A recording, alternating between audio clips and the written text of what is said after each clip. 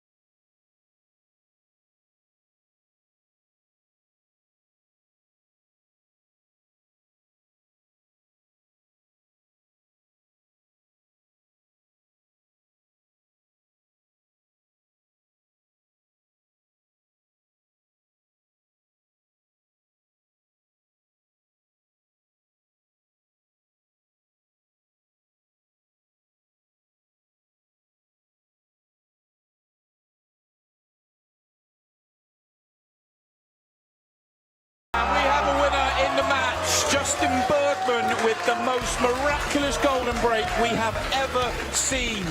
What a match. Just unbelievable drama all the way through. 8 unbelievable matches, drama all the way, plenty more to come tonight. One final question, Stephen, before we send it down for our first match.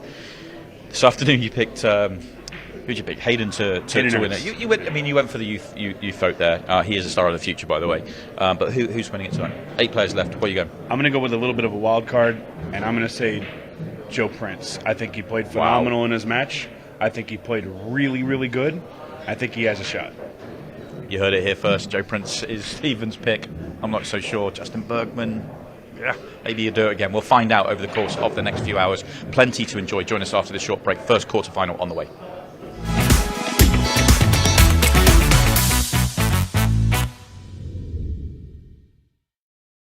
Ultimate Pool USA presents the Ultimate Pool USA League Grand Finals.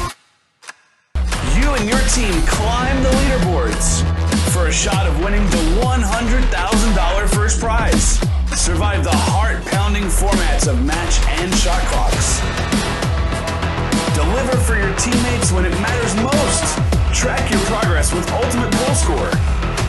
All roads lead to the Grand Finals in October 2025, and your chance to claim a $100,000 first prize. And because our motto is for the players, all prizes are cash payouts. Begin your journey now and sign up to your local Ultimate Pool USA League. Ultimate Pool USA, for the players.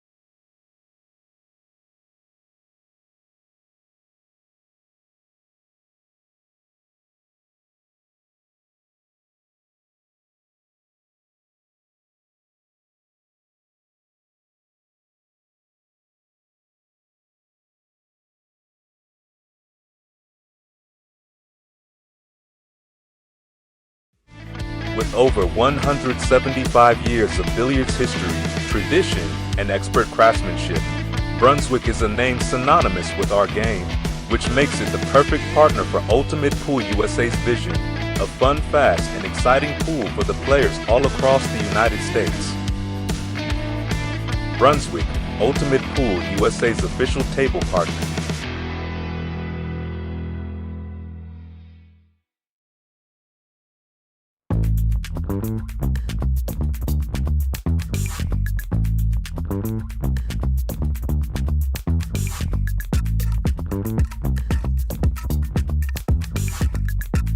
And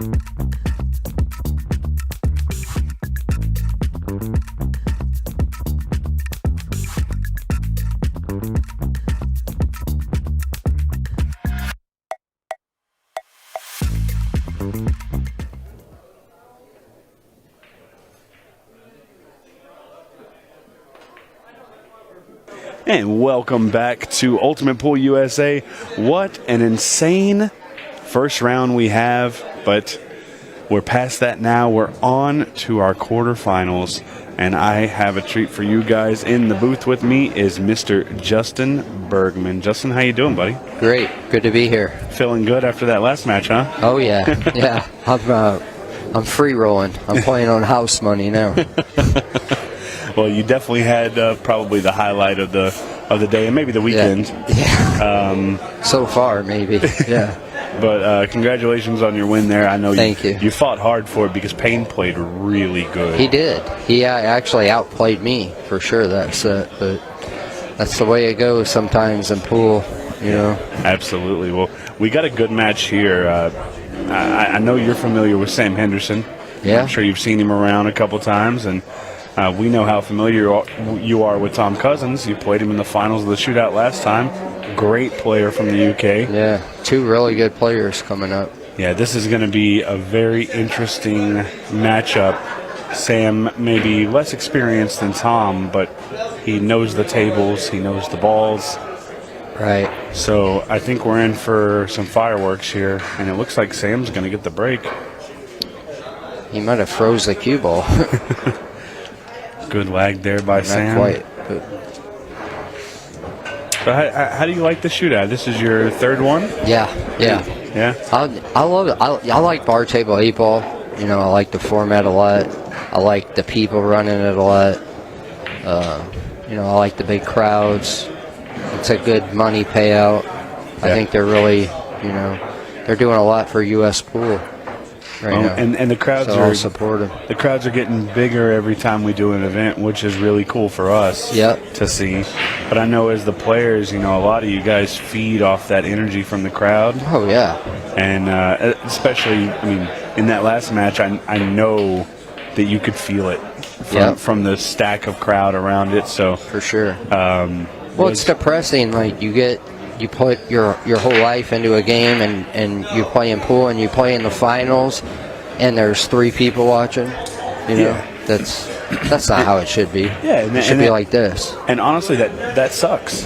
Yeah. But I truly feel like this style of 8-ball is just it's exciting, and that's what makes people want to watch it. And you know, we're here today. We're going to be here tomorrow. We have events lined up for 2025. It's going to be an exciting ride. So we're super stoked. I think the break too on this Brunswick here is hitting them head on. The last 2 tournaments I played in, I was breaking from the side, and I honestly felt like I was out breaking everybody. A lot of people are trying to hit the head ball on the diamond, and they were breaking dry. But on this table, I think the head ball is the break. Think so? I think so. Well, this Brunswick, you know, this is something that Brunswick is making for us. And then, you know, there's still going to be some tweaks along the way. But, I mean, right now it's playing good. Yeah. It's going to get better, which is always a good thing. So it's really a great table, and aesthetically it looks good. Yeah. Sam here has a good opening chance to get this rack out. He just needs to work around that 13, 15, 12 ball. If he can get those worked out, I think he should get out here.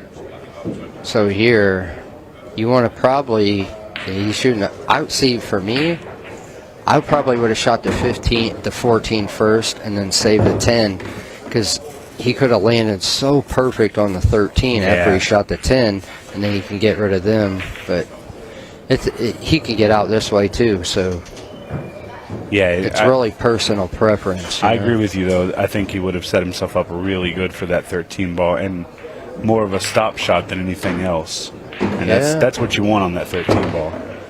Like here, if he would have just drawn it a couple inches softer, Now he might have had to go into something or do a little something extra, but we'll see he's how a it good plays player. out. Yeah, he's all right. You never know how it's going to play out here. And he's definitely going to have to go into it unless he chooses to. He's not ideal here. He wanted to be a little straighter on the 15. That way he could have just spun out with the outside and got on the 12 or the 13. And the 15 doesn't pass the 4 ball, so it's going to have to go elsewhere, probably in the side pocket somewhere. He might be able to draw into the 1 and then shoot the 13, 15. Oh, that was a good shot. That's perfect. That's a really good touch shot. And he can actually just do a tiny itty-bitty bump into the 8 if he had to. Right. Just a little bit of stun. He's going to go into it for sure. Push it closer to the pocket. Yeah, that's perfect. He's left himself a great shot on the 15, and the 8 ball is practically sitting in the hole for a player of his ability. Yeah, he's out here 1,000 out of 1,000. That'll be a good start for the young man from Illinois, Sam Henderson. Is he from Illinois? I believe so. And it's a really good start. Yeah, his mom is one of our league operators from. They have the Quad Cities Ultimate Pool USA League. So he's been pretty familiar with everything. Oh, I'm sorry, he's from Iowa. I should have known that one. Iowa. Close. Iowa? Huh? You're real close. I was close. They're all real close up there. Yeah. 2024 Kansas City Shootout semifinals. Kansas City Shootout was a wild event. We saw you go deep, and you took a tough loss there in the I semis. fell apart. I dogged it. But Sam had a good run there. Yeah, he played good that tournament. He's a really steady player. Yes, he is, and he's. I always like to play the one-word game. You know, how do you describe a player with one word? And for Sam, I like the word composure. Yeah. I think he shows a lot of just stability in his game. He doesn't get emotional too much. Yeah. He's pretty mature for his age. Yeah, he takes what the table gives him. Yeah. Doesn't get too upset about anything. Now, obviously, inside, I'm sure, in certain situations, he's fuming. But, you know, when you can control those emotions inside, it makes you a better player for sure. Yep. Tom's got not near as pretty of a layout here, but it's workable. I think he's got to take solids because it's a pretty easy breakout. Yeah, the 9 ball is in a bad spot, but the 6 ball can be easily gotten to. So I think you're right. The solids is the way to go. See, I might even shoot the 1 now and go into the 9.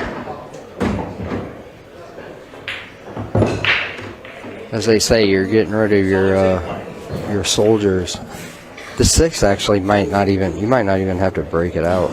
He could shoot the 2 now and then get on the 1 and then shoot the 6 past by the 2. And if it does need to be gotten out, he could get it. He could move some stuff here and still have the 4 ball, but clearly he doesn't need to. Yeah. He set himself up for to just be able to shoot the 6 clean. I think he's going to go into the 9. Think so, right here? Well, the 8 don't go either, so he's going to have to. And that's not that big of a problem because he can kind of bump the 10 out like he's going to do right now. Yeah, he might do it right here. Yeah, that's the shot. That's this perfect. guy plays good 8-ball patterns. You can tell he plays a lot of 8-ball.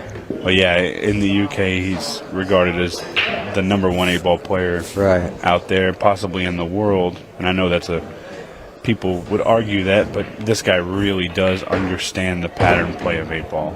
I mean, he really understands it. There's a lot of top players that can't play 8-ball lick. I mean, some of the best players in the world, they play an 8-ball tournament, they got no chance. Yeah. They always run out and they end up, they they run their first 5 balls off and then miss. Then they get in trouble. And Yeah. No, you're 100% right. But I think 8 ball is an equalizer because, yes, it makes it a little easier per se because you have options, but you have to control the cue ball very well, especially on a bar box. Yeah. Especially on a bar box. Right. You got to take, you really do have to pick the right patterns. Because if you shoot the wrong first 2 shots, it just gets harder and harder from there. It's a snowball effect. Yeah. You're a little out of line, and then you're more out of line, and then you're way out of line, and then you're stuck. And I'm kind of a slow thinker in 8 ball. I really have to take some time to study the best way to run out. Yeah, well, look at this. We talk about Tom Cousins. We talk about his ability to run the 8-ball patterns. He's the #1 pro in Ultimate Pool. And he's a 2-time WEPF world champion and a Colorado shootout runner-up. Only lost to you, sir. Yeah. And he might be looking for revenge this weekend. I'm sure. I'm sure he is. I know if we get there, if that's the match that's in the finals, I know it'll be competitive. Yeah. I would love to see the rematch. And several other players in this that play really well, though. Definitely. Joe Prince and, Cleve Thompson. You got Dave Matlock. Dave Matlock, yeah. All great players. I think I play Dave next, right? I think you do play Dave next. To me, he looked probably the most solid out of anybody. Yeah, so far. To me, I'm thinking either him or Joe Prince. Joe Prince played really well. Did he? He had a first couple racks were a little shaky, but after that he really came on. Well, I played perfect every game I watched. That second rack that he had where he kind of flipped that ball in, that was a wild rack, but then after that he really came on. Yeah. It's a pretty good break right here. Chris Mitchell as well. I don't know Chris Mitchell very well. I think he's from Ohio, but really? He beat out Shane Thompson, and Shane's a great player. Right. So I mean, he has an opportunity too. So you never know what's going to happen in this format. Yeah, any of these players are capable. This is what you want right here, is this open layout. Yeah, he's really got a nice, clean play at the table. There's not too much that can go bad here. No.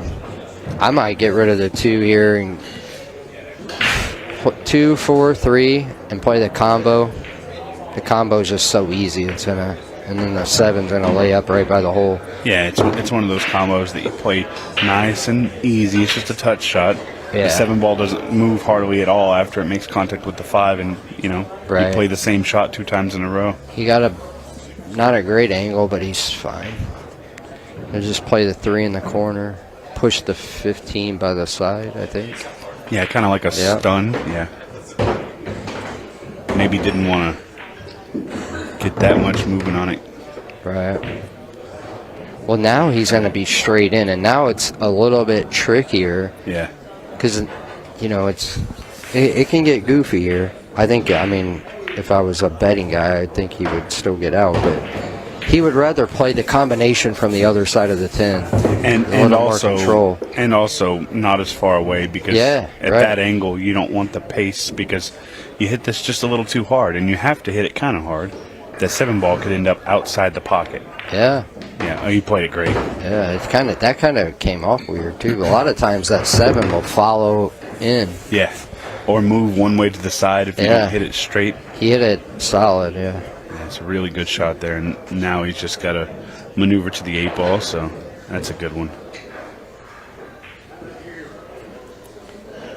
Like me personally, I come in between the 10 and the 8 one rail. Because if you come up short, he just drew it, which is fine. I do like your shot, though. Yeah. I think it's less risky. Yeah, you're guaranteed to get a shot. But he came out all right. Yep. Yeah, solid win there. Sam Henderson continuing to show that he belongs in this shootout and he belongs in this arena. Up 2-1 against Tom Cousins. 21 minutes, 22 seconds left on the clock. And this one is moving fairly quickly. Fairly quickly.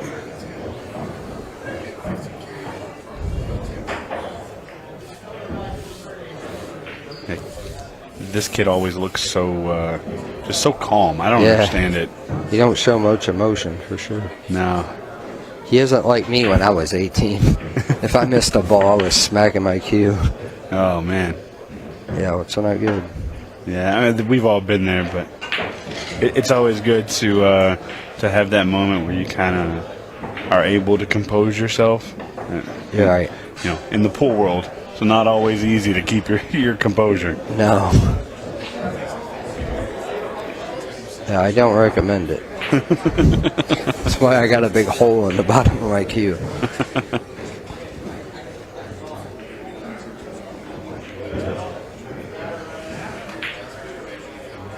So a lot of these UK players, they break head on, huh? Yeah, so Tom probably has one of the most powerful breaks in the UK. Really?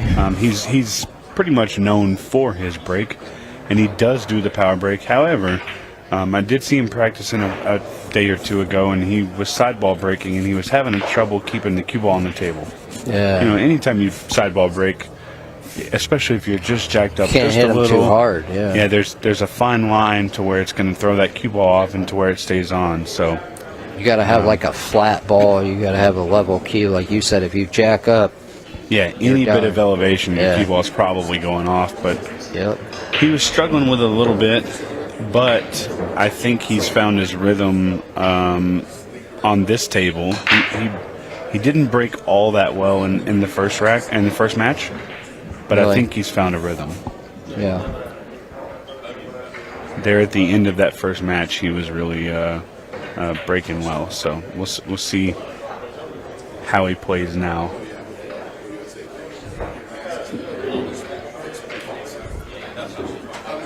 He kind of reminds me of Jeremy Jones a little bit at the table. Yeah. I don't know, his mannerisms or But something. they also Yeah, share a Jeremy. little bit of a resemblance in stature. True. That could be it too, yeah. But I mean, I definitely see what Right? you're saying, though. Yeah. If he had more of an American pull stance, it would be hard to tell the difference between the two if you're looking like from behind, Yeah. without seeing a face. And a big break there, but no ball down. This is good news for Sam because everything looks Yeah. pretty good. I think I like the solids here if you can find an opener, but I'll let you tell me what Really, you yeah, think. I'm probably picking solids. I mean, he's got the 3 or the 6. I mean, Yeah. there's not a ton of problems, yeah. You could probably run out this rack in rotation. Yeah, in it's order possible. after this shot. Yeah, and this is a little bit trickier. I think he wanted to be a little bit straighter. I mean, he could run into the 15, but I don't like that. I like drawing to the side rail and getting on the 1. Yeah, trying to maybe just slide a little bit. I might even shoot the 3 now. I've looked at that first, and I thought maybe that might be a better option, but Because if he does not, oh, yeah, he came out good. perfect. Yeah, there's a lot that could have gone bad there. I thought he had a bigger angle than that. I thought he almost had to come back and play like the 1 in the side Yeah, or the 7 maybe. I think the camera can be a little deceiving, Right. but he's played the 5 ball well. He's given himself a decent enough angle that he can work with it. And a lot of times when you're playing 8 ball, you want to play for like multiple balls. Yeah, you always want to have a little bit of a backup plan. Right. That way, if you don't get exactly where you need to be, you can keep yourself in line. Like we said before, you don't want to keep getting out of line because it only gets worse. Yeah.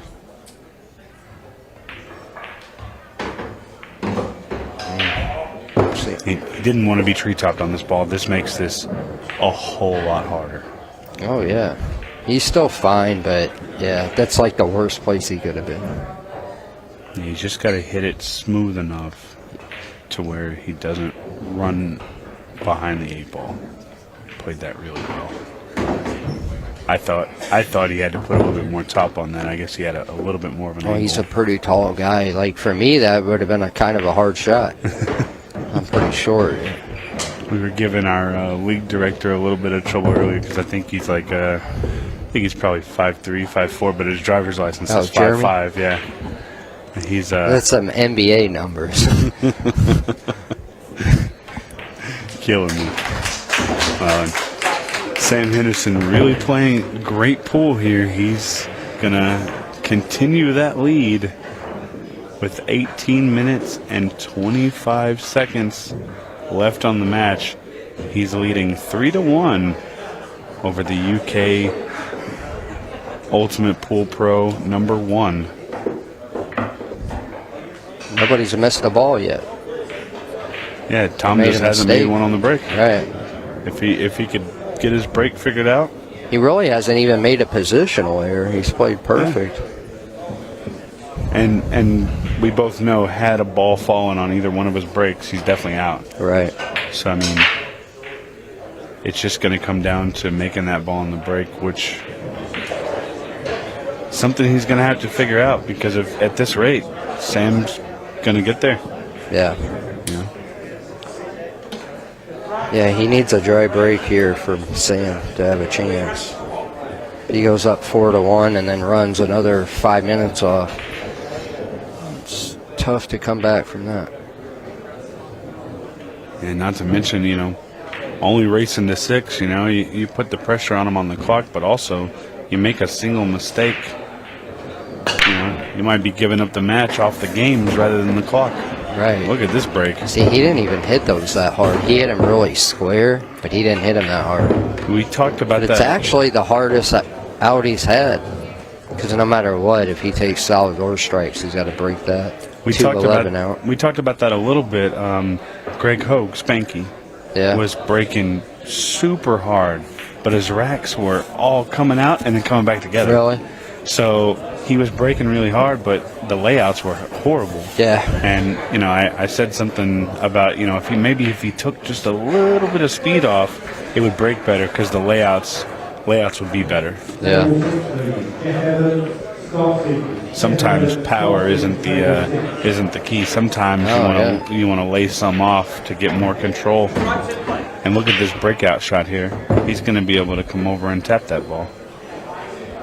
Yeah, but he doesn't have to get.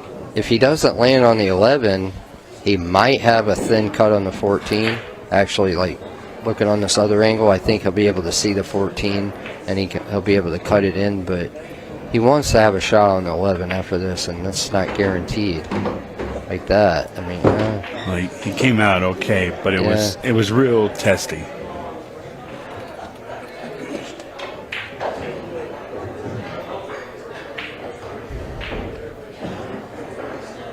He could.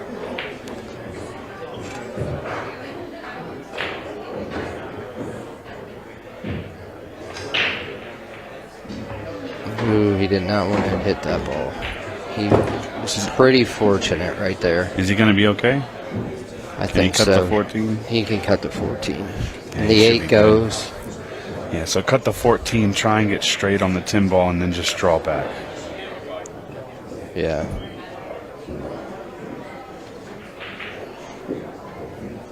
That definitely could have ended up. He didn't get a. He's fine. He didn't quite end up straight, but I think he'll be okay. All he needs to do is just get his ball to the side rail, or really anywhere close to it. By the 7, even short of the 7. Yeah, that's perfect. Yeah. You don't have to work too hard. Sometimes you just got to take your medicine. Just a touch of right here, too, because you don't want to go through the straight high and you might scratch. Yeah. So touch of spin will. Kill the cue ball a little bit, right? Yeah, go to the long rail.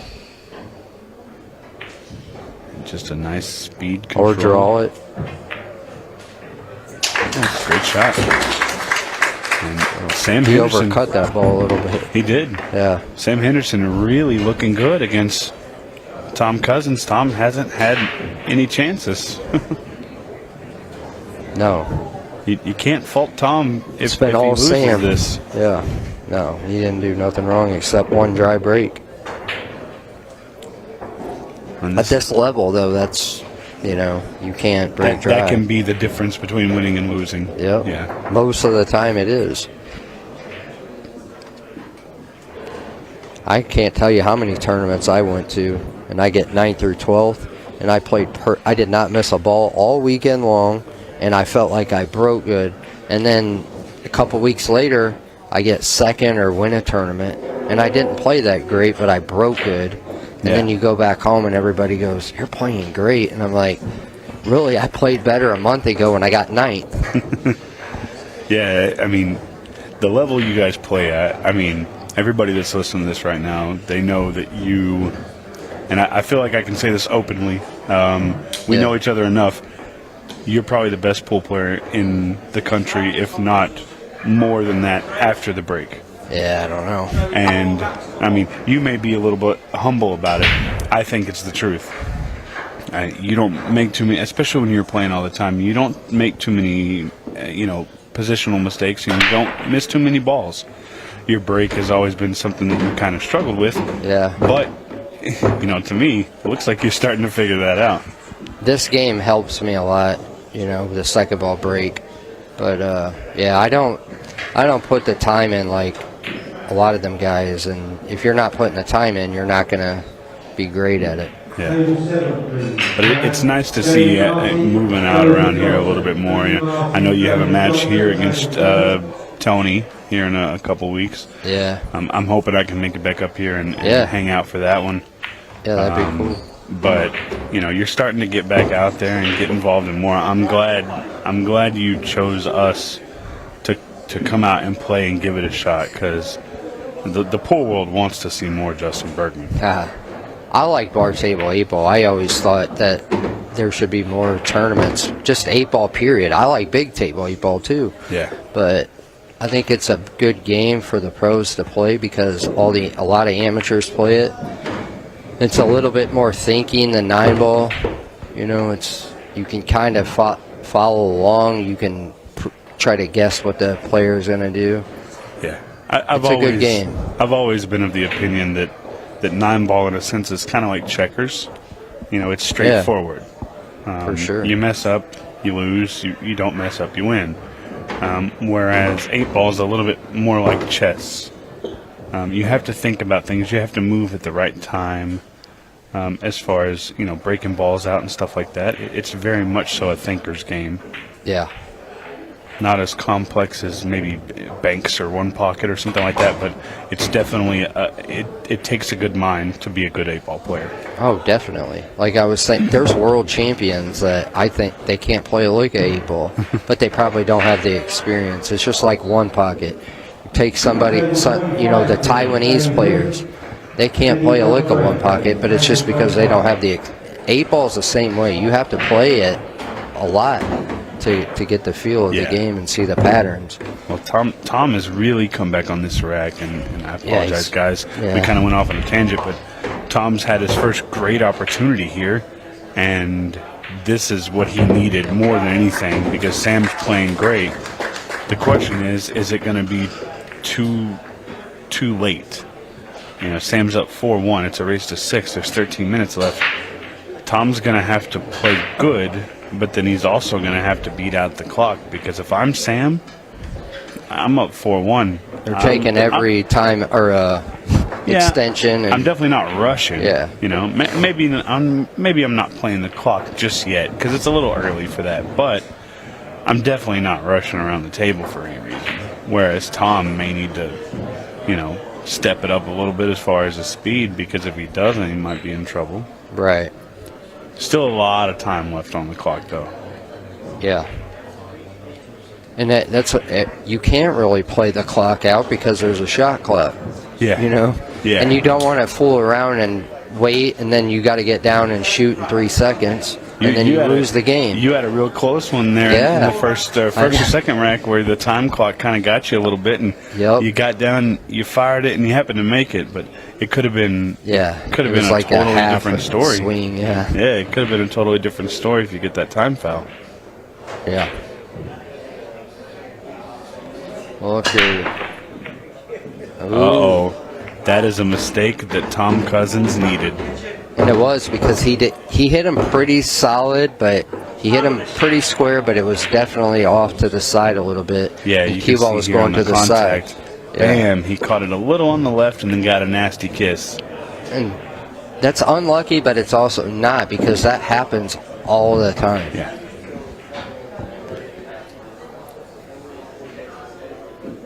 When Tom is going to figure this rack out, and he's... Oh, he's going to shoot the 9 and draw into make the 7. That's a brave shot, but it really opens up the rack. Right. Yeah, you can't really take solids there, though, because of the 8. So yeah. You're 100% that's right. the shot. Well, that was a great shot. That's an underestimated shot, because that's what he had to do to get an opportunity at this rack. Yeah. If he doesn't take that shot, he's risking the match on it.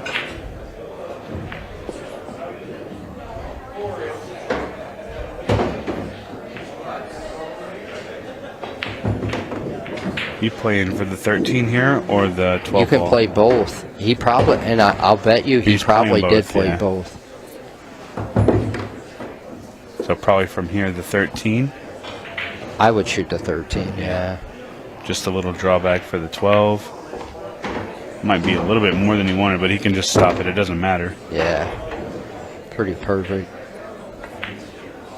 He's never going to miss this shot. So. Yeah. And that's another thing that a lot of the top 9-ball big table 9-ball players will try to get closer to the 8. When on a bar table, them players aren't going to miss this shot. Yeah. And Tom Cousins doing what he had to do there, because he could have been in trouble if Sam didn't scratch on that break. It's now 3-4. Sam Henderson is leading, and it's Tom Cousins' break. There's 11 minutes left on the clock. I can tell you from experience, obviously we're going to see the 15-second shot clock, but I don't think we're in any worry of a 6-ball shootout or time running out or anything like that. Yeah, not yet. But Tom absolutely needed that rack, but what he needs more is he needs a good break right here. He hasn't had one yet. Yeah. He has to get a good break right here, and I think we'll see him move to a different break. I do too. I think he might take some speed off this one. I'm questioning whether or not he breaks from the side. Yeah, second ball. I think he goes for a second ball.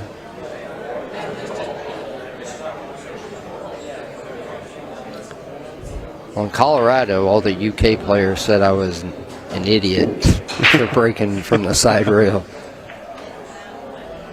Yeah, it's a tough one because the side rail break, obviously it clusters everything up. Right. But you generally make a ball. You have a chance to make the 8. And if you're a good run-out player and a good a moving player, you can get the breakouts you need to get out. Exactly. The most important thing is not selling out, making a ball. Because the clusters, like you said, they can look clustered, but after one shot, you kind of open everything up. Exactly. And you don't want to break head ball, not make anything, and leave a dead open rack. Right. A cluster rack, you're oftentimes, if you don't make a ball, the player's at least going to have to work for it. Right. Yep.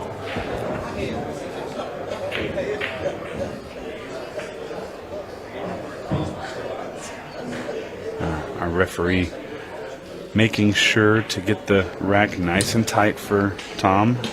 Let's see where he puts the cue ball. He's going head ball break. Yeah, I'm not. I feel like I would have seen a change here, but he might take some speed off or even hit him harder.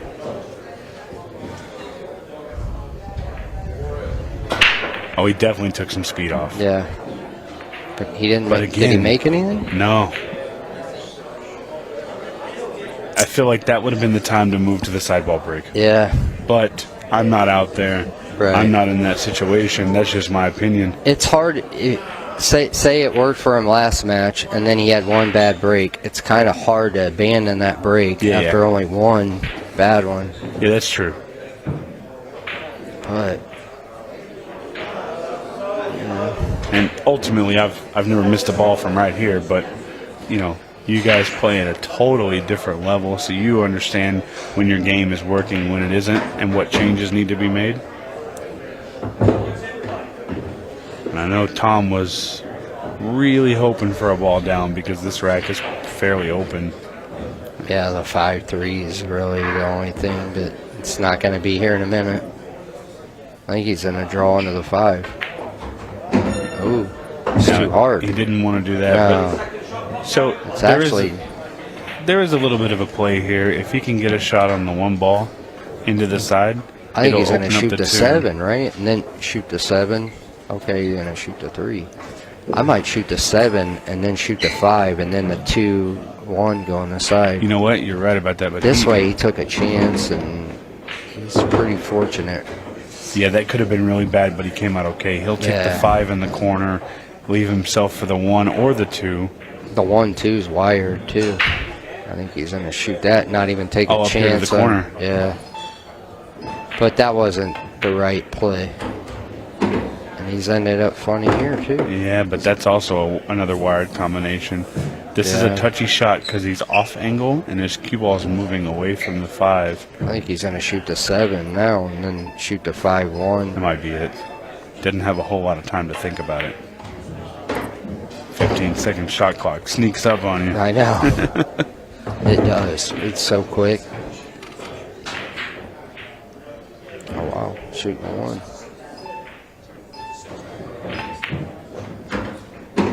Well, we can criticize his position and shot choice all we want, but the important part is here, if he makes this ball, he's going to get out, and he's going to be on the hill against Tom Cousins. Exactly.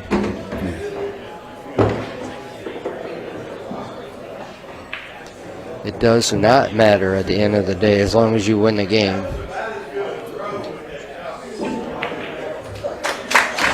And the crowd here is definitely behind the junior player. Sam Henderson moves to the hill, and it is his break. Tom Cousins in a little bit of trouble here. 8 minutes left. If Sam were to break dry and Tom were to run out, we're looking at about we'll call it a 2-minute run out. We're looking at somewhere between 5 and 6 minutes. I still don't think we're in trouble of going to a clock issue. Right. Now, if there was a bad break and everything got tied up and we got into a safety battle, then there might be a chance. But right. I think we'll see the end here. The question is, do we see the comeback from Tom, or do we see Sam break and run for the win? And Sam's been breaking really good. He really has. He's been breaking really good, and he's been playing good. Oh, Gary Letman. If you want to come to register the contest, please call us. If you come to register, please. 9 plus. Some headers to the break. 5 wraps to 3.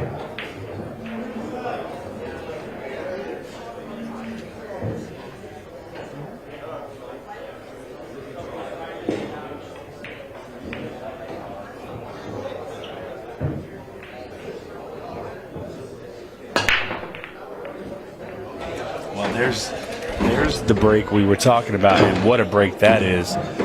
That's huge. The He's breaking really well. The 6 ball is really the only caveat to this rack, and I think he's going to have an easy layup on it. He'll get on it on the 1. Yeah. Off the 1. Yeah. I'm thinking 2, 4, 1, 6, 7, 5. Yeah.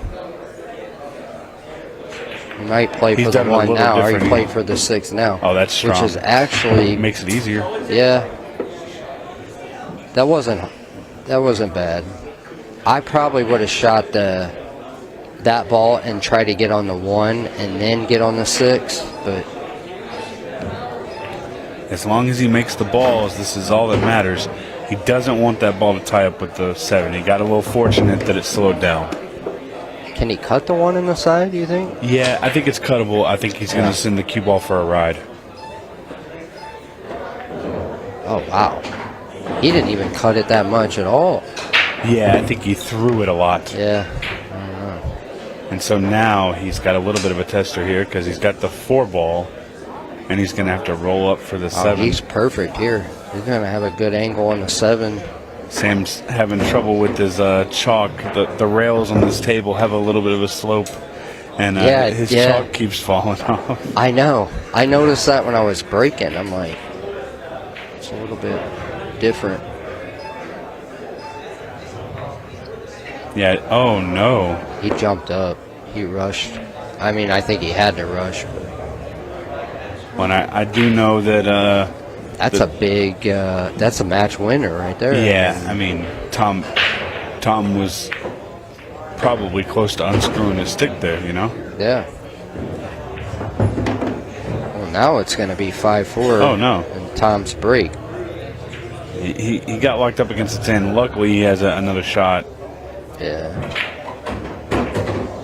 He did not get good here. Well, this isn't good at all.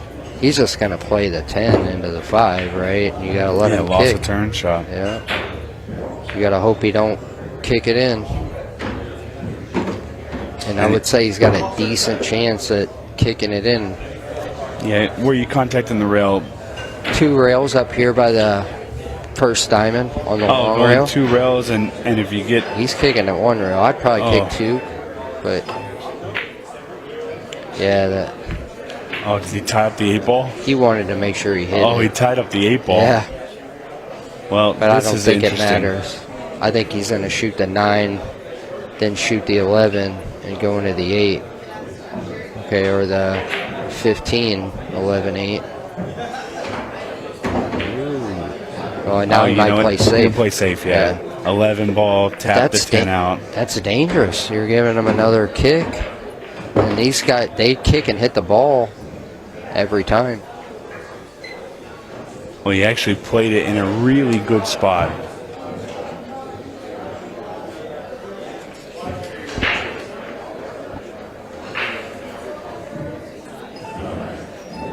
And Sam's going to kick at it here, and it's come wide. You know, anytime you're kicking at a ball on slick felt, there's always a risk that it's going to go wide of where it normally would. You know, I'd like to see him 3 foul.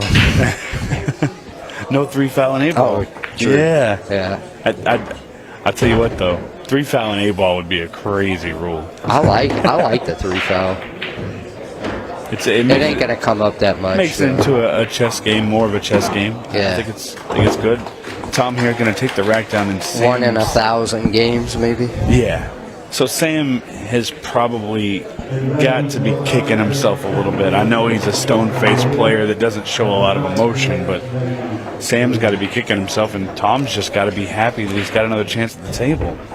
Yeah, that was the match. Yeah. He gets out there. I'll tell you what, though, for Sam, there is a little bit of despair on his face. For being somebody that's usually stone-faced, he's kind of... He looks annoyed. He's a little red. Yeah, he looks annoyed because he knows he kind of had it. But this is a kid with a lot of comeback in him. He forgets his mistakes. He really does.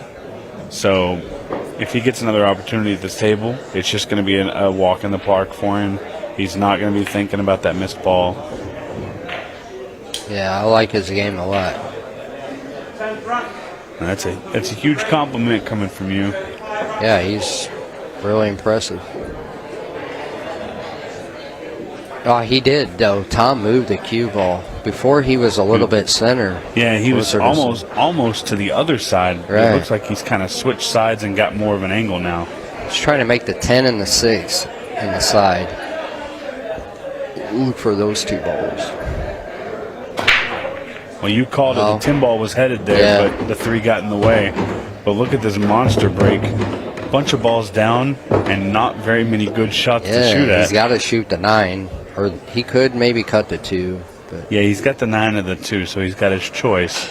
The 2 is a much harder shot. but the run out would be easier on the solids. He's going to take the tougher run out, go for the stripes. And we're going to be looking at a situation here. You think 15 seconds a ball. You got 8 balls on the table. That's about 2 minutes. We could be looking at a tie ball game with a minute left or so. A minute and a half, maybe 2. So you got to like Sam's end of it because he's breaking. You know, he's kind of got a free chance to break and run. Yeah, under the gun, and it's for the win. Right. So that, you know, I talked to Simon about this. You know, Simon's been doing this for a long time under these rules, and he says between 4 and 3 minutes is just a really weird time. You can't really slow down because it's still going to give the guy enough time, and you can't really speed up because then you're just giving the guy more time. Right. You're not in that range yet where it's a dangerous time. Yeah. So he kind of just has to play with what he's got, and he's going to be banking it all on Sam's break. I was really surprised he saved a 13 to his last ball, but It slow slowed down a little bit, yeah. I thought it was going right behind the I 4. did too. Yeah. So we're looking at 5-5, both players on the hill, and it's literally going to come down to Sam Henderson's break. I actually like his way better, playing it how he played it. Yeah, Tom's one of the best pattern guys out there. So when he gets in a situation and plays a pattern that some of us look at and say, oh, why did he do that? There's probably a reason, and it's probably a good one. Right. Yeah. I got a question for you. Yeah. If you're Tom, there's 1 minute 57 seconds left. Yeah. But he had like 12 seconds left on there. Do you use your extension, right, on that 8 ball, and then shoot it with like 2 seconds left? So now there's only like 1:40 on the clock. So kind of like what he talked about. So when you start a racket at like 3 minutes, 4 minutes, it's hard to tell what you should do with the time. Yeah. So the question is, do you? Because ultimately, what's going to happen is, well, there's 15-second shot clock. Yeah. So what is that? 2 minutes. Yeah, 8 balls. Yeah, 8 balls. So that's only under a minute. Ultimately, what Sam wants to do here is he wants to break and run, and when he shoots that 8 ball, he wants there to be no time left. Right. And he just saw that with you in Payne. Yeah. So it should be in his head, right? Yeah, he doesn't want to give Tom a chance at the golden break. So if he gets a good break here, he gets a ball down and he can see a ball, which he's. Wow, he broke dry. That's brutal. Wow. And he hit him great too. But it's not the easiest rack to run out. No. So now in this situation, Tom is probably going to try and slowly run out. I didn't even realize the 8 ball almost fell. Yeah. Wow. So he's just going to try and slowly run these out, and if he can't get out, he's going to accept the 6 ball shootout, and he's just going to go from there. But if he can get out, he's going to get out and make sure that there's no time left on the clock. Right. Of course, it wouldn't matter because it's a race of 6, but I think the 14 go past the 7. Wow. Quite safe. He's going to give Sam I don't a like chance that at at the all. table. So here's what he's thinking. I can almost guarantee. He's wanting Sam to try something that will open up, that will cause a mistake, so Tom can get out. Right. And he's accepted the fact that if Sam doesn't try something, they're just going to go to the shootout. Yeah. And honestly, Tom's probably a favorite in the shootout because he's probably been in them more and understands how to break that. Right. And well, a little bit. So when they play in Europe, the balls are smaller. Yeah. And they have a different reaction on the cue ball. So he knows how to do it over there. Good. He may it's a not. Little different here. He may not quite know how to do it over here as well. Wow. How'd that ball hang up? Yeah, I don't know. That was tough. But I think they're going to. This match is definitely going to a 6 ball shootout.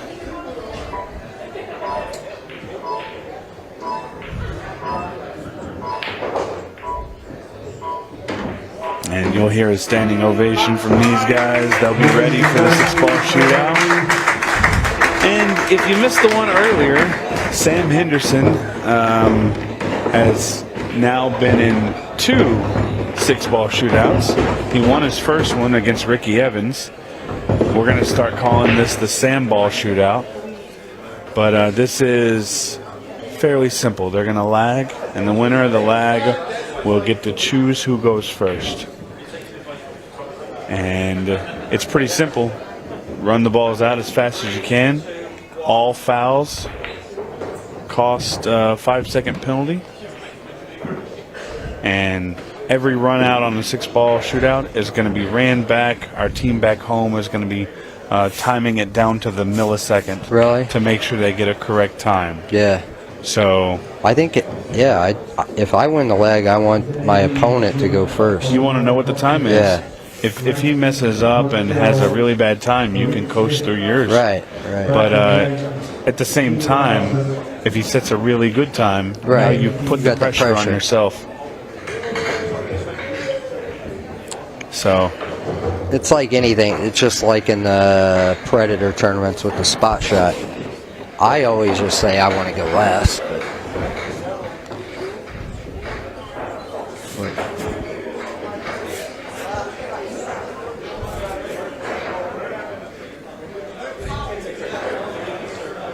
yeah, I would think that you'd want your opponent to go first. I think you always want to know if you have an easy time to beat.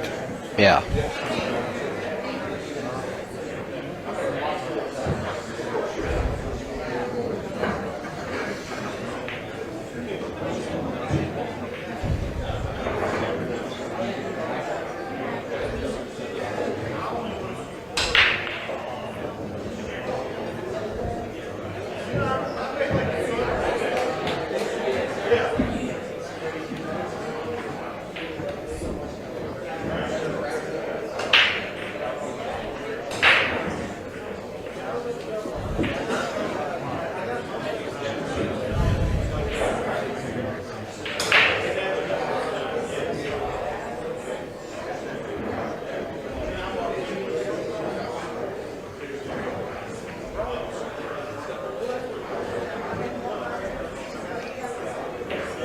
As you see there, Sam just getting ready.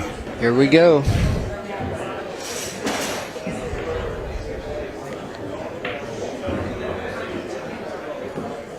So for a spot in the semifinal, yeah, right? Absolutely. So I think we've and look at the crowd that's kind of forming up around the arena. Yeah, they're all sweating. Everybody's heard, 6-ball shootout, 6-ball shootout.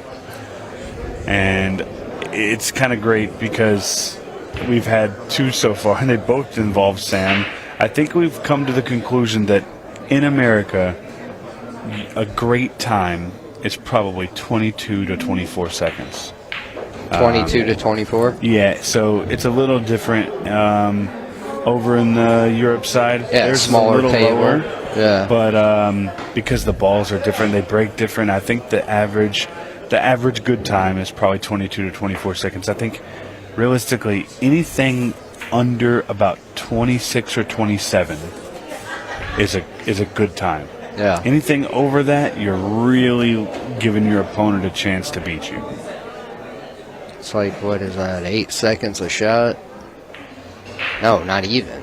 No. 5 seconds a shot. Yeah, so under 5 seconds a shot. Yeah, it's pretty. It's like 4 seconds. 24 seconds, which would be a great time, is 4 seconds a shot. Yeah. We know the key here is you want to have an idea of what your first shot is. I prefer to come at it from an angle and try and keep my cue ball close to the side rail, because when I break, I'm going to immediately move over there. I'm not going to watch anything move. You know where I'm you're going to go going to that side. And here's a question I got. Can you shoot even though a ball is still rolling? As long as it's not the cue ball and the ball you're contacting. Oh, okay. Yeah. Well, that's huge to know. I see a lot of people wait until all the balls stop. There's a funny one. If you had like 2 balls right here, you could 4-rail that ball and then shoot that one and get the cue ball out of the way, and it's good. While the 4-rail's going. Yeah. Oh, look at this break. Oh, and he made one. And he made a ball. He's got a really, really good opportunity here. Roll up, shoot the 5, take your time. Yeah, that was a great shot. This is going to be like under 20 seconds. Oh, he no. took a tough miss. No. That's okay. He's just got to control himself. He got under 24 with the miss. Wow. I'm going to tell you, that is a great time. Yeah. That is a great time, and that's going to put Tom under the gun. If he wouldn't have missed that ball, we're looking at a 20-second time. Under 20, yeah. Wow. 24.69. Now, that's preliminary. So they're going to go back. They're going to take a look. They're going to make sure, one, there's no fouls. No touching balls or anything like that. Right. And two, they're going to time it down to the milliseconds. So if you're watching and you see the time change, that's what that is. Yeah. Tom is under the gun. He's definitely under the gun. Well, I got to bet on him to get under 24.69, I think. Think so? Yeah, because I don't think he's going to miss a ball. If he makes the ball on the break, though, saved him. Yeah, if he doesn't make the ball on the break, he's probably looking at 30. If he doesn't miss the ball, he's probably looking at 20. So there was a pretty big swing there. Yeah. Yeah, it's huge. But he got a phenomenal break. Tom's gonna have to get it. He looks break. pretty comfortable. He looks like he's gonna beat it. Yeah. So official time now, I've just been told, is 24.88 seconds. Tom's taking a look at the rack. He says it's good. And this is for a spot in the semifinals. Beat 24.88, and you're there. Don't beat it. Sam Henderson moves on past Tom Cousins. It all relies on this.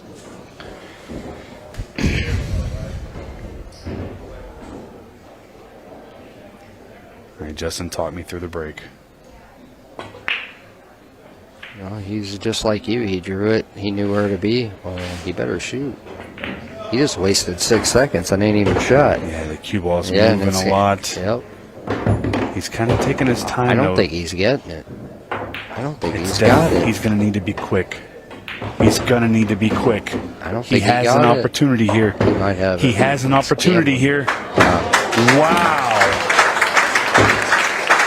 Oh, my goodness.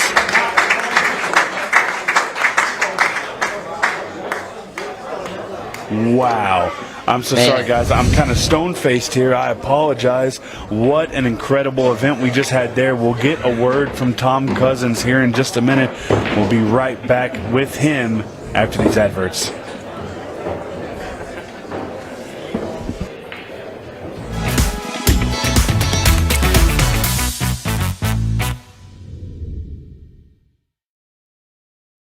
Ultimate Pool USA presents the Ultimate Pool USA League Grand Finals.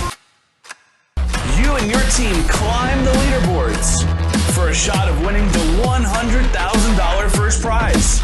Survive the heart-pounding formats of match and shot clocks. Deliver for your teammates when it matters most. Track your progress with Ultimate Pool Score. All roads lead to the Grand Finals in October 2025. And your chance to claim a $100,000 first prize. And because our motto is for the players, all prizes are cash payouts. Begin your journey now and sign up to your local Ultimate Pool USA League. Ultimate Pool USA, for the players.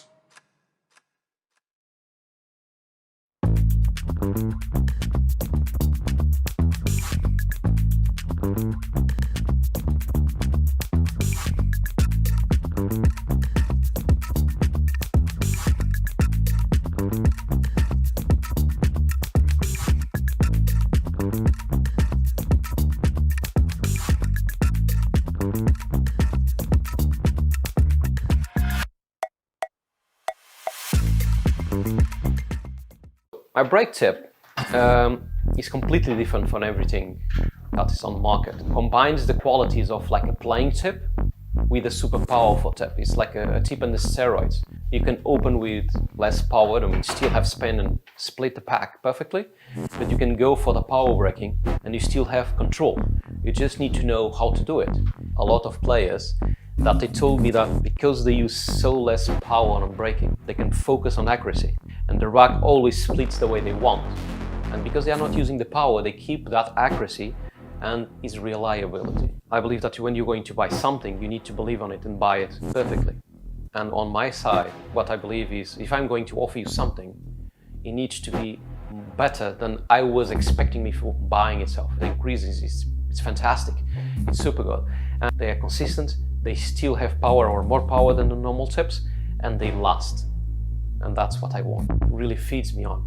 When people say thanks and they like the product and they are happy, I feel joy to myself. It's not really just proud, it's just joy. I feel happy. Well, welcome back down to the arena. We promised you more drama and we have seen it already. Tom, congratulations. Brilliant match, two brilliant players playing brilliant pool. It was a great spectacle. What was it like to be part of?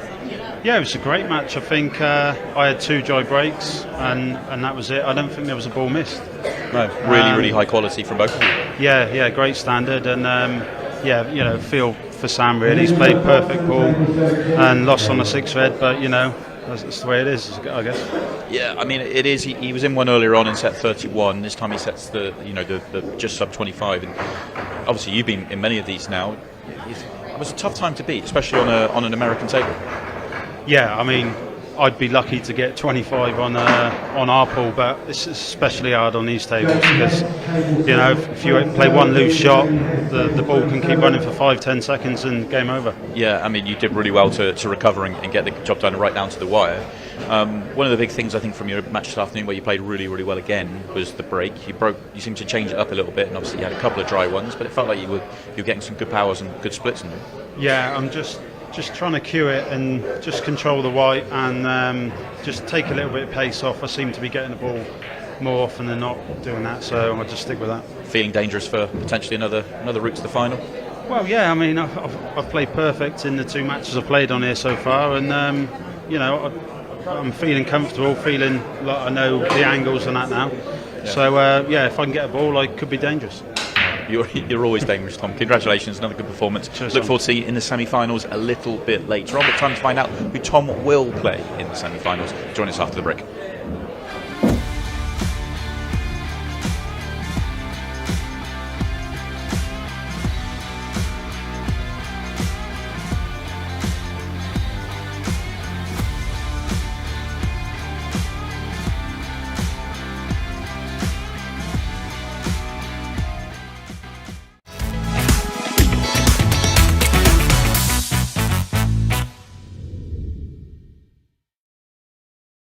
Ultimate Pool USA presents the Ultimate Pool USA League Grand Finals. You and your team climb the leaderboards for a shot of winning the $100,000 first prize. Survive the heart-pounding formats of match and shot clocks. Deliver for your teammates when it matters most. Track your progress with Ultimate Pool Score. All roads lead to the Grand Finals in October 2025, and your chance to claim a $100,000 first prize. And because our motto is for the players, all prizes are cash payouts. Begin your journey now and sign up to your local Ultimate Pool USA League. Ultimate Pool USA, for the players.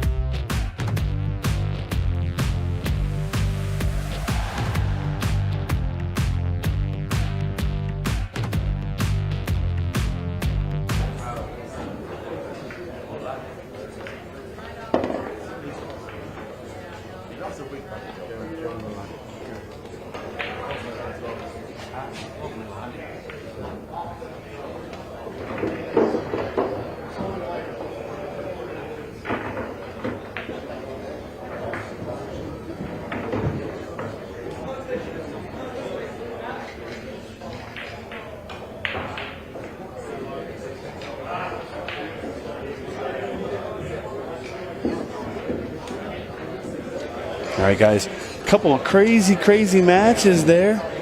We've seen a little bit of everything. Absolute nail biter with Tom Cousins and Sam Henderson, but we got to move on from that. I feel like this has been the most drama-filled shootout we've ever had, and it's been so much fun. Joe Prince and Cleve Thompson is going to be our next quarterfinal match. Should be a good one. Cleve getting his first shootout victory. He's going to have a big mountain to climb because Joe Prince is playing very good. So Joe's going to be breaking first. Let's see how this comes out.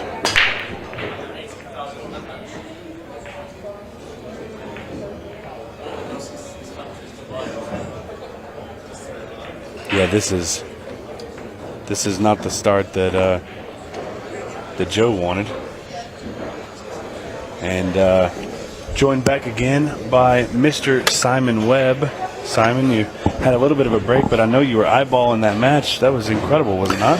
Yeah, I joined it at the right time. I was keeping an eye on it. Obviously, we've got this venue is fantastic here in Louisville, Rail Yard Billiard and Sports Pub. It is fantastic. There's venues. There's screens in every corner of the venue. Right. You cannot miss what's going on. And on every single one of those screens, the Louisville Shootout is being broadcast. It's been broadcast everywhere, and yeah, I mean I kept an eye on it all the way through. The quality, I mean, there wasn't a ball missed, I don't think, in the whole match.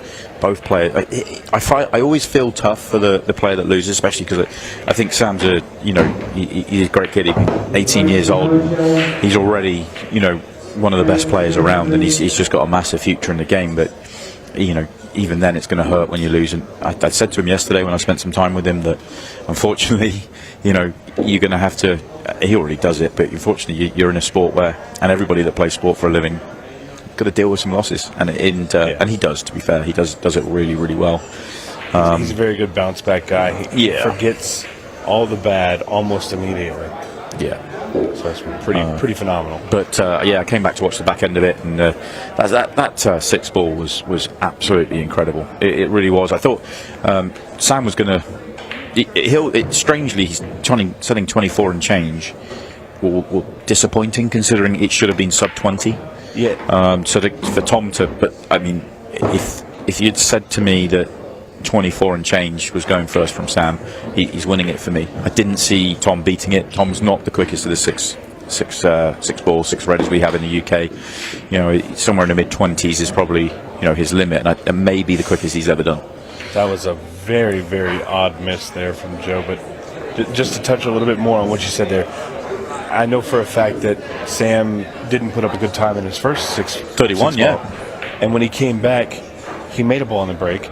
He missed the ball that would have put him right at 20 or under. Yeah, I think it was going to be. I was thinking sub 20 when he was down on the shot, but even if he ends up with 20 and change or something like that, he's going to win it. So you can feel a little bit hard done by that. 24 is going to be enough to win most. Certainly on the US tables. Over in Europe, English pool, the top guys are setting low 20s now. Yeah. We do see some in the sub 20, but that's the quickest we've seen. But that's the two quickest we've seen in competitive play, and quite incredible, really. Yeah, it was a great match, and it's.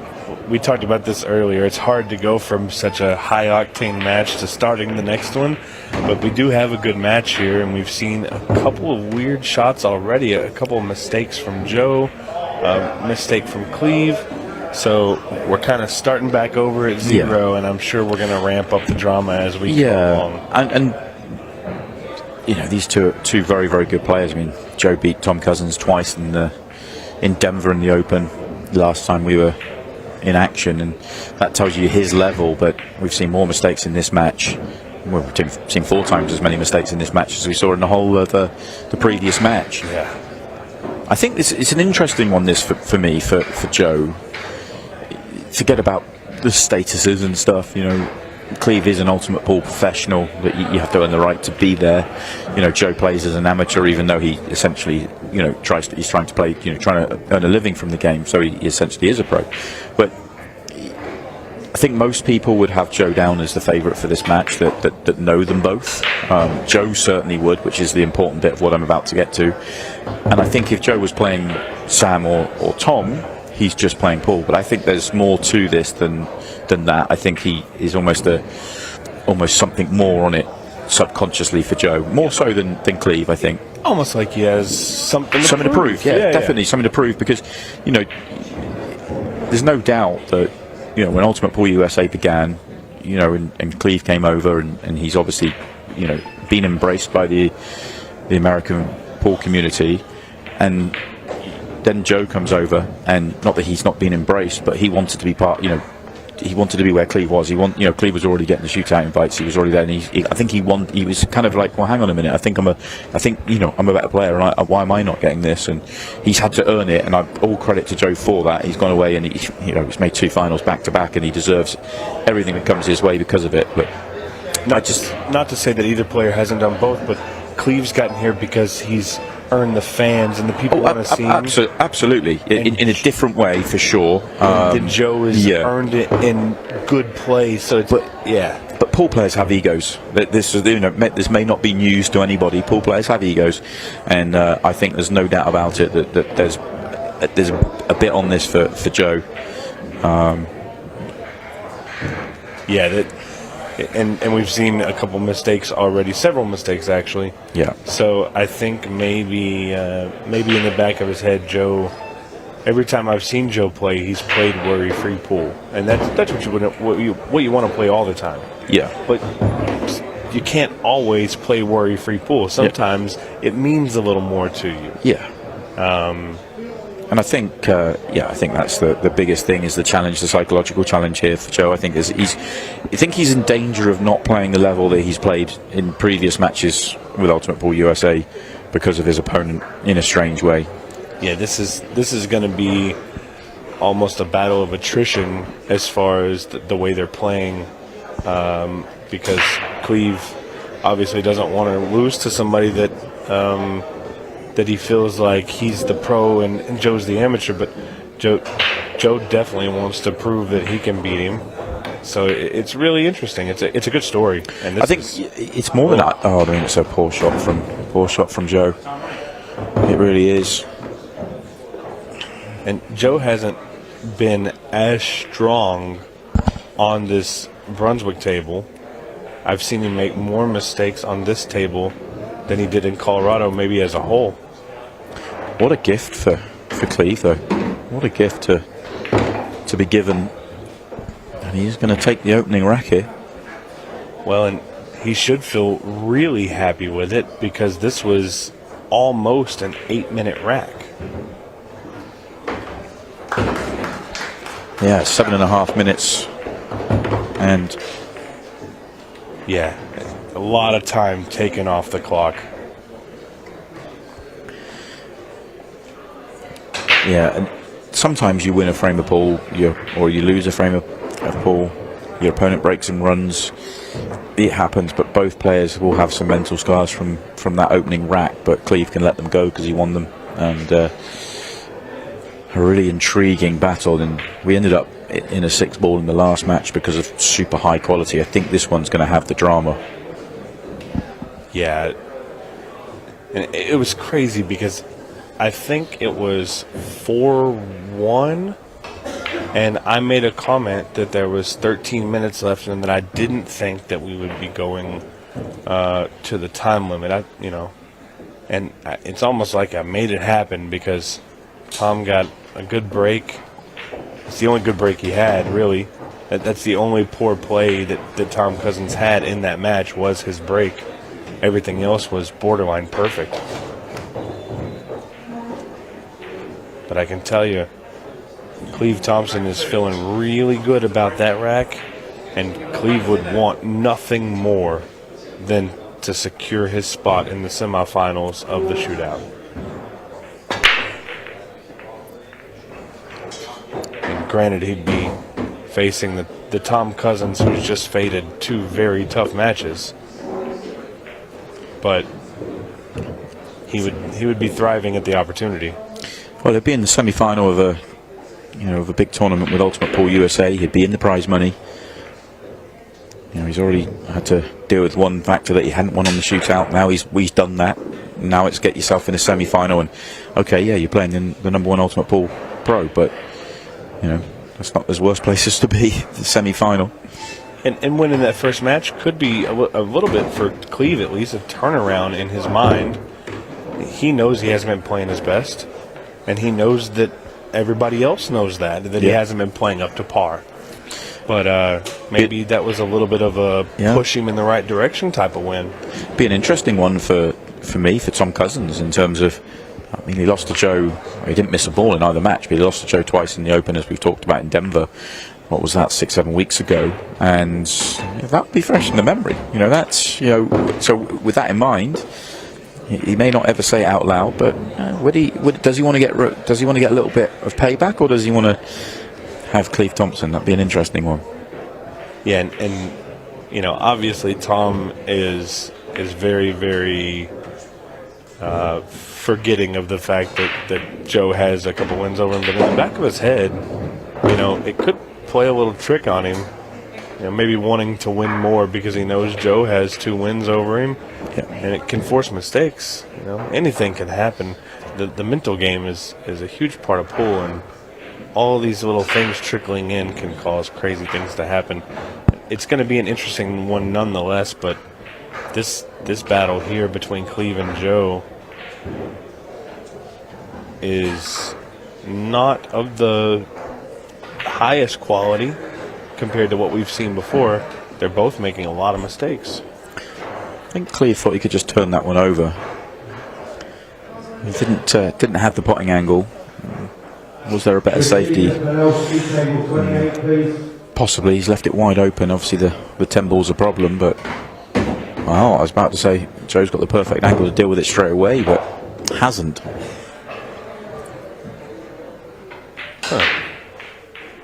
This is interesting for me because this might be the worst I've seen Joe play.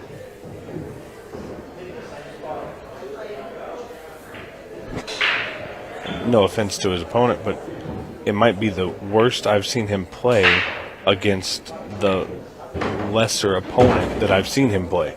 Yeah, it's kind of what I was referring to. I think he's under it because he's playing Cleve, and there's more to this than just a normal pool match.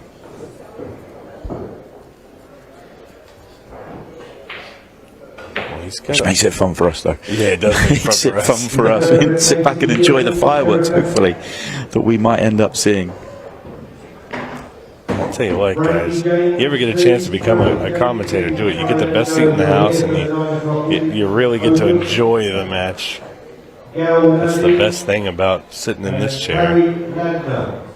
Plus, I don't ever miss from here. No, that's why you do it. He wants the 10 ball to go more than I actually think it does go. Can't see a better way to deal with it. Didn't get his breakout first shot.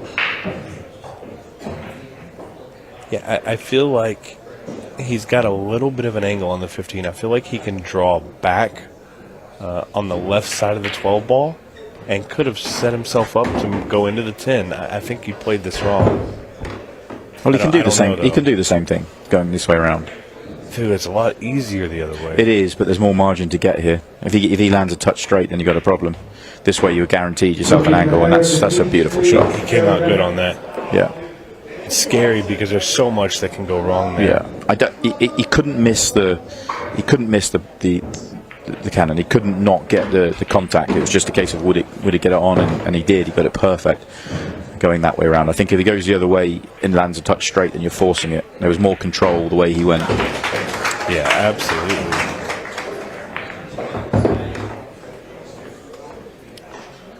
12 minutes on the dot, and this is the shot here.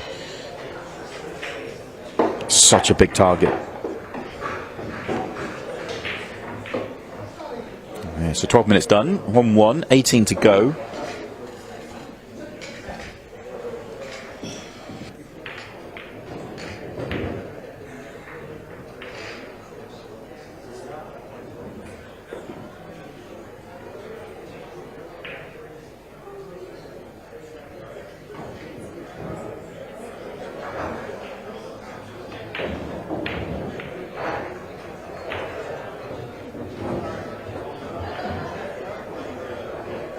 on here, you look a little bit at some of the accomplishments of Joe Prince, UP Challenger Series champion. I think that does mean he'll be a pro next season, correct? Yes. Yeah, 2-time London Open champion and a 2-time, is it Surrey Open champion? Surrey, yeah.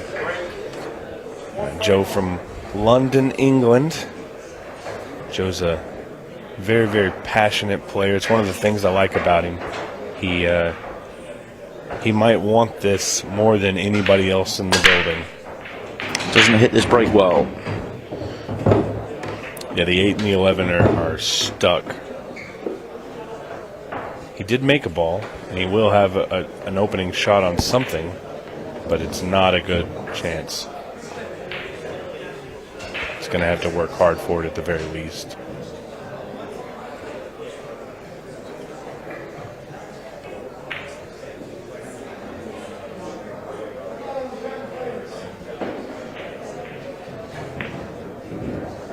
And he plays the opener pretty well.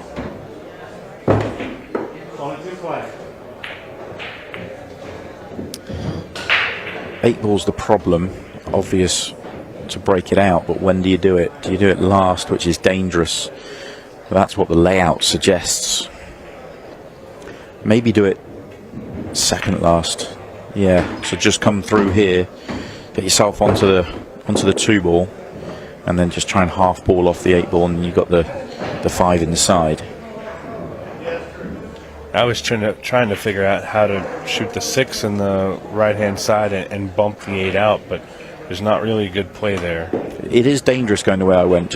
I'm suggesting just simply because if you don't get the half ball on the 8, then you stick and you hook yourself. But he's so close, you should have full control here to get that. Yeah. It's just an angle, and he just needs to make sure that he hits the 8 ball and not the 11. If he contacts the 11, it may hurt his chances of getting to the 5. See, that was perfect. Yeah. Now he was always going to have to play a cue ball because he was always going to send the 8-ball into a, not necessarily right onto the rail, but not onto a natural path for the cue ball. Luckily, it's a pretty natural path. A little bit of left-hand English, 2 rails around. He's going to come out great. Yeah. So really a tricky start, but he's really done well to get this far and just needs the 8-ball to fall. And we're just about halfway through this match, and the score is only 2-1. Well, it will be. It is. Now it is. Yeah, let's not get too far ahead of ourselves.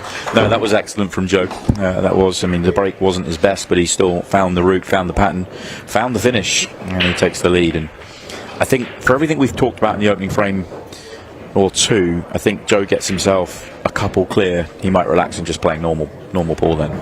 Yeah, that rack right there is reminiscent. You go back to Payne McBride and Justin Bergman, the first rack. Payne had to work so hard to get through that rack.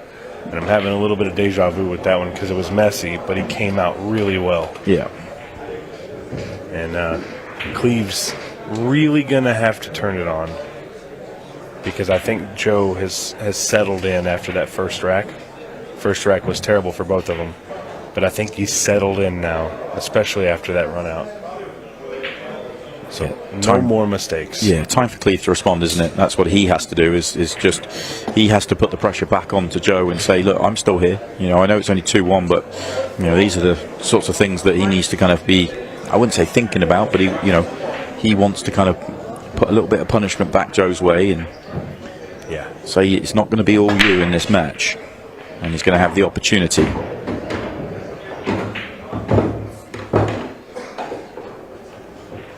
Well, I mean, that's a pretty good start. Should get these. Really. What are you liking here? I feel my gut feel straight away was to go solids, but I think I can make a case here for the stripes. It's only really the 12 ball up there that's the issue. See, and I was the opposite. My first thought was the stripes, and then I started looking at the solids more, and I feel like they have a play there, but I think the reason I don't like solids, the first shot needs to be the combination at the top, and then you could go funny with that. So Yeah, but he does need to deal with the 12 and work it out from there. Yeah. Regardless, I think he's made the right decision for him, and he's made the right shot choice as far as which stripe to start with. Well, he's played that 12 goes. Yeah. Then it was stripes all day long. There was no question. Yeah. No question or issues. It's a little funny looking on the camera. It can be deceiving for us, but the ball definitely went, and it went pretty clearly too. So this is all of tic-tac-toe. Don't make any silly mistakes, and you get to tie the match up.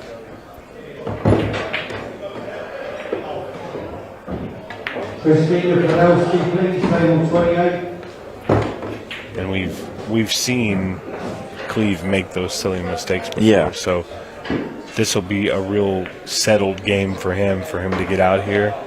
He's able to cleanly run out a decent layout. It's got to be a confidence booster for him. Half a silly mistake there, just leaving himself a little bit too straight. Luckily late enough in the run out that it's not going to cause huge issues. And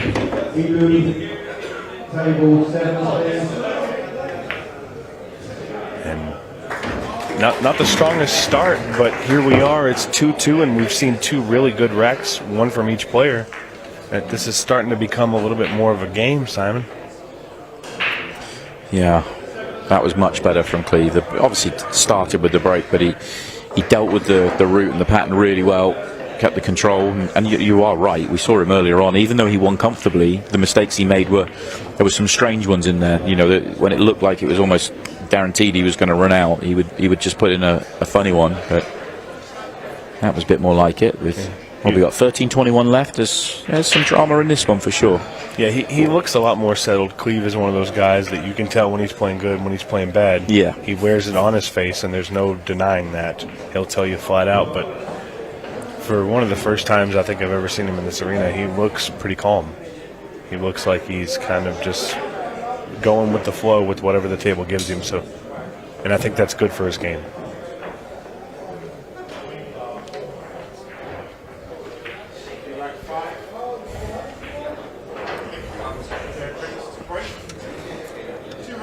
And Joe's going to be breaking here.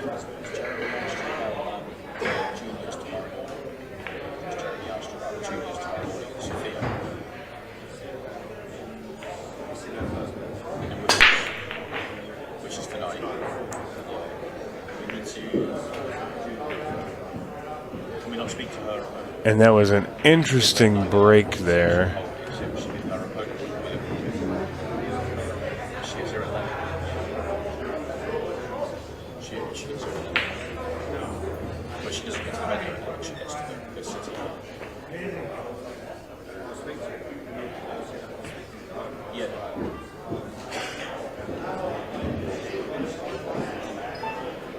Extension call. Might be worth asking a question. So they might want to.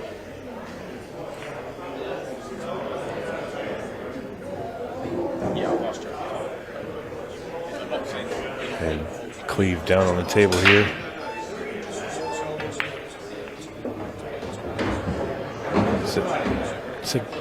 I mean, he made the ball, but he left himself really, really bad. That was one of those awkward mistakes that Cleve can't be making.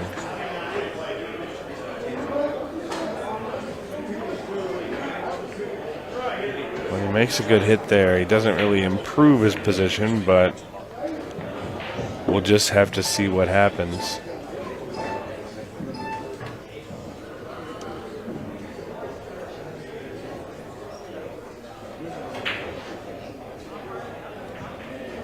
And this is just a really messy rack. Cleve's going to be hurting on that one because he's played so well the last rack, and then he just went and made one of those weird errors. Yeah, we talked about it, haven't we? And they've been holding him back. Yeah. And It's just a little bit of cleanup, just a little bit. You can get away with it against, some of the field. Here we've got a great field because we've got such a varied amount from your league players all the way up to your elite players. You can get away with it against the league players. You cannot get away with it against the elite players. It's just not possible. And I mean, if he makes it past Joe Prince, he cannot make those mistakes against Tom. That's a guarantee fact. So he's going to have to clean up his mistakes here. Gets another shot at the table, though.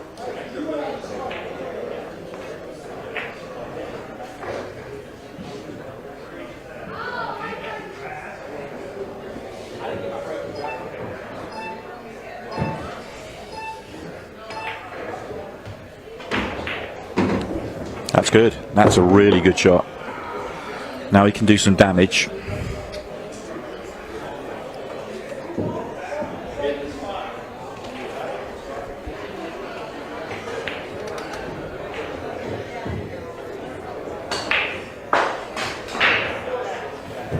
Well, decides he doesn't need to, so that tells us that the combination goes, or even the 15 goes. I think it's the combination. Yeah, that 13 ball is still in a bad spot. He can deal with it now, yeah. That's lovely. For the mistake he made at the beginning, Joe returned the favor, and now Cleve's got a really good chance to get out of here.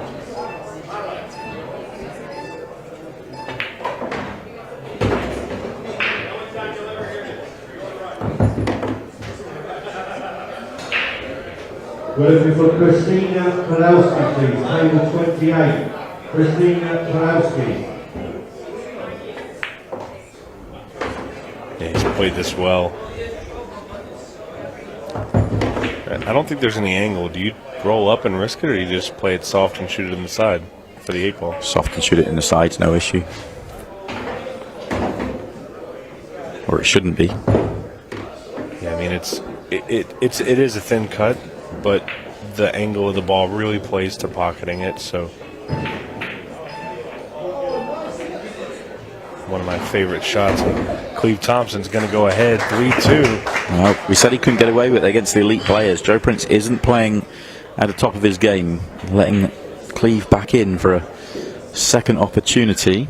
And we're in the 15 seconds of shot, 8:53 to play. This is really interesting the way this one's poised. And I'll be the first to tell you, while Cleve hasn't always been on the top of his game in this arena, he does thrive in that 15-second shot clock. He enjoys it. So this could be bad for Joe, because if Cleve gets comfortable and he's having fun, he can be dangerous. We've seen it.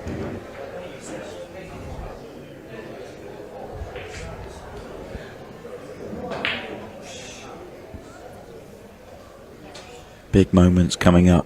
2 frames or 1 frame. The next rack is everything. 2 behind with, what have we got? 8:53. 2 behind with, let's say 7, 6.5. Yeah, you're okay, but you can't really afford any more. So, but if Joe was to win this rack, then it's absolutely as you were. Plenty of time. So big break for Cleve. Last time he broke, he put together a really good break run. He's been struggling with his break. He was trying out different break cues in different areas of the table, and he's really been struggling with it. He didn't break good in this first match,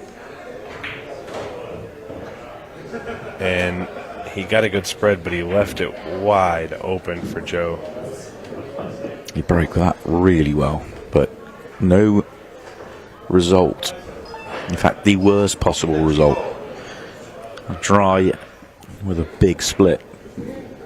Yeah, I feel like the solids are what you want to take here, but not having much of an opener maybe forced him to go to the stripes.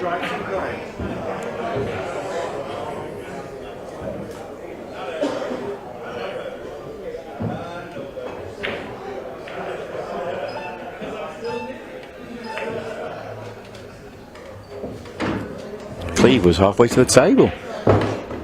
Either that or he slipped off his chair, but I'm pretty sure I know he tried to style it out. I'm pretty sure he knew what he was doing.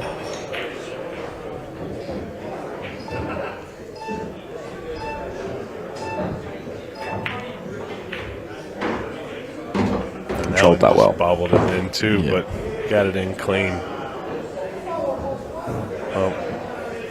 Yeah, I've spent quite a bit of time talking with Cleve here and there at events and even while he's back home, and I feel like one of the things that he does do really well is he's always aware of the clock situation. So in that 15-second shot clock, when he knows that he needs to get to the table and get down on a ball, he doesn't really play around a lot. For a big guy, he moves. Yeah. Maybe not the lightest on his feet, but he definitely moves, and he doesn't have a problem moving quickly. That was a nice shot from Joe, just to float the good area. He's really played that one good. Just one more solid shot is going to tie this up with exactly what you said, right around 6.5.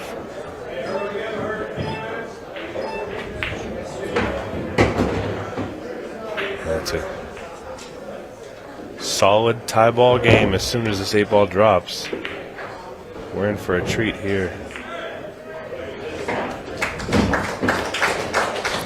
Yeah, very good from Joe this time. Hard one that for Cleve, because he hit that break well. You know, he gets himself one in front. You feel positive. He comes to the table. You're like, come on, let's get this one, and doesn't get the opportunity he was looking for. But 3-3 with 6:21 to play. You try and spin the positive on it and take the next opportunity that comes your way. Yeah, absolutely.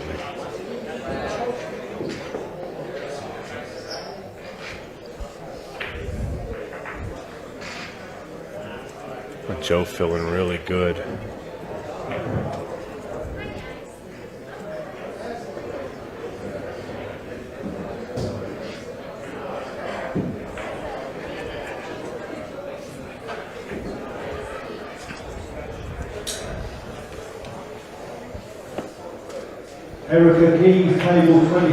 Yeah, we've seen Cleve in a couple of 6-ball shootouts, and you know we've seen him do some of the social media stuff. He likes to get on the table and do the 6 balls. Do you know what Joe's record is, or what his times might be? I don't know if he's been in a competitive 6-ball shootout or not. 8-ball's going for a ride. Not going to go in, but it's goodness. Yeah, that's as good a break as we've seen today. These guys are breaking monstrous on this table. Greg Hogue has had a huge break. Now Joe Prince, Payne McBride, all had monster breaks on this table. Half a shot to play. The transition from bottom to top, or bottom to middle of the table. I think there's quite a bit of room if he wants to play the 3 in the corner, but if he gets plenty of angle, probably just float up. If there is a lot of room for the 3 top left corner, I like it, because it gives you so much more control just to get onto the 5. But he's got the angle to come all the way up the table. I like coming up a little further, because that way if you do come up shy or it doesn't go, you still have the 7. And that was perfection, though. Yeah, he's gonna. What I didn't want to see was if he goes too far there. So let's say he goes an extra 3 rolls there, and he ends up, then he's going to have to move the cue ball again. That's why I say it all depends on how much room there was there on the. I think on the 3 spot right here is exactly where he needed to be. Yeah, I think he's slightly concerned that he might leave just a slightly funny angle on the 3, but it looks like there's so much margin. Yeah, not entirely sure what caught his eye, because there's nothing wrong there, was there? Maybe trying to avoid having to cue over the 11. At the worst, I think. I mean,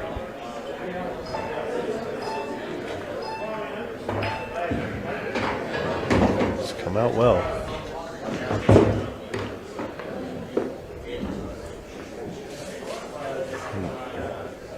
The story today has been all about the breaks. We've seen great breaks, we've seen bad breaks, we've seen golden breaks, and they've all been absolutely detrimental to every match that we've seen. Joe Prince taking the lead against Cleve Thompson. Just 4 minutes and 33 seconds left on the clock. If Cleve can get a chance at the table here and get out, we're looking at, what, probably 2 minutes, 30 seconds left? Yeah, give or take 2 minutes to run out here. I think it's amazing to sort of swing that momentum. Joe's done what was asked of him. He's gone back to back. Now Cleve has to believe he can do the same. First thing it starts with is a break and a ball off that break. Then you've got to make the run out. I find it so funny. We've seen so much craziness. You know, in the shootout in Kansas City, we didn't have a single 6-ball shootout. Yeah. We hardly saw any crazy moments with 15 seconds. It was a very interesting shootout. It was high quality, but it wasn't as dramatic. This has been a crazy day of shootout action. Well, he gets his opportunity. And we might see some more here, guys. This is set up. So there's one problem, but you've got the perfect ball to deal with the problem. So just a one ball at the top. A 4 does your work. And this is just going to go back to what we've already talked about. Cleve has got to not make the silly mistakes. Yeah. It's just get yourself good position on the 4 to make the cannon you require. Played that one with a little bit more pace than I expected. He wanted the cue ball to move, but could he not just draw that back out the table? That's kind of what I thought. A smooth stroke. Yeah.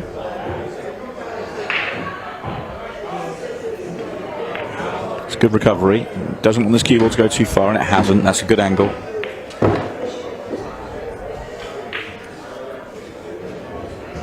And this is a perfect angle. He just needs the good bump. It's perfect. Yeah. Gets the left-hand side on. You see it hits the cushion and just spins further left.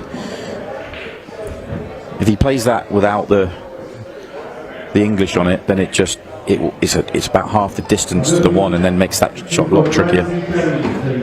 Yeah, this has been a fairly quick rack here. We're about a minute in, and he's just got to make one good shot and leave himself another.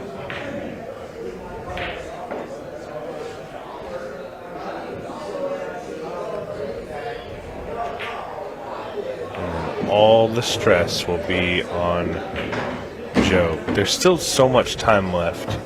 Like you said, that 3 to 4 minute mark is really a weird spot. It is. It's just about, if assuming Cleve makes this. Let's talk the clock and the rack when they're being racked. And hammers it in. Excellent bit of cueing that from Cleve. He was just under it a bit more than he was expecting to put himself on the 8 ball there, but did well. And a great response. The standards ramped up from the first 2 frames. I know there's been a mistake aside, since then, but it's been good. Okay, so we're at 2:39. Joe's break. It's just underneath that kind of sweet spot in terms of, or the grey area for me. The 2:39 makes the ball off the break. I say he's got to play 7 shots. He can run the clock down enough. Sub 30 is your target. If you get sub a minute, you're making it difficult. Sub 30 is where you kind of feel like if you get it down to 30 below, you're going to, golden break's all you're leaving, basically. So he's got to make the run out if he makes the ball around the 2 minute mark, which is, you just have to use the clock to your advantage there. And if all those ifs happen, we know Cleve is going to attempt to do what he can. He has no problem trying to run around the table. Yeah. But for him, the dry break is what he wants to see. But if we do see a dry break, then the same applies to Cleve. The other difference being he has the next break, so then it becomes he doesn't have to panic about the clock quite as much. The real dramaticism here is if we see a cluster rack, everything kind of bottles up together, and there's no good shots. That's where it becomes very, very interesting. Needs a ball. Does not get one. It's Cleve Thompson with the opportunity, and it's a good one. Yeah, there's a couple of interesting balls here, specifically the 4 and the 9. I think for the run out, you have to try and take the solids based on the 7 ball. Yeah. The 7 and really the 5 as well.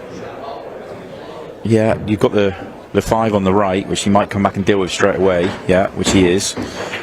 And I'm with you. It's the 4 ball, isn't it? That's the one. Now the thing here for Cleve, can he run this and not leave time to counter? That's also a factor here. 153. So he's already used his extension. Oh, Cleve, don't miss early though. Don't miss early. Well, this is where it's going to get tough because the stripes are not easy. The stripes are not easy at all. I wonder whether the referee might step in and give Joe an extra couple of seconds there with Cleve just getting in his way. Cleve does take his time to leave the arena when he makes a mistake. Something to keep an eye on in these sort of situations. But it is Joe Prince now with the opportunity. He just needs to make the finish now. The clock doesn't become a factor in terms of what he leaves. It's just making sure he doesn't overly slow it down for not getting there himself. I'm just trying to figure out how he's going to deal with the 9-ball. Just get back above it. I would have been tempted to come further down the table on that one and maybe leave this one as your connection back up to the top end to take it down. Oh no, he's going to scratch. Oh no! Can you believe it? 56 seconds. This time, there is time here. There is time for Cleve Thompson. Cleve's a rusher. He's got to slow down. He cannot make another silly mistake with this much time, because I believe from here, if he makes a mistake up until about another 8 or 9 seconds. If he makes the next 2 balls, then he can't be counted. We're at 30 seconds. What do you think? 25. He needed to deal with the 1. He's leaving a problem that the 1-7 don't connect. So now we're in a situation here. If he doesn't leave himself a shot, we're going to a 6-ball. Yeah, we're going to a 6-ball shootout. There's no counter here, and yeah. Oh, he's made it. Oh my goodness. Oh my word. Can he get there? 7? The cue ball's not going to stop in time.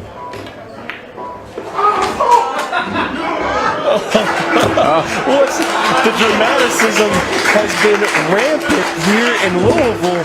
What is going on, son? That's incredible.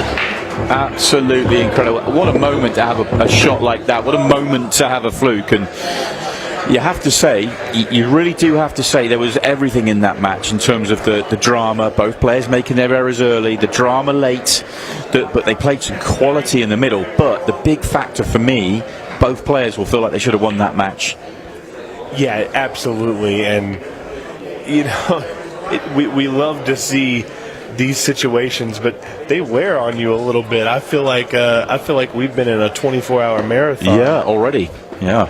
I think out of the 2 of them, Joe looks the most annoyed because his was, I wouldn't say routine, but it's one that he'll be mortified he didn't get. He had it in the bag. I mean, it's situation of the match, the 15 seconds, you know, managing the clock, all a factor there, but just in pure layout terms, he's got to get that. He's got to get that finish. And, you know, Cleve with ball in hand, I mean, he was just a little bit rushed and went a very strange way, but...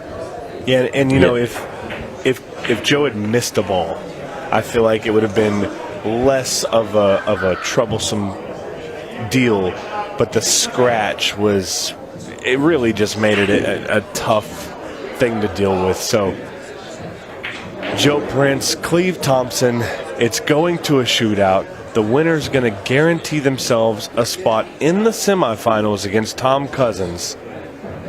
And you got to love the dramaticism here in Louisville.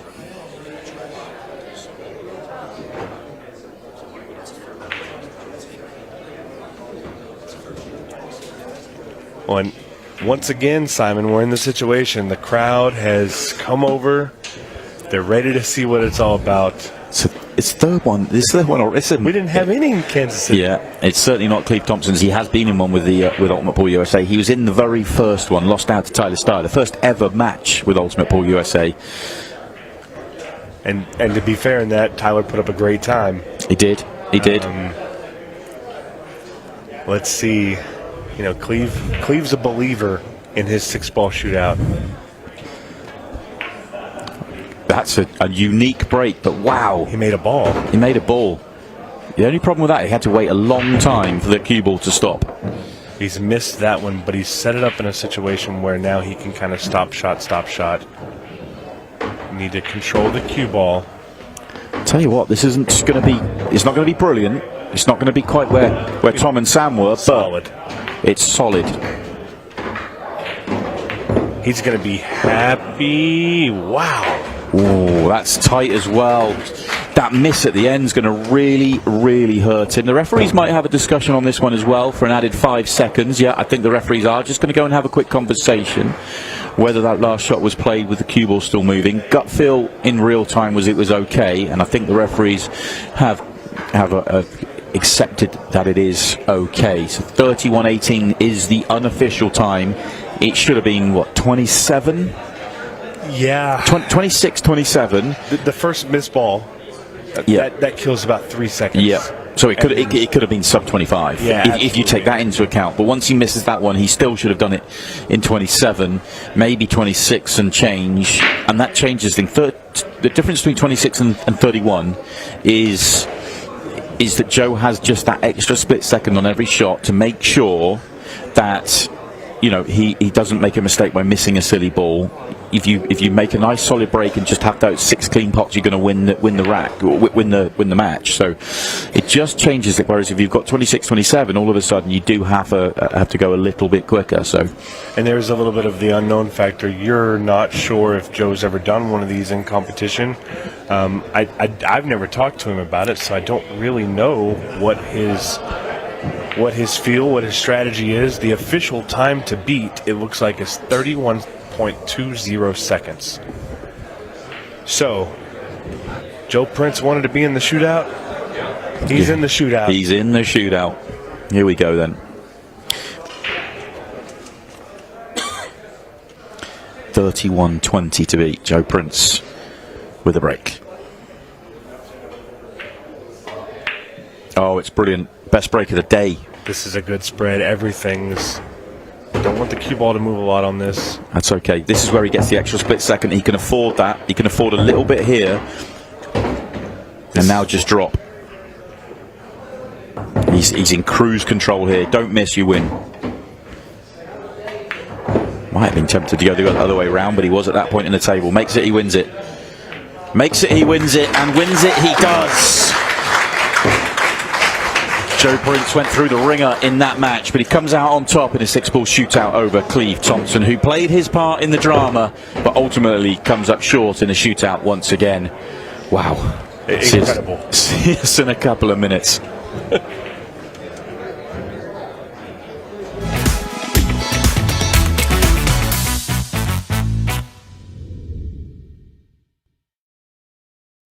Ultimate Pool USA presents the Ultimate Pool USA League Grand Finals.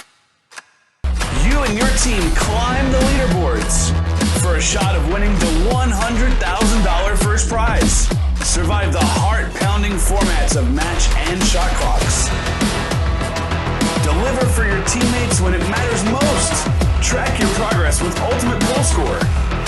All roads lead to the Grand Finals in October 2025, and your chance to claim a $100,000 first prize. And because our motto is for the players, all prizes are cash payouts. Begin your journey now and sign up to your local Ultimate Pool USA League. Ultimate Pool USA, for the players.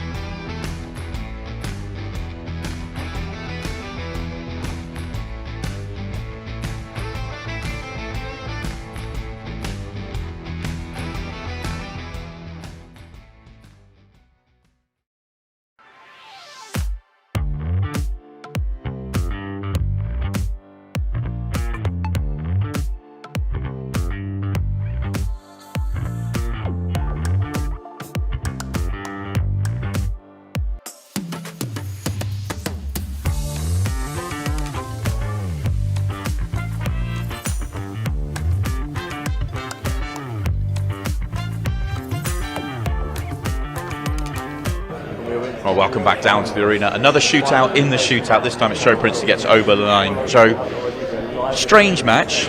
Probably for all the matches we've seen so far with you in Ultimate Pool USA, maybe not the best you've ever played, but you did what you had to do and got the win.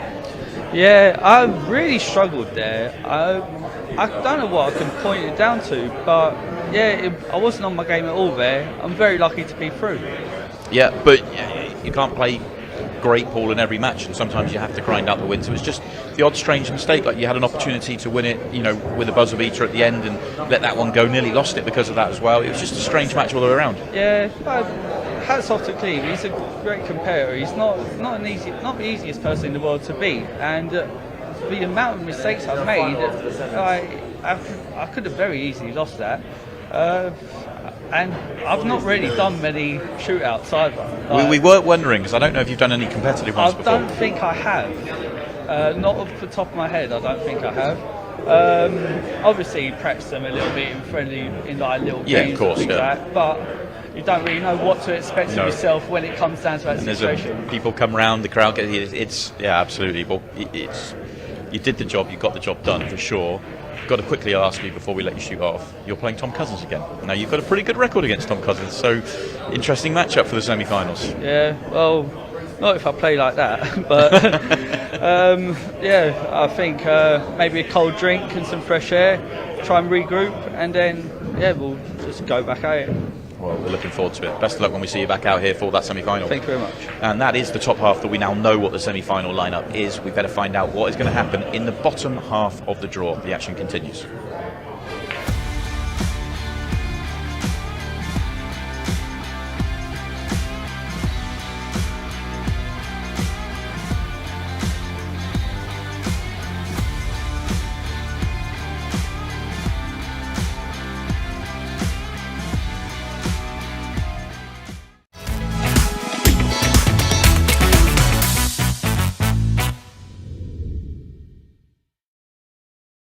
Ultimate Pool USA presents the Ultimate Pool USA League Grand Finals.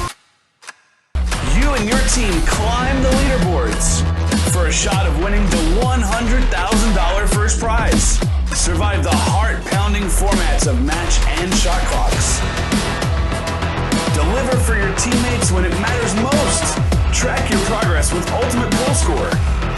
All roads lead to the Grand Finals in October 2025, and your chance to claim a $100,000 first prize.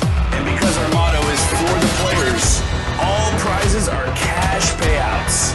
Begin your journey now and sign up to your local Ultimate Pool USA League. Ultimate Pool USA, for the players.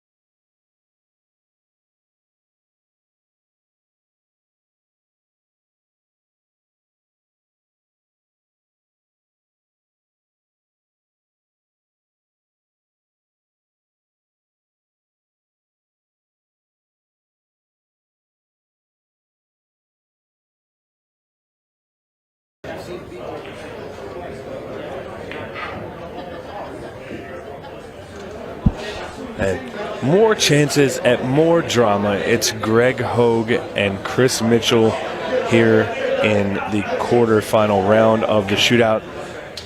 Wow, this has been a crazy day. I've been super stoked for this tournament for so long, and we're finally here, and boy has it delivered.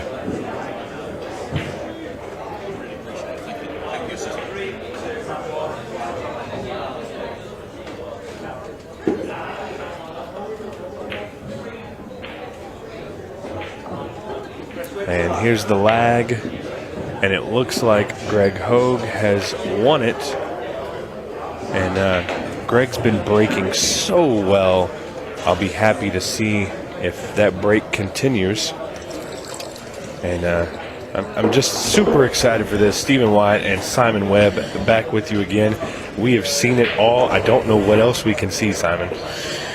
Yeah, I mean, what more are we getting? We're going to keep getting these 6-ball shootouts. I think we're going to finish about 2 a.m., to be honest with you, the way we're going. But it's meant to be a fast-paced tournament, but we keep getting the extra time. We keep adding to it. But no, it's all for it. It's all for the drama. It's a lot of fun. I really am looking forward to this match, actually. I thought Chris Mitchell was fantastic. The way he did, way he dealt with Shane, the way he came from behind, the way he found his rhythm and his confidence when he got to grips with the table, and what a character Greg Hogue is. What's a character? Really enjoyed my interview with him out there a little bit earlier on. Had to play some good stuff. Hayden, obviously only a 13-year-old lad, but he's the future of the game, and he kind of had to really up it and make sure he played a level, and he did. Got a little fortunate there at the end. It was not a Greg Hogue win, but Hayden Ernst mistake that put him up ahead, but he had to play good to get there. So this will be very interesting because Chris really looked on his game. I thought Greg had won the lag, but it looks like I was wrong. So this is a big one, and of course we have one more quarterfinal match. We're going to see Justin Bergman and David Matlock play. The winner of this match will meet the winner of that one. And Chris not happy with his break here. Yeah, comes up dry with the first break of their quarterfinal. Yeah, when you discuss characters in pool, Greg Hogue is definitely one of those. He's such a nice mannered guy. He's always smiling, always laughing, likes to have a good time. But he's definitely eccentric, and he loves that. He loves that for himself, and I love it for him. He really is passionate about this game. I'm not sure that quite came out as he was planning, but it's worked out all right. I'm pretty sure this goes to the bottom right corner, and there is a pattern to get out here. Yeah, I feel like maybe he wanted to stop that ball and take the 13 while he could, but that or land a little bit straighter on the be on the 13 and then go through. Yeah, I'm with you. Yeah, get straighter on the 13 and use the 10 to come down. But now he's going into traffic. And there's a lot of moving parts in this attempted finish. Boy, when Greg hits the ball, he hits it. Yeah. And he's hurt himself here because the 11 ball is now pocketless unless you want to take it up top, and it would take a lot to get the cue ball available for that.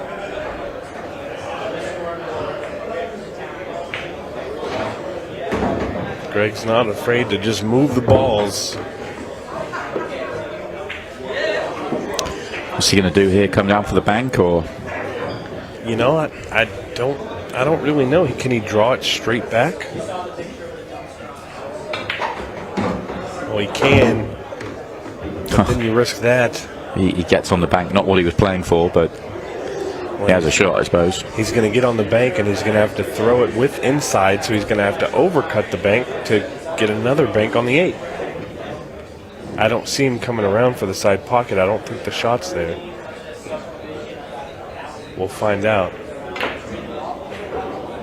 He tried to power it. Would not have liked his shot on the 8 ball. I think he might have had a bank in the corner, you know. I think it does. If he had landed there, I think he'd have been okay with it. Oh, going in between the 4 and 2 and just this side of the 3, yeah? That's a possibility. And now Chris has got a lot to work with. That 4 ball must not go, because if it did, he would take it now.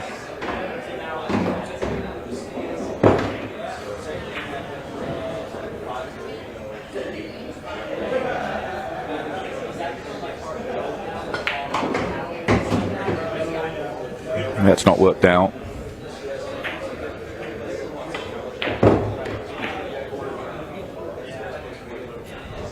Yeah, this is getting messier and messier for Chris. He's kind of put himself in a weird spot. He's going to shoot the 3 ball. I almost liked trying for the 4 with the bank and leaving your cue ball up top trying to hide for the 11. And if you make it, you have something up top. But he's going to end up in a situation where his 4-ball bank is an end-all, be-all situation. And oh, don't go in off. No. Oh, no. Don't scratch. That was a poor visit to the table for Chris. He played so well in the back half of his match against Shane Thompson. I was expecting him just to mop those up with a minimum of fuss, but got himself in a bit of a mess. Yeah, I think he could have gone about it a different way, but regardless, you can't look at that now because Greg Hogue's at the table with just a ball and the 8 ball to take the first rack.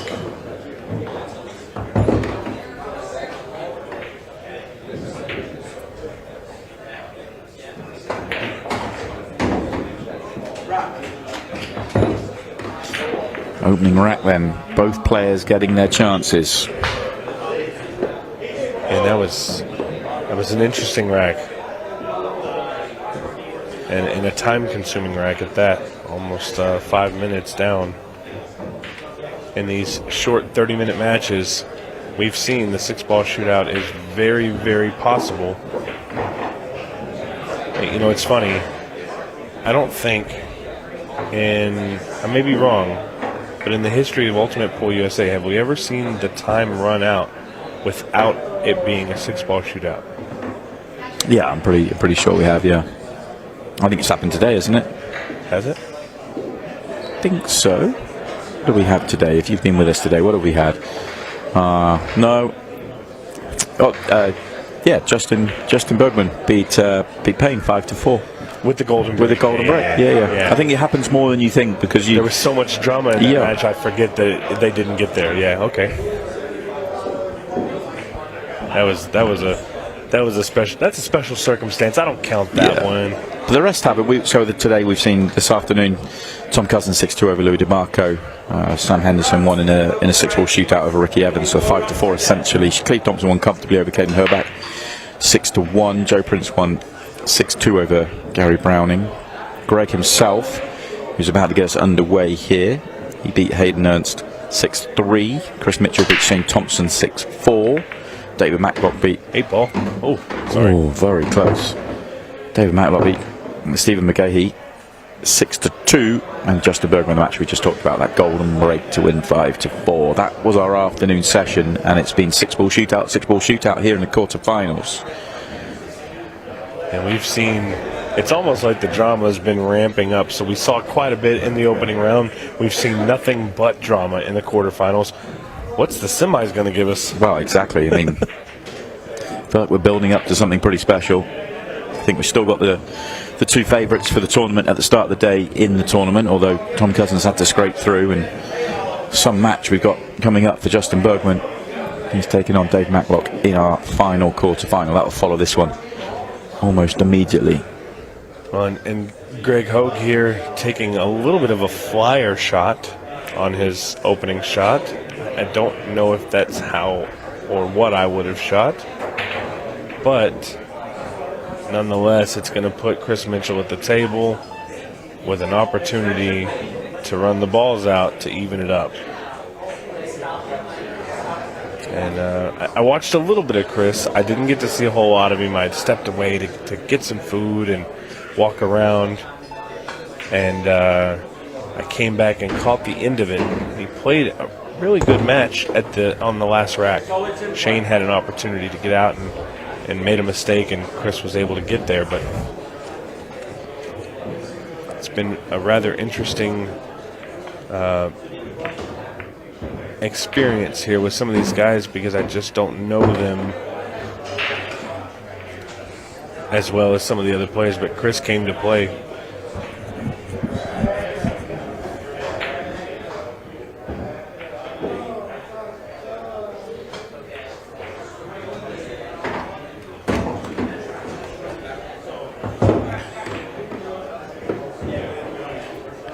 Really should get out from here, and really important that he does, just to get into the match.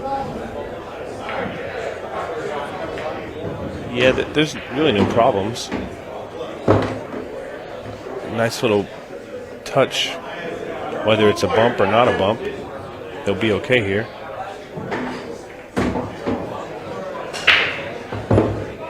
And I think here I'm drawing 2 rails across. I don't want to risk trying to go just 1 rail and missing the shot. I don't want to go rail first. It will go, but I don't want to go rail first. Yeah, I like that. 2 rails. Give yourself a wide open shot. Yeah, all the margin. And we are all locked up at 1-1. 22:38 left on the clock. Long way to go. Yes. I think that's what's happening around America right now. Is everybody in the pool world is realizing that 30 minutes is a long time when you play Ultimate Pool USA. We've seen that in the leagues. We're seeing that in the shootout here. Plenty of time. Yeah, and we've also come to realize some of the players who've never played with the shot clock, especially in the leagues, 30 seconds is a long time. Yeah, you got plenty of time. You don't really think about it. It worries you when you first play it, but the feedback we've had from all our league players across the country has been how much they really enjoy the fact they're playing on a short shot clock, and the lower players more so. Weirdly, there seems to be a commitment thing for a lot of low rated players. Yeah, it's a thought process of some of these maybe not so great players, that aren't breaking and running every time. They tend to appreciate the fact that they can let their gut do the talking for them.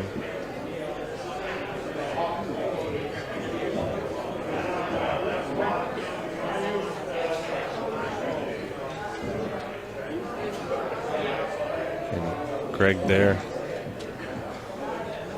Such a great guy. If you're ever in the Tulsa, Oklahoma area, let Greg make you a pizza. It might be the best pizza you've ever had. I've seen the pictures he's posted. He has one of those really nice, I guess maybe like a brick oven pizzas. Yeah. And he loves making pizzas. Well, I enjoy eating them, so. That's the thing about Greg, is everything he does it with a lot of passion. He likes making pizzas, so he really likes making pizzas. He likes playing pool. He really likes playing pool. So it's quite funny. Well, he's going to have to sit and watch right now. He probably doesn't like watching pool. Yeah. What?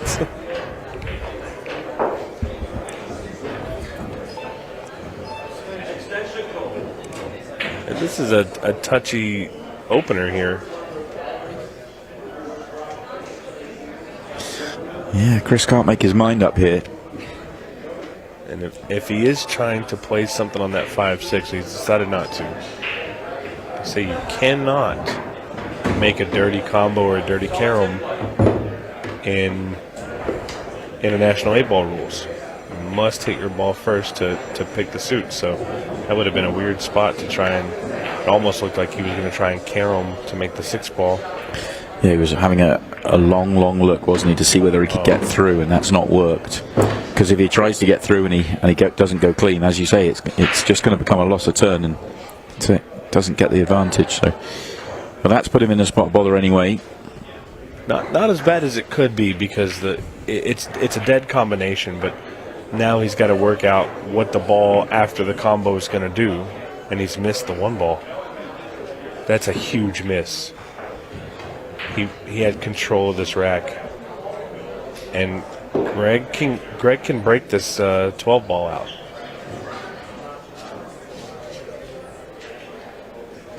He just needs to get a good opportunity at the breakout, and it's not that difficult. He could go straight away if he wanted to. Decides not to.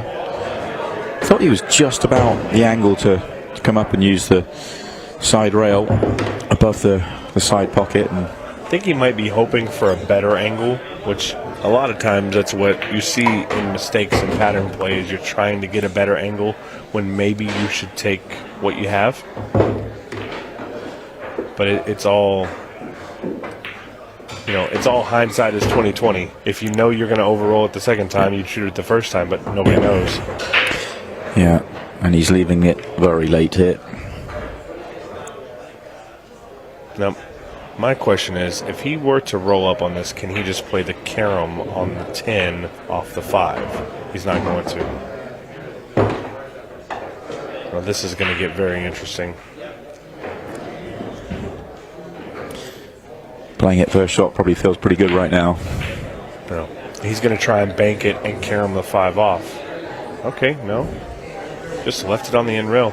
I feel like the bank 1 rail and just carom off the 5 would have been a good solution, because if it doesn't go, the 5 ball is completely blocked, and if it does, it moves it out for the 11.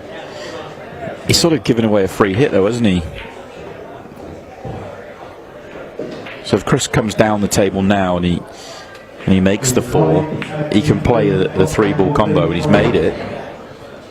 And he's actually at a decent angle where afterwards he can have a shot on the 3-ball. Just shoot the 3 into the 12 to the 5 and play shape for the 7 or the 1. Don't even worry about the 3, because you're going to give yourself an opportunity at it. Now decides to go for a better angle. Probably come up a little bit short of what we had planned. This one scares me a little, because if he doesn't get good shape on the 7 and the 3-ball doesn't dress up, he could be in trouble. The 3-ball did dress up, so he's going to be okay. That can be a very, very finicky shot, especially at 1-1.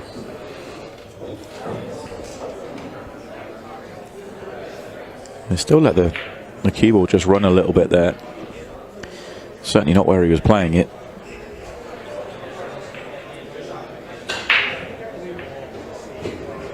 And he's kind of got a funny angle here. Had to really put some power into it to stun over easily. But he's come out okay. And he's in a prime position to take the lead in this match.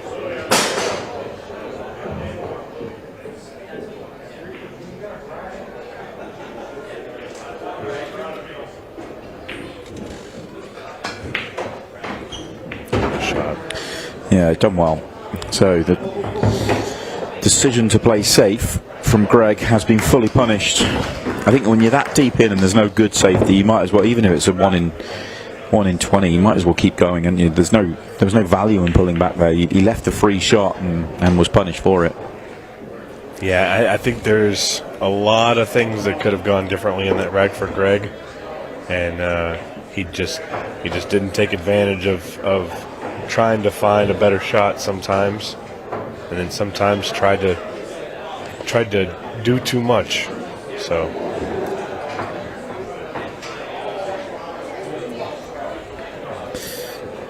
has a similar feel to the last match, this one. Just blipping along at a kind of sedate pace right now, waiting for that late drama.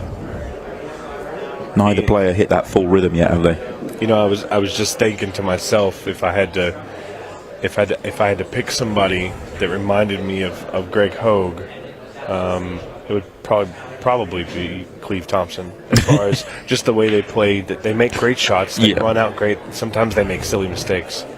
I was just thinking that he's a very unique character. He is. He very much so is. His social media is great. If you've never seen his social media stuff, he really is a great social media guy. Me and Jeremy talked about it a little bit during his first match. Greg's been around pool for a very long time, and he's seen a lot of stuff. If anybody ever makes a good pool podcast in this country, the first thing I would do is put Greg Hogue on it. Close to a golden break there. Nothing down. And Greg a little disgusted with it.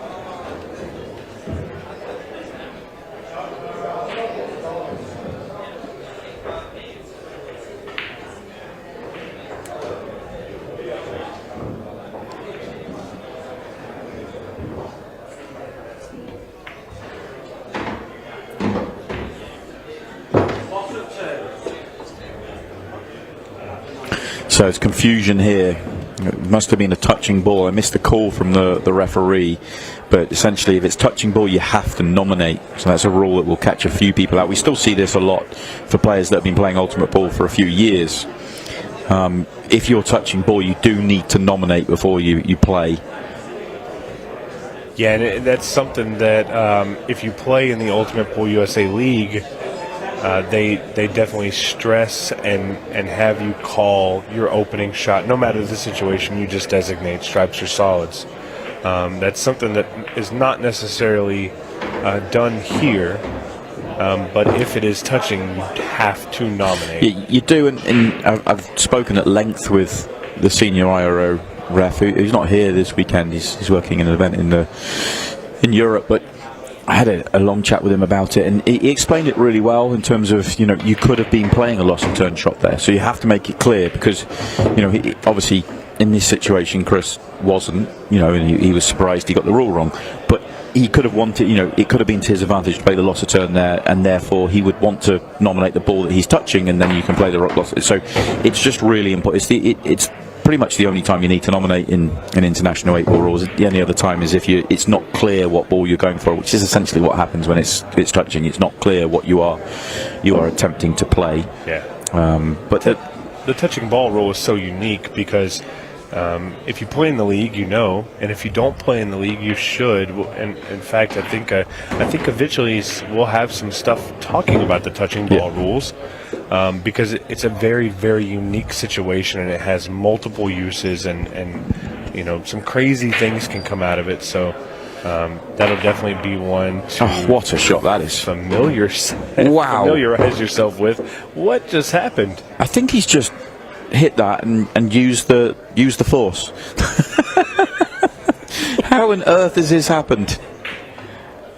I mean, oh wow! Oh, how do you make that one? Oh no! And miss the next? That's absolutely incredible, outrageous, and balmy, all in one visit to the table. Simon, we're gonna sleep good tonight because this has been crazy. That was just like, the ball doesn't go, so I'm just gonna hit it through everything and let them part away, and it's gonna go in. That was off the charts.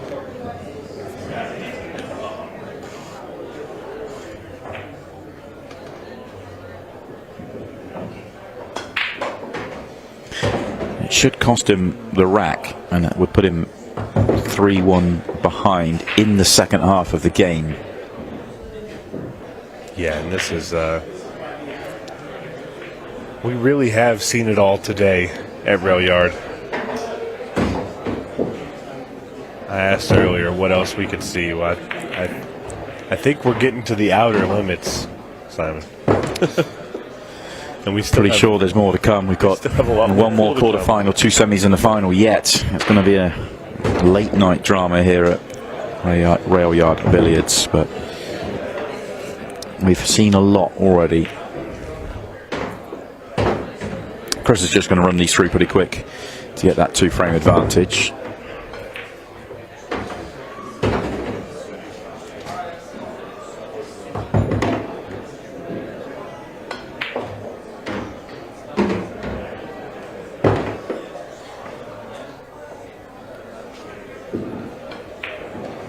This is a big one here. Yeah, nicely done.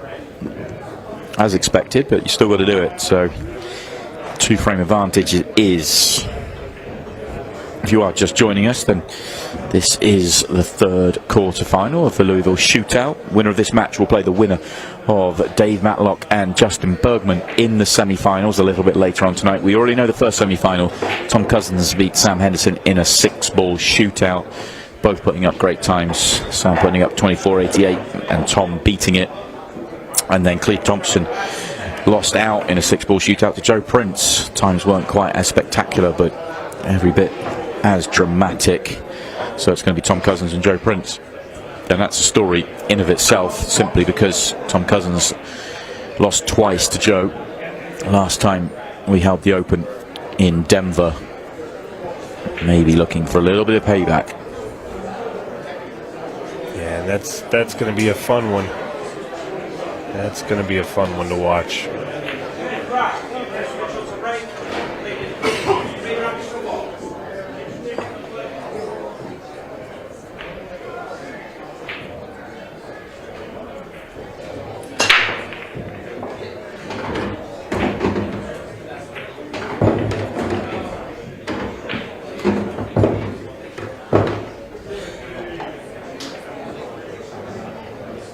Well, this is an interesting break. I feel like half the balls fell.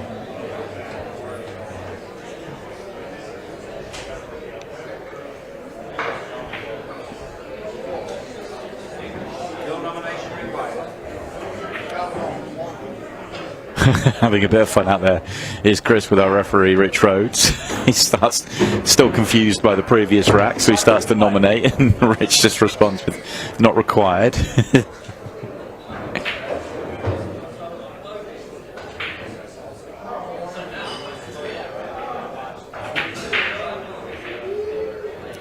It's always nice when you have a player who doesn't take a rule and a foul call too much to heart. To be fair, it probably helped the fact that he got another visit to the table and he was able to win the rack. Yeah. Maybe there may have been more to the story had that have cost him the rack. Yeah, I agree with you there.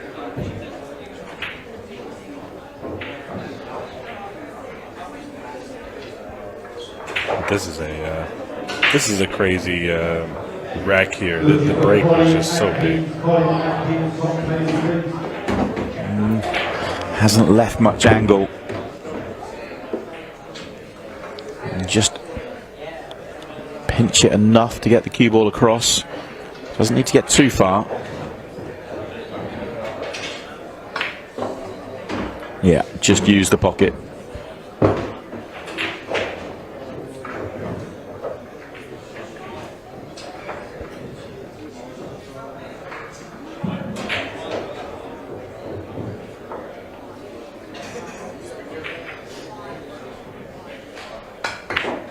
Oh no. Oh, what just happened?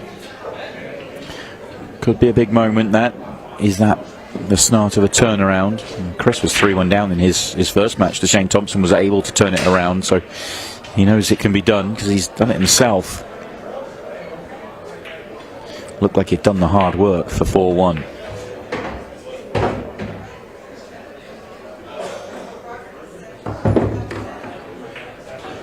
It's insane.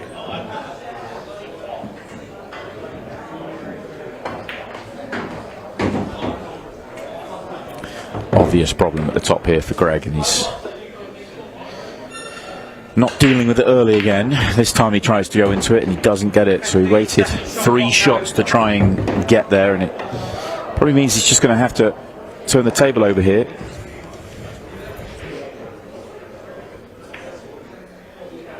And he does. Is there a stalemate situation in Ultimate Pool? Only if there's an impossible escape. Okay. I didn't think there was. It's a very, very rare situation. I don't remember it happening. It maybe more than once in the last 4.5 years since Ultimate Pool began. That's understandable.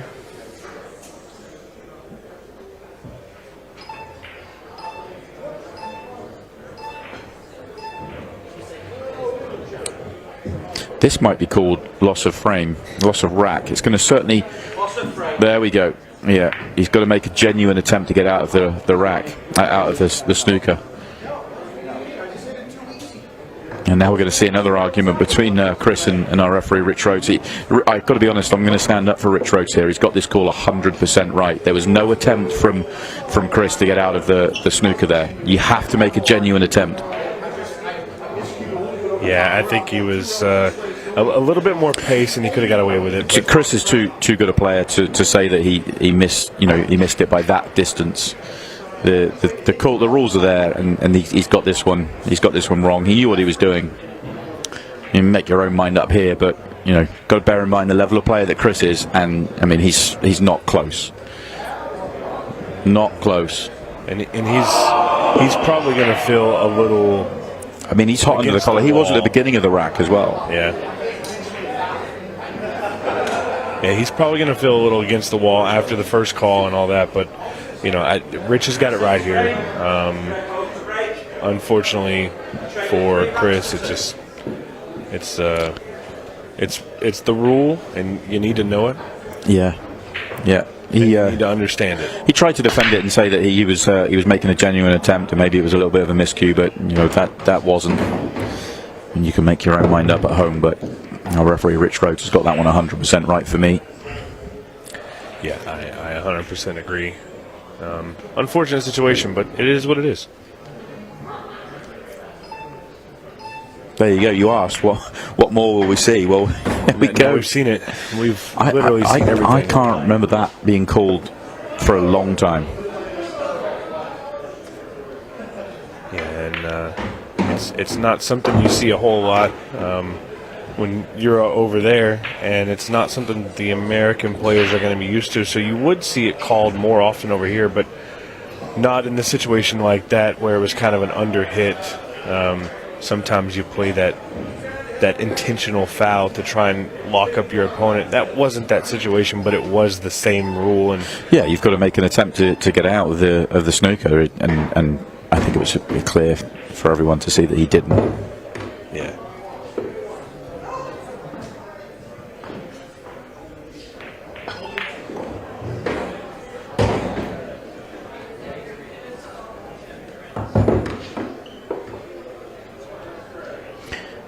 But he's still got to remind himself here, he's one rack in front. We're at 7:37 left on the clock. He doesn't want to just kind of lose his thinking out there. Yeah. He needs to not just, players when they get a little emotional, they tend to just kind of free roll the cue. He's still very much so in this match. Yeah. He's in control. Not been the best visit to the table, though. He just needs to calm himself, reset, and do what he can. If he continues to feel like he's kind of getting slighted, he'll play bad, and could cost him the match. Yeah. I've certainly had those emotions myself, and I certainly consider a few matches that I've lost in my career where I'd say that went down to those who made me work on my mental side of the game for sure. Yeah. I 100% agree.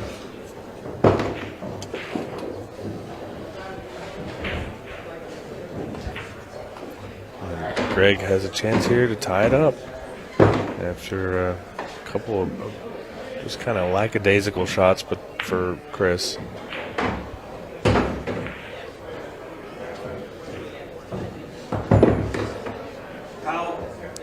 This time it's Greg with the foul, touching the 10 ball with his hand, so he's giving it away. I was just thinking we're going 3-3 here, and Chris will be by far the most unhappy of the two players, but he's been given a gift.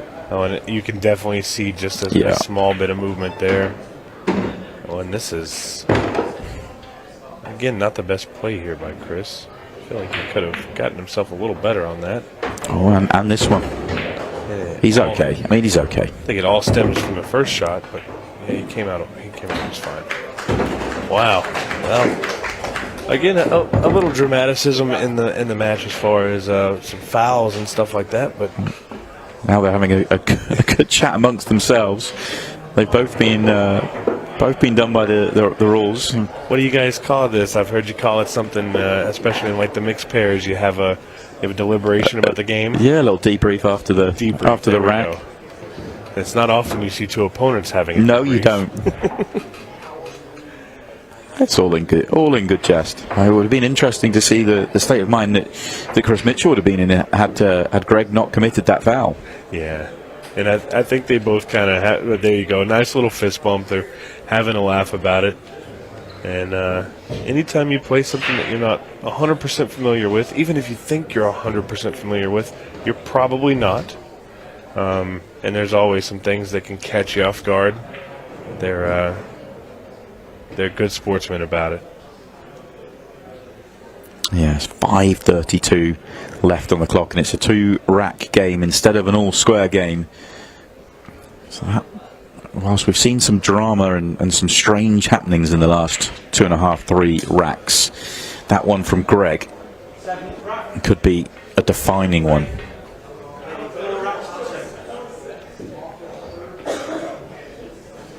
And I think for the sake of everything, we don't see any other crazy fouls in this match. Yeah. That was a good break, though, from Chris. Has that last moment just kind of settled him back into this and reset him. Maybe even the conversation with Greg, yeah. the fist bump, that could have really settled him down from everything that's been going on. So he needs to call that extension. There we go. I'd hate to see a time foul.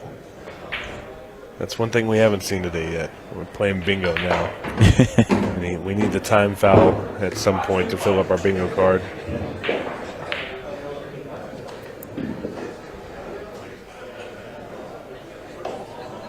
He's going to have to bridge over this. And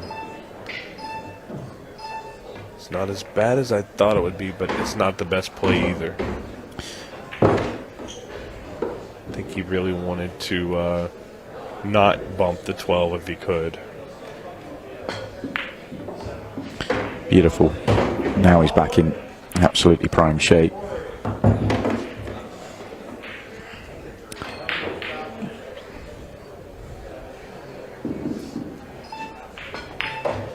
We've been talking all shootout today because that is the what's going on right now. But if you didn't know, we also have our open event. It's already underway, and I believe maybe even the ladies' event has started. Yeah, they started about 45 minutes ago, actually. So if you have a player, don't go anywhere. Keep us right here, but grab a second phone or a computer. UltimatePoolUSA.com. You can go look at all the live scoring there. Keep track of your favorite players in the open and the ladies. You're going to want to keep your eyes glued to this, but I can definitely understand if you just want to step away and check on your favorite player. Chris Mitchell moving to the hill here. Just 3 minutes left. It's looking dire for Greg. Yeah, that was good. That really was. It was an excellent break, and the first 2-3 shots just opened everything up, and then he made no mistakes thereafter. It was, kind of like, I feel like that error from Greg has just reset Chris's mind, because if Greg makes that 8 ball and we go 3-all, I make Greg favourite, and it's amazing how that one moment has just changed this back around. And I would have made Greg favourite just simply because of how we got to 3-all. Nothing more than that. Yeah, the loss of frame foul and then taking the game, giving the next game to Greg. Chris would have not been in a very good mental state as far as this game goes.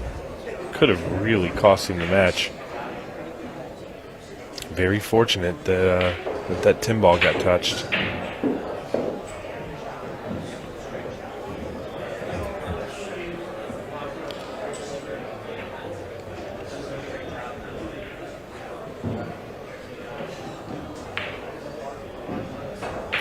You'd feel just the way, I think neither players played anywhere near the level they played in the first round, and you'd feel whoever comes through, and obviously it looks highly likely to be Chris Mitchell right now, would need to get back to where he was in round 1 to have a chance against Justin Bergman or Dave Matlock. But every game is fresh, isn't it? There's no, just because you play well in one and bad in another, there's no reason why you can't then turn up and and play better again. Not that he's played terrible in this match, he just hasn't played the level he played in the first round. Yeah, played as good or better. You can always improve as well. So you never really know what you're going to get till you get on the table.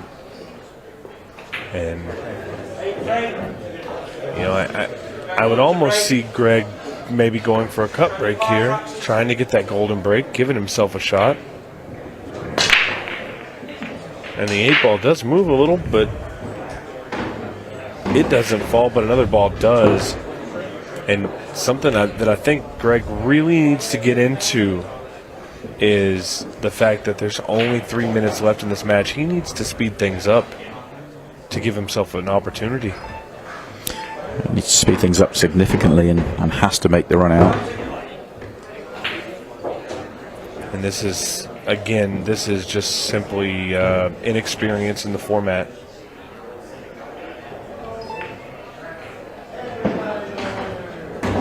I'm sure he knows the match clock is running down, but it's just not in his head right now to speed up.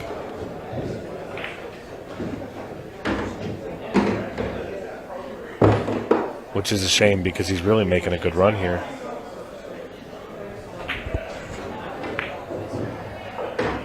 He's making an excellent run at. And what's he going to leave if he gets out? Maybe 2?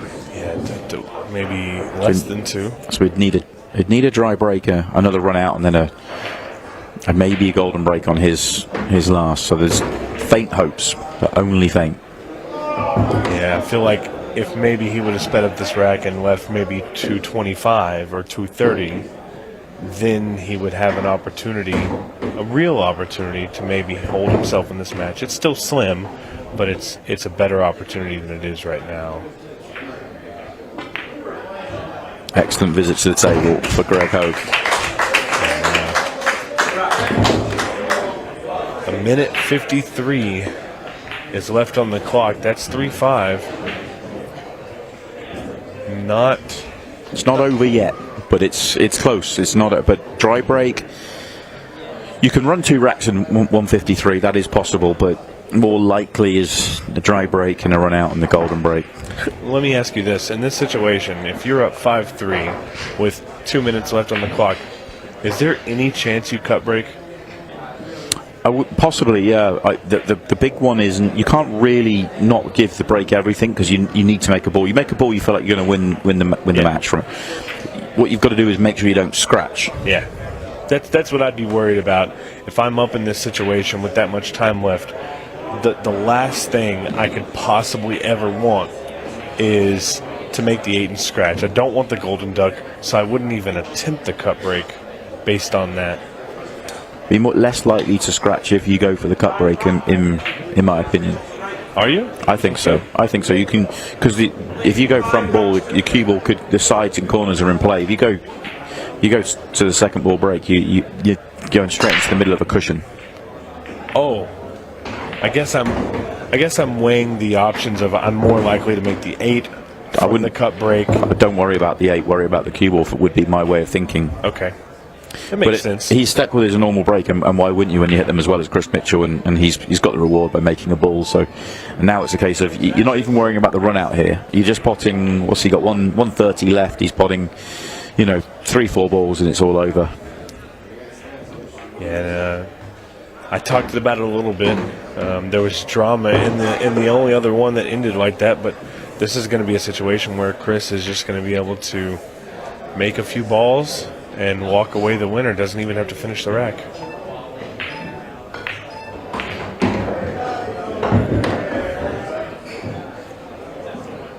Yeah, down to the final minute.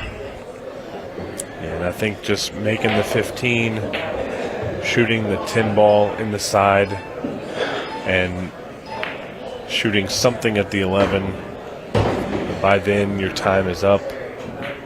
He's not really slowing down, though. It is all ball game. I don't think Greg can come back from this.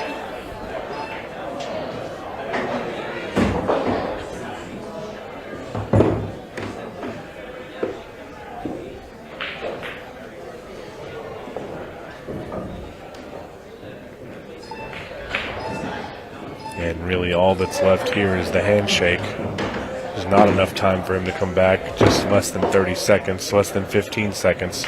There is time for Chris to win the match in real time, though, and get there before the clock runs out. That's all that's really left in this match.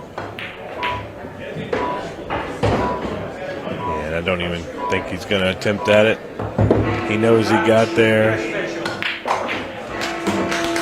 Very good match, really enjoyable. There's some drama and some strange happenings out in the arena, but it is Chris Mitchell that survives a few scary moments in the middle, and he moves on. He's in the semi-finals. I'm looking forward to finding out what he thought of that one, and of course we will have our final quarter-final and possibly the pick of the quarter-finals. Justin Bergman and Dave Matlock are up next.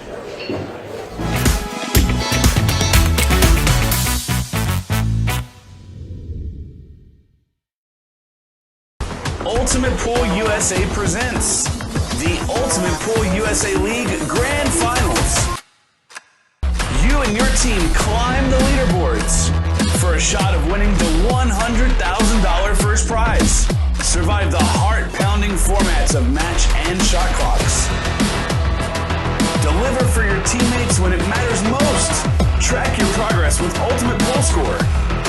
All roads lead to the Grand Finals in October 2025, and your chance to claim a $100,000 first prize.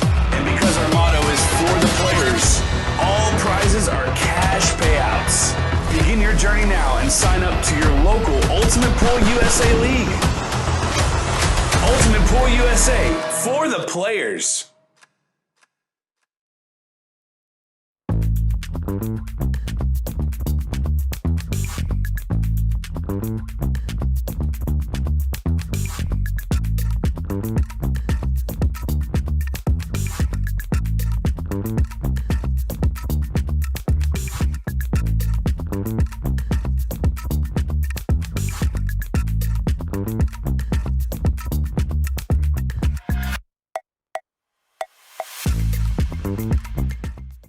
My brake tip is completely different from everything that is on the market. It combines the qualities of like a playing tip with a super powerful tip. It's like a tip on the steroids. You can open with less power and still have spin and split the pack perfectly, but you can go for the power braking and you still have control.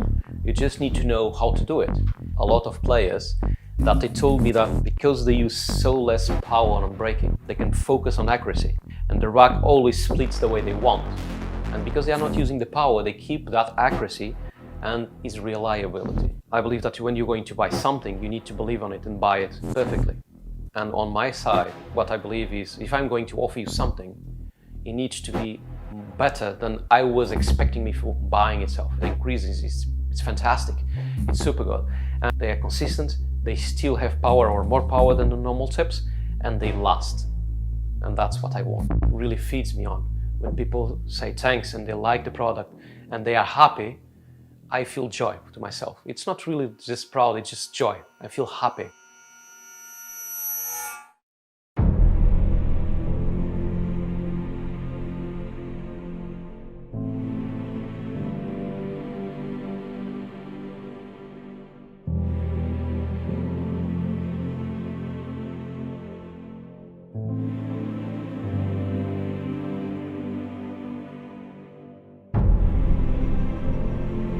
Well, welcome back down to the arena now with Chris Mitchell, who has just made his way through to the semi-finals of the shootout. That sounds pretty good, doesn't it? It's awesome, yeah. I mean, that was an interesting... I don't think... I'd be interested to see how you felt that match went. There was a lot more drama and tension, it felt like, in that match compared to the one before, which felt like it had just a touch more quality in it, where both you and Shane played really well. Yeah, the rules, like, you know, a lot of us are all new to some of the rules. You know, the first one when he called the cue ball frozen to the object ball, I was only worried about not touching the object ball, and I forgot to call even though, you know, it's like rules are rules. That was fine. That was my fault. We see players that have been playing it for 4 years make that mistake. It's just such an uncommon rule you don't come across very often. Right. Yes, I played 8-ball in all other aspects, but I was aware of the rule, and that's my fault. You know, it is what it is at the end of the day. And then obviously you follow up there's another rules issue in the very next frame, which obviously, you know, you would have had a difference of opinion with the referee at that point, which is fine. We love to see it. I was aware of that rule also. Yeah. You know, make an honest effort. You can't foul intentionally, which that keeps the game going. Yeah. I get that, and I like it too. I don't like the back and forth and shoving balls, but that was the only way to come 2 rails to make it. I just didn't hit. I miscued a little bit there. I didn't hit it hard enough. I'm very stand up for myself and my beliefs, but at the end of the day, it is what it is. I shouldn't have. And of course, Greg then gives you one straight back in the very next rack. He touches the ball, and I felt like that was the big pivotal moment though in the match in terms of just because of where you were at that moment. You know, he gives you the foul back. You go, then you get 2 clear, and then you play. It almost reset you, and then you played a great rack straight after. Yeah, it kind of scratches that other faults for me when he, But overall, you must be pleased. You're hitting the break really well. You're playing some really good stuff. One or two mistakes in there, but overall, a very solid match. And obviously, you played a great match earlier on as well. Thank you. Yeah. So, just a quick word before we let you go, because obviously you're going to have a semi-final coming up as well. Matlock or Bergman? It'd be a big match whichever way we go. I've known both of them my whole life. Haven't played Matlock, but always heard his name because he's a bar box champion. You know, he's been around forever. Me and Bergman, I actually played him 33 years ago. I think was our first time ever. So I've always been aware of him and looked up to his bar box game. So it'll be exciting. We're looking forward to whoever you play in that semi-final. It should be an awful lot of fun, but I think we should find out who you are going to play in that semi-final. Congratulations on the victory. Thank you. And we will hand it over to the next quarter-final, the final quarter-final, after this short break.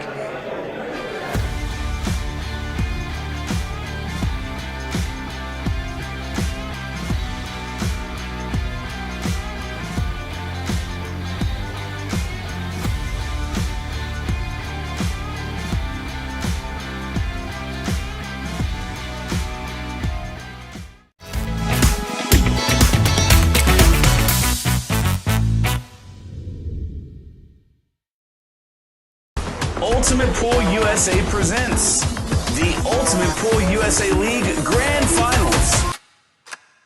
You and your team climb the leaderboards for a shot of winning the $100,000 first prize. Survive the heart-pounding formats of match and shot clocks. Deliver for your teammates when it matters most. Track your progress with Ultimate Pool Score. All roads lead to the Grand Finals in October 2025, and your chance to claim a $100,000 first prize. And because our motto is for the players, all prizes are cash payouts. Begin your journey now and sign up to your local Ultimate Pool USA League. Ultimate Pool USA, for the players.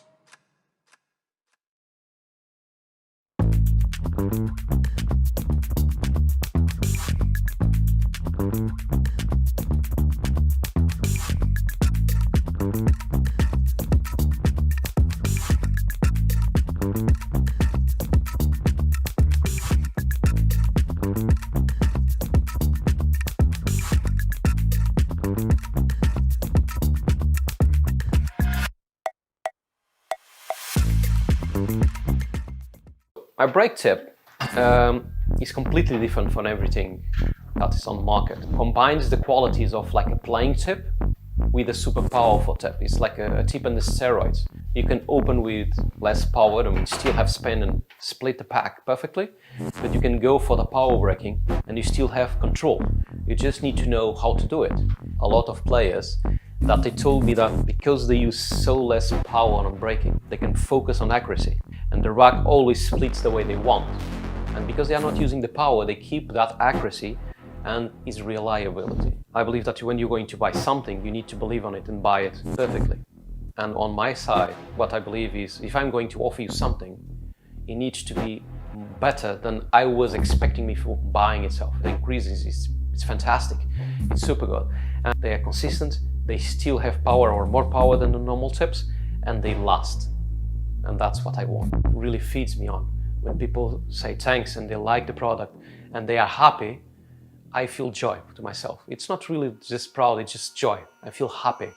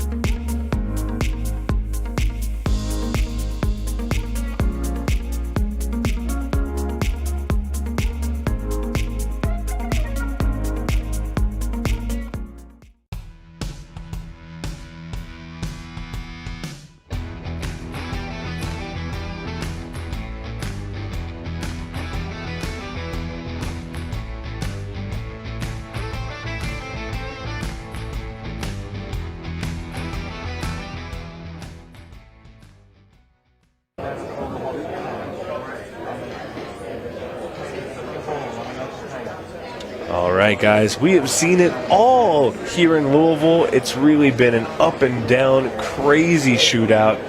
And I got a special guest with me, Mr. Ricky Evans. You were on the side of some silliness with the 6-ball shootout. I know it didn't go your way, but I know you have a really good pool memory, and you put that behind you. You're playing in the Open as well. So, did you win your first match? Yeah, I won my first match in the Open. I don't know if I'd call that shootout a good memory necessarily, but I wore the wrong shoes.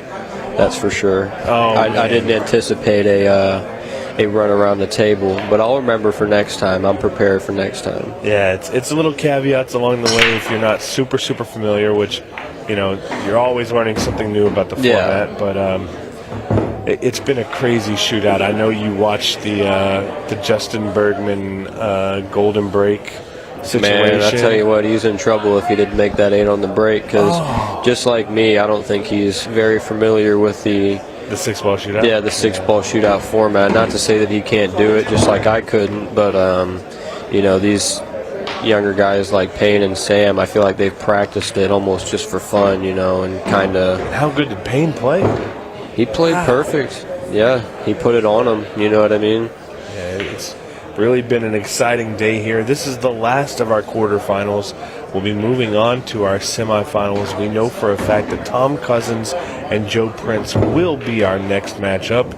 And, of course, the winner of this match, David Matlock, Justin Bergman, will play the now semifinalist Chris Mitchell. And yeah, crazy shirt foul in that last one. He could have been 3-3 and then got careless. I mean, he knows it's all ball foul. Greg does on that last where it was going to go 3-3 there. Huge swing. I mean, not only that, because you just had the loss of frame, and I know some people didn't quite understand that. As we see David clean up here, that was a great run out, but intentional fouls, we all know we can't do them, but there's also, when it comes to the discretion of the referee, if you don't hit something hard enough for it to be deemed a feasible shot, it's at the referee's discretion. And I actually agree with Rich. It didn't go past the side pocket on a 2-rail kick. And I feel like it just wasn't hit hard enough for it to be deemed a reasonable shot. I gotta be honest, I didn't see that part. Yeah. I was kind of bouncing off and onto the match, so I didn't see that part. Hard for me to give an opinion on that, but it was an interesting situation. But Chris kind of moved past it, and then the shirt foul with Greg helped out with that, because if Greg would have gotten out there, Chris would have been in a horrible head game at that point. Right. So. But yeah, I mean, he had the shape on the 8. Greg did, and I hate to use the word, but I feel like he just carelessly kind of got over on it, like he's playing normal pool, and you got to know it's all ball foul. You got to be really careful. I mean, I'd almost arch my arm like crazy to make sure that I don't hit the all ball foul. Well, it's kind of wild, and I don't want to get too far away from this match, but if you watch some of the European players that do play this all the time with the all ball fouls, when they bridge over a ball, they bridge over it. They give themselves a huge leeway for error, and I think that because some of the American players aren't used to it, they get a little lazy with it, and oh no, wow. That's a huge miss. That was a great opportunity for him to go up 2-0. The rest of the table is open. That was not a tough shot. I mean... And we all know how great Dave is. He was really trying to play the cue ball well, to not tie up that other ball when he ran into it, because he had to run into it. The cue ball. Yeah, he had to run into it, so he was really trying to play it and dress it up nice, and he lost accuracy. Yeah, so... I won't go too far off track, but yeah, we've seen so much craziness today. 6-ball shootouts galore, crazy fouls, and golden breaks. I feel like we've seen it all, and I feel like we've seen it all twice. Yeah, somebody was trying to ask me what the percentage is for him to make that 8 on the break, in that moment, and I'm like, you could break the balls from the side trying to slap back into the rack, and trying to make the 8. And break 200-300 times and maybe not make the 8 on the break once. Yeah, and then other times you can do it I've seen it done twice in a row. Right. You know, it's really random. It's a very low percentage. Yeah. For him to need it right there like that and then get it, I mean, that's wild. A couple years ago, I remember a match between a really well-known junior named Joey Tate and another player that's highly well-known in the United States, Shane Van Boning. And there was a lot of controversy over a ball. He shot the wrong ball in the wrong order, and everybody said, well, you know, he'll never do that again. He'll never make that mistake. And I feel like that's a situation where with Payne and Justin, I feel like Payne now knows that if he's ever in that situation again, he's going to let that cue ball move after he makes that 8-ball to take that golden break opportunity away. If he takes a few more seconds, and to be honest with you, I was saying the same about Justin the rack before. If he would have milked it a little bit longer, he wouldn't have allowed Payne enough time to even get that game to make it hill-hill. Yeah. Well, not hill-hill, but even on the score. Yeah, Payne had a minute 25. All Justin had to do is milk his last 3-4 balls that were gimmies. And it drops it down to 55 or 40 or 45 seconds. And the pressure really goes tough. up and everything like that. You know, even if he has enough time, the pressure goes up a lot to where each shot gets tougher. Yeah, it's really been an absolute surreal day here, and to think that we're not all the way through it yet, because we've seen so much. But a really early mistake there by Dave Matlock. Yeah, that's going to be a big turning point for this match. I can guarantee you that. That may be, when we look back at this match, that may be the reason that he lost this match for Dave Matlock. Yep. That's a big turning point for sure. Even though it's so early in the match, he could have went up 2-0 right there, really applied some pressure. But, you know, Justin in and this with him format, breaking now, too. Yeah. Justin in this format, I feel like he's really found his calling. Oh, yeah. Not only does he enjoy it, and when you enjoy playing a specific format, you play better. Right. But I feel like this is suited very well for him. For sure. It's really been a lot of fun to go through the last few events, and obviously, and I'm a fan of yours, and it all stemmed from Kansas City. You played very well there, and I'm glad to see you here. But you know, it's the same thing with Justin. Yeah, I got to play a little bit more 8-ball because 9-ball in rotation, I play fast, and it doesn't take me very long to develop the patterns. But in 8-ball, it's a little bit unnatural to me. So I can still play fantastic, but it takes me a little longer. So when it gets to that 15-second, if it was 9-ball, I could do it all day. But, you know, 8-ball, puts a little bit more strain on me, even as a fast player, because I'm not naturally an 8-ball player. It takes me a second to see what I'm doing. Well, and not to say that you aren't, but 8-ball is definitely a thinker's game. Right. And if you don't develop yourself into being in that thinking mode, right, you can definitely make some small errors that may lead to bigger errors. You know, I've always said that 9-ball is not a bad game. It's kind of like checkers. It's very much touch and go. You know, find the pattern, shoot the ball, and get out. 8-ball is a little bit more like chess. Not quite as drastic as a Banks game or a one-pocket game, but 8-ball is very much chess and moving and putting yourself in a good position. That was an insane mistake there by Justin. What did he think was going to happen there? If he was going to hit that ball, he had to hit rail first. He had to hit rail first if he wanted to come off that ball like that. So I think he wanted to try just to put the bottom on it. He was trying to just come off the bottom of that 2 and then hit the rail and then come over into his 15, I believe. Yeah, that's a huge mistake by Justin. But the way he hit it, he'd have to hit rail first. You can't hit ball then. That was, for no matter what, going to be a scratch there. Well, we've seen 2 massive mistakes, one from each player. This table plays quite different than the outside tables, though, as far as how the rails react. Yeah. They're both pretty new, and they both play really great, but the rails are a lot bouncier on the outside tables, so that might have influenced how he played that ball. That might be it. This is just, what do you Because think that of was really, you know, like elementary almost for him to not know how that was going to react. Yeah, you're not going to make that mistake if you're a decent player at or all. Justin.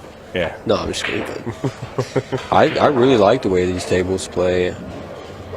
I'm a fan of Brunswick in general, and I think that this table plays good. The only negative I could say about it is the like rails are like sloped kind They of do downward. have a little bit of a slope. So like if you set your chalk on there, it could slide off pretty easily. And I think we've talked about that a little bit. Sam Henderson. I think that's something on like the next iteration of this table, like the volume 2 or whatever. You know, what I mean, they'll completely flush that out, and they'll have like a perfect table. And I believe that's definitely been discussed. I know for a fact it's already been discussed. And, the change will definitely be made. Especially when you got that round town that falls off, and you might not ever find it again. Roll to another county. You know, I was watching during the Sam match when he was on the hill and ready to beat Tom Cousins. He missed just a really simple shot, but the reason he missed it is because his chalk fell off the table 3 or 4 times in a row leading up to that, and you could actually, it rolled off here, and you see the chalk roll off across the room. I'm telling you, man. Just an unfortunate deal, and you know, the guys that, oh, look at this. Wow. We need to figure out how he's breaking. Yeah, right.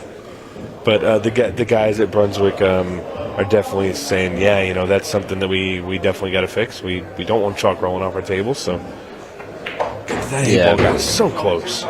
But overall, I mean, they play super good, and aesthetically, they're really nice to look at. I feel like they are. Everybody's going to have an opinion, but yeah, I think that a couple of the other companies that have came out with some like, you know, tables to compete, you know, with like Diamond and Rassin of lately. I'm not going to say any particular brands, but I'm just not a fan of how they look. You know what I mean? I haven't played too much on them to say, oh, they play terrible or whatever, and that's really dependent on the cloth, how they're set up, and who installs them to how they play. Absolutely. But the way they look, man, I don't like the way they look. Something like this looks so much more classy.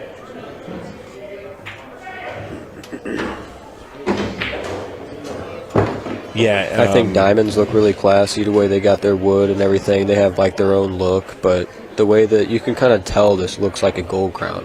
You know what I mean? Like it's got the old gold crown look to it a little bit. I like that about it. Yeah, and Brunswick's a company that's got a legacy of being a good table manufacturer. So seeing them jump into update a little bit. Yeah, the bar table game and go more modern. And then, you know, obviously partnering with us is going to be great. I think it's going to be a great partnership. I'm excited for it. Dave Matlock really cleaning up that rack. Stole that game. This is getting a little crazy here. Yeah, they're both making a couple mistakes that they should not make. I wish when I played these guys, they'd make mistakes like this. I tell you what. You know, that's the worst part about it, because it seems like when you play somebody, they play lights out, and then you watch them the next round of the tournament, and they just make so many mistakes. I've been there so many times, and it's frustrating to watch as a player. Big time.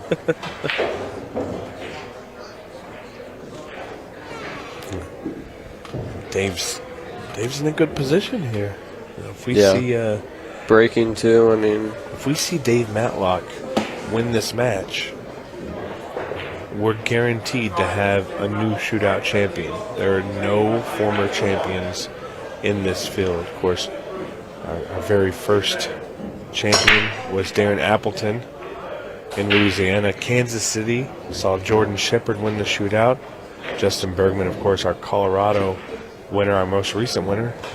But if he goes out to Dave Matlock, we're going to crown a new champion. Exciting times here in Louisville, Kentucky at Rail Yard Billiards. And a big break by Matlock, but nothing falls. And Justin's in a situation here where he needs to win this game, knowing that he breaks again next.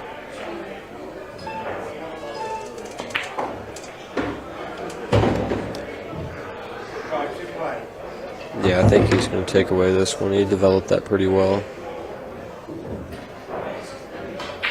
3-1's tough action.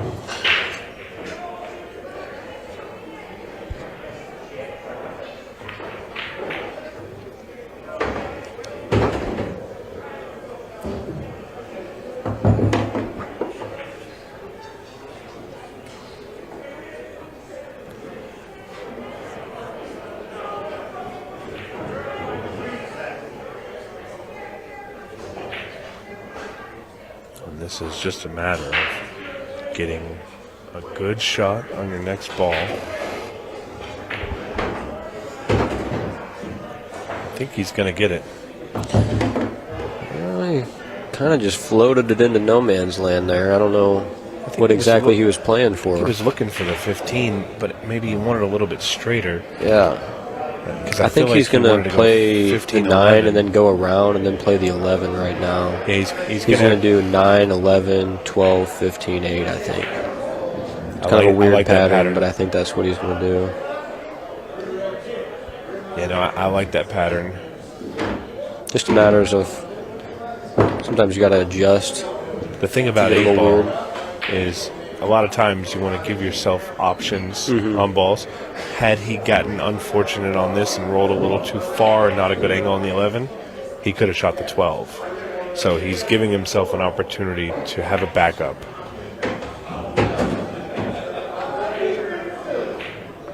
I don't like the angle that he's got here, to be honest with you. I like the angle to where if he was on the other side, where he can kind of just draw and then park his cue ball on the 4. But he's going to punch it out quite a lot. It's got quite a bit of angle there. Wonder how he's going to play his cue ball here.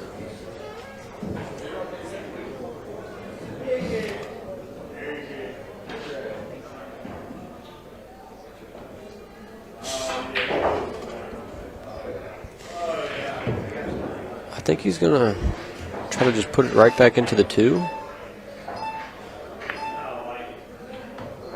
A little touch. I don't know. I don't know if that's enough. He's going to have to play it in the corner down there. He doesn't realize he doesn't have to nominate a pocket, but it lets us know where he's going. He's trying to go to the corner here. And I like the corner more than the side. Don't like to have to be shooting this. I just feel like he could have developed that a little bit more. Yeah, but I feel like Justin's got to be a favorite to make this ball. Yeah. It's important that he makes it. Look at these buckets. Used all the pocket. Used all the pocket. That wouldn't have went over on the side tables, but it goes on this one because the cloth's a little newer. Definitely helps for the slick cloth. It kind of slides in, so. Well, that's a big rack there for Justin because he absolutely needed to win that one. Oh, yeah. He would have been sweating if he missed that one. Big swing from 3-2 to the other side would be 4-1. You don't want to be 4-1 down against Matlock in a race of 6. See, I think he was just trying to come over and bump into that a little bit, that 8 a little bit heavier, if anything, on the other side. But these tables, they just die off the rail so much that new cloth, your outside spin turns into inside almost. Yeah, and if you hit anything with power with spin, it usually takes a rail or two to react. Right. Because it's so slippery. By tomorrow, it'll be playing less slick and a little tighter, and then by Sunday, as we've seen in the past, it's going to tighten up even more. It helps that it's cold here and been rainy for the last couple of days.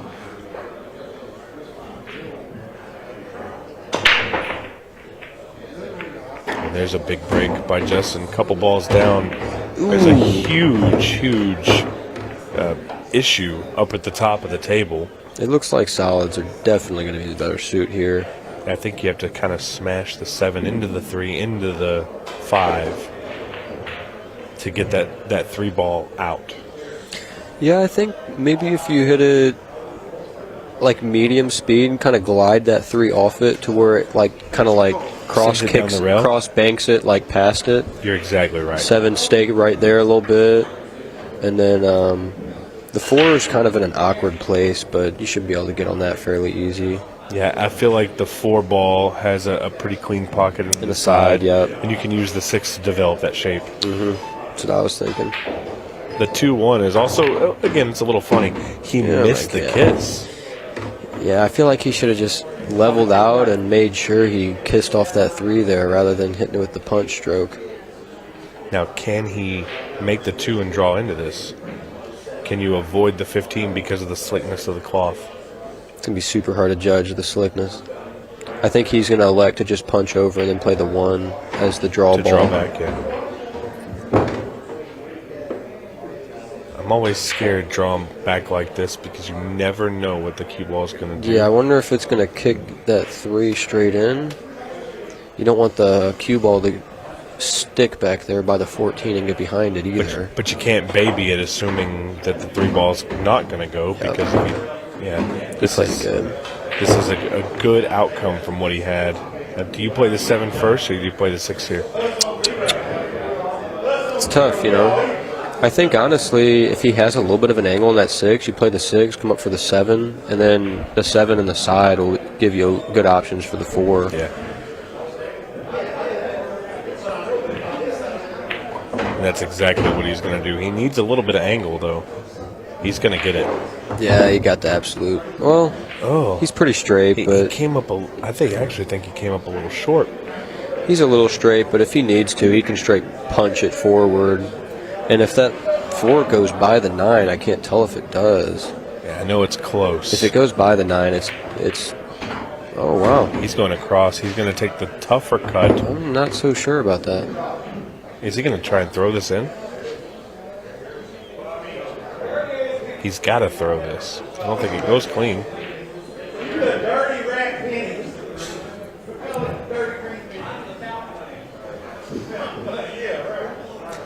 Yeah, I think he's going to throw it in. He's pretty natural to be able to get shape on his 8 doing so. The throw's going to naturally put him in a good spot for the 8 ball, so he's just got to focus on making the ball. And he that's criminal. He did throw it in.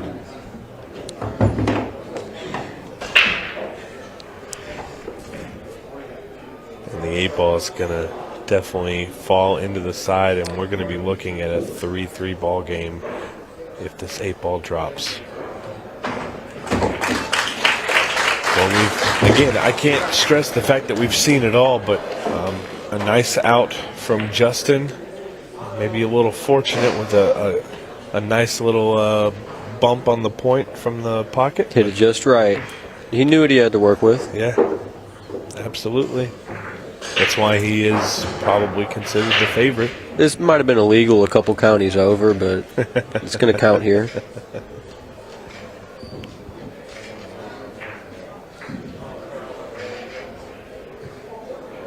And this is a semifinals match. We'll be moving into, this is a quarterfinals match. We'll be moving into the semifinals. Tom Cousins and Joe Prince is our next matchup, and it's a little bit of a grudge match. I don't know if you know this, but Tom Cousins went out of the Colorado Open, not the Shootout, but the Open, and he lost both of his matches to Joe Prince. Oh, really? And he lost, and then on the redraw, he drew Joe. Joe's a good player, man.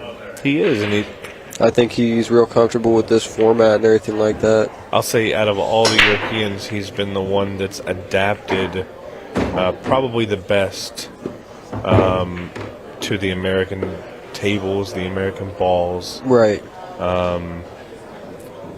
So he looks comfortable on this table. Now, I'll say this. He doesn't look comfortable on this table. His last match was a little wild, but he's been looking comfortable on the tables. He's going to need to up his game next round because Tom is no joke.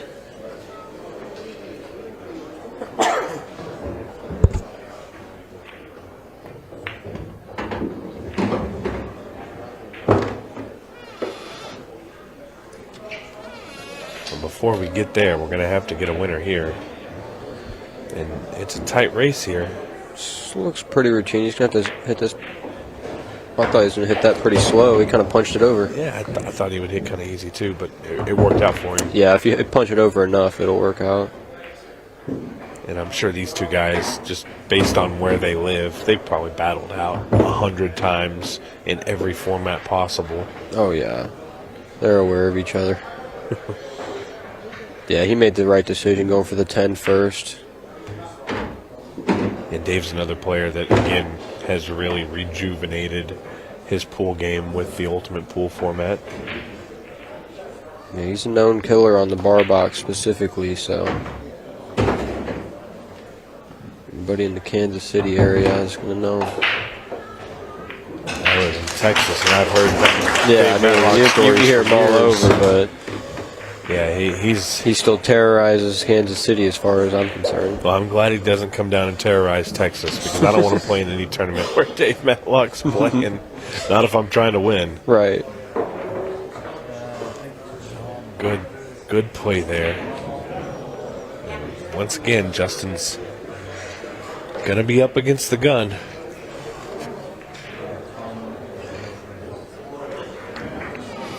You know, the thing about it is past the first 2 racks, we saw some crazy mistakes. It seems like all of Dave's racks have come kind of easy, and all of Justin's racks have been quite a bit more difficult. Yeah. He's breaking from the side, though, ain't he? Or is he breaking from the center? I don't remember. I think he was. Looks like he's breaking from the center. I think he was breaking with the cup break a couple times, but I feel like maybe he's moved to the center now. There ain't no way he's making the 8 on the break with that center break. He had to be breaking from the side. He almost. Well, he definitely made it with the cup break on that one, but he almost made the 8 ball a minute ago with this head-on break. And it was just like that. Ooh. Oh, wow. Ooh. He got no pop on that at all. If you don't get any pop on that center break, then it don't even. I mean, it looks like I guess he did make a ball, but it hardly gives any ball a chance to go whenever you don't get that pop. Doesn't let the first 3-4 balls release from the rack. And not only that, but if your cue ball doesn't catch just a little bit of air, you see that where it goes back and speeds forward. Yeah. Whereas if it catches a little bit of air time, it'll kind of park right somewhere in the center and just stop dead. But when you get that forward, you always risk scratching one of those corner pockets. Did he take stripes here? Yeah. Hate the way that 11 is. I hate shooting it up table too. He's gonna have to really slow roll this ball. That's not a good shot right there. He put that 9 right on over. He needed to really slow roll that if he was gonna do that. Now there is a little bit of a caveat here. Yeah, I feel like he could play the 15 off the 5. I think he could also play the 13 off the 5, but he's not going that way. This is an interesting angle. He's digging himself a hole here. This ain't good. This ain't good at all. Yeah, it's okay to dig a small hole if you can leave yourself room to get out, but... Yeah, I mean, even if he made that ball, he's going to have to come with a super shot. Okay, he put himself in trouble, and Justin's going to get a chance to even this back up. Yeah, that's another... It's going to be another big swing right there. I think he should have took his time a little bit. 100%. Maybe got a little...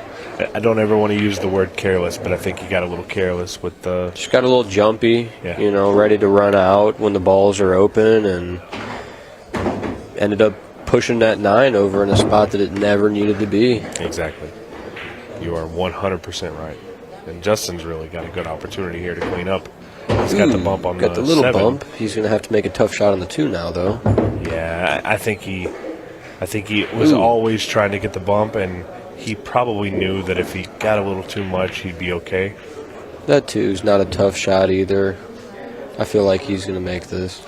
Probably not the shot he absolutely wanted, but he'll be okay. Oh, for sure not.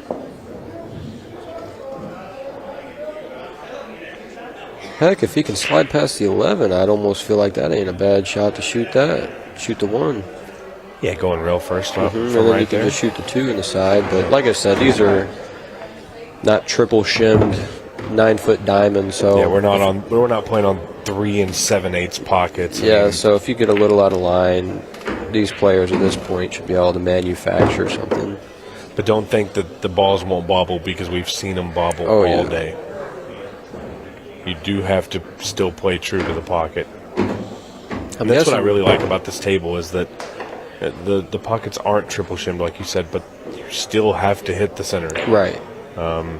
If you get too careless and try and cheat a ball too much, it will cost you.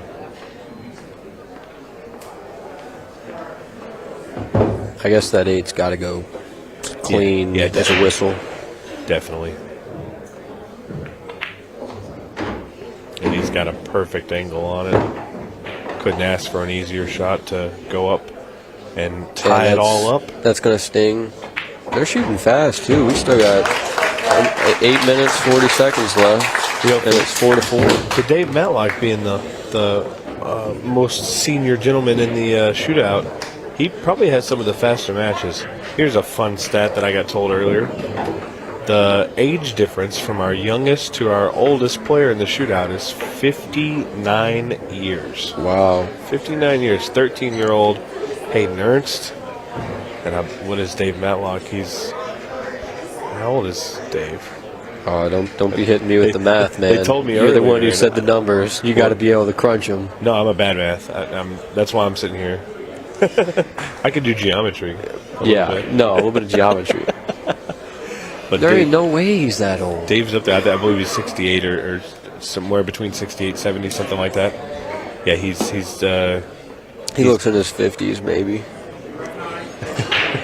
He'll appreciate that. Have you seen our tomorrow we have mixed pairs? Yeah. Have you seen that? You see who he's playing with? Who? His wife. Oh, really? Yeah. On the flyer, they're. I don't know how she plays, but that's going to be a tough team.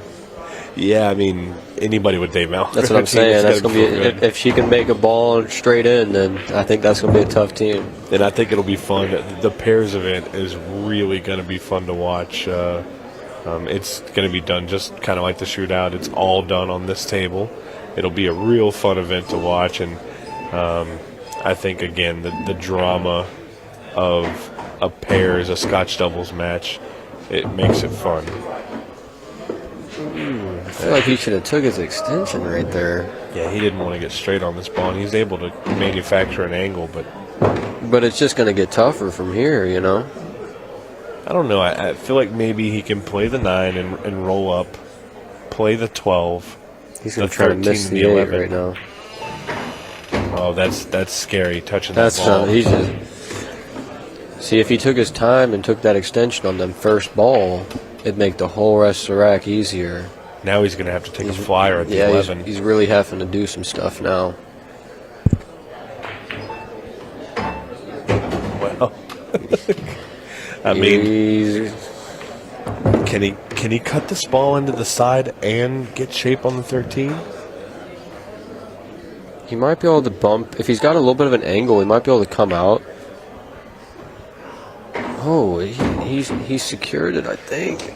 I don't think he can see it. Oh, yeah. He's going to have to cross it. And that's scary. There ain't no way. This is a Matlock magic shot right here. Oh. Yeah. The fact that he got that close to it. Just kept digging himself a hole, you know?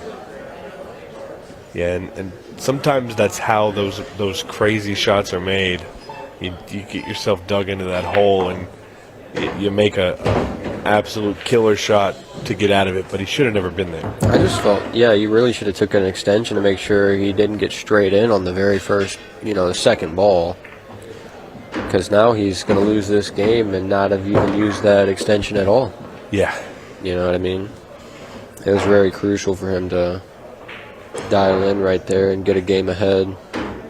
It's one thing I've noticed with you is I think you have a good understanding of when to use the extension and when it's pivotal.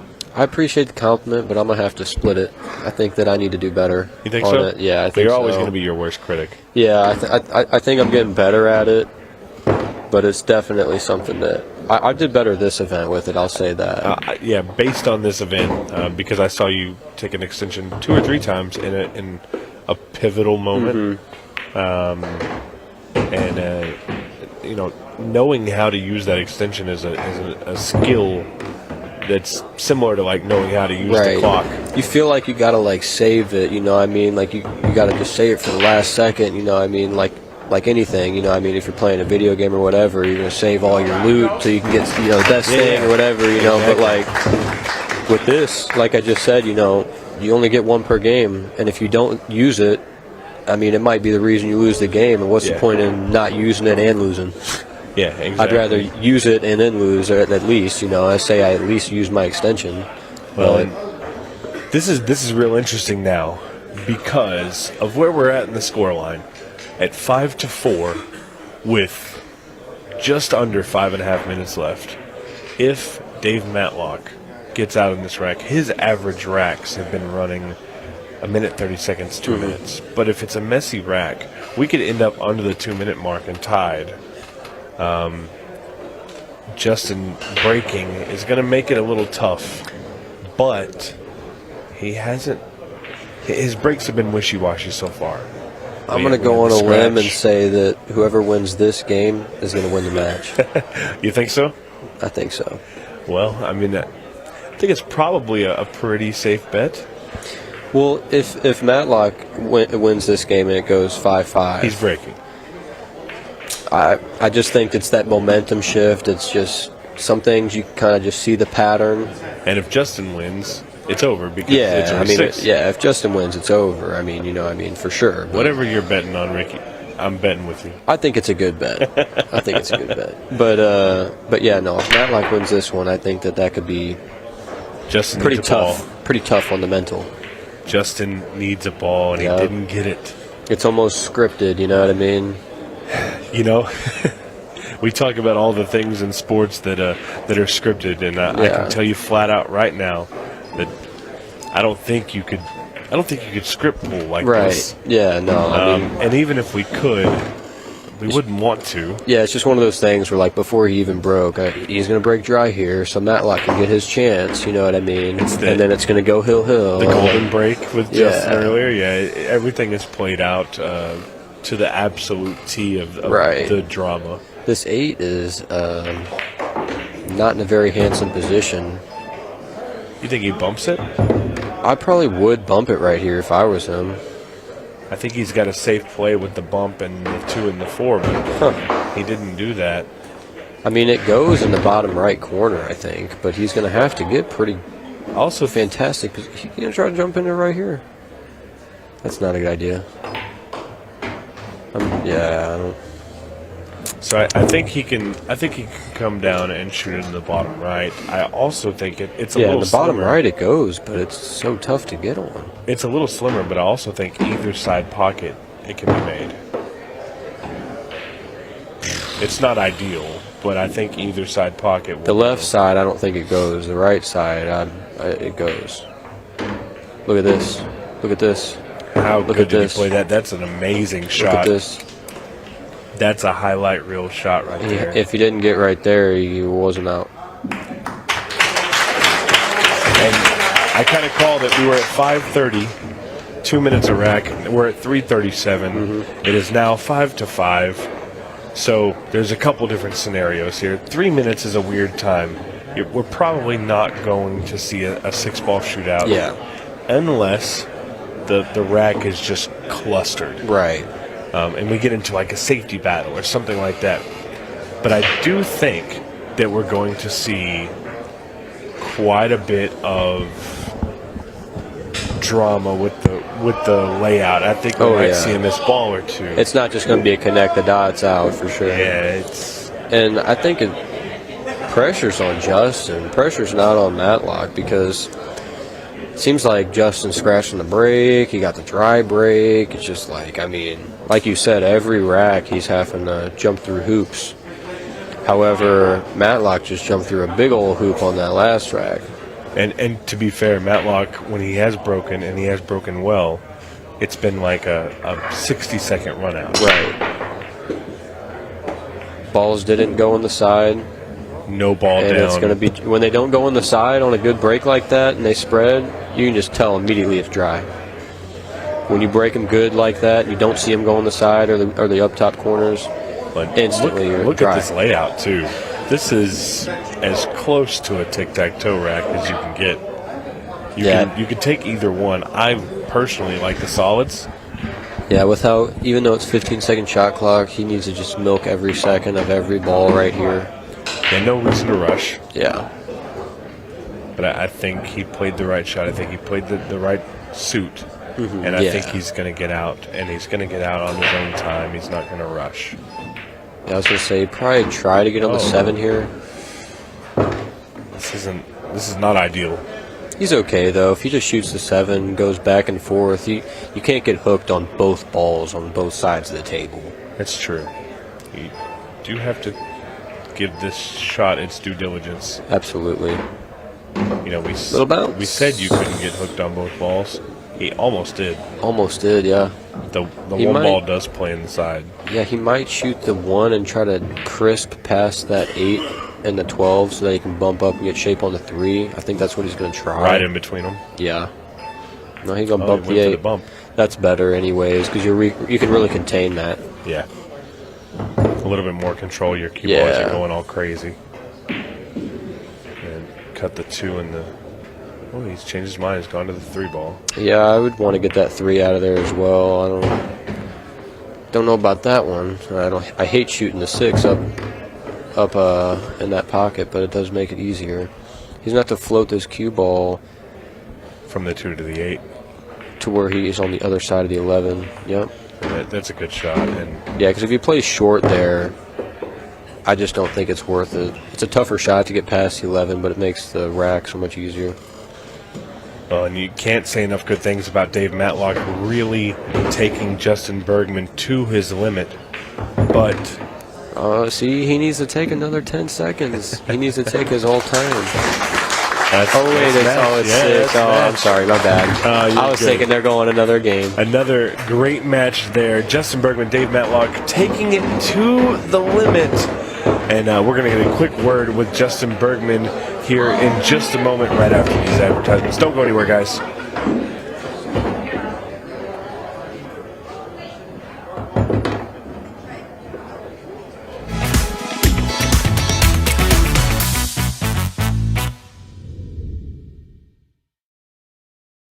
Ultimate Pool USA presents the Ultimate Pool USA League Grand Finals.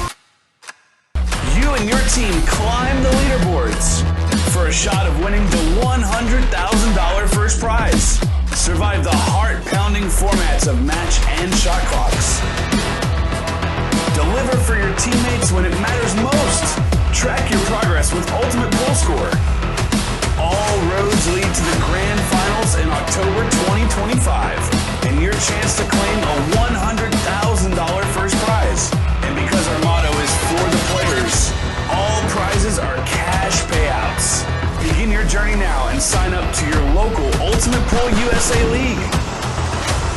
Ultimate Pool USA, for the players.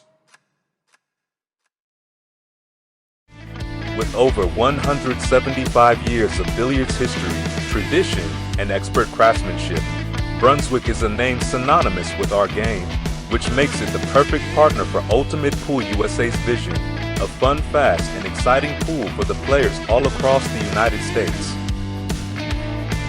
Brunswick, Ultimate Pool USA's official table partner.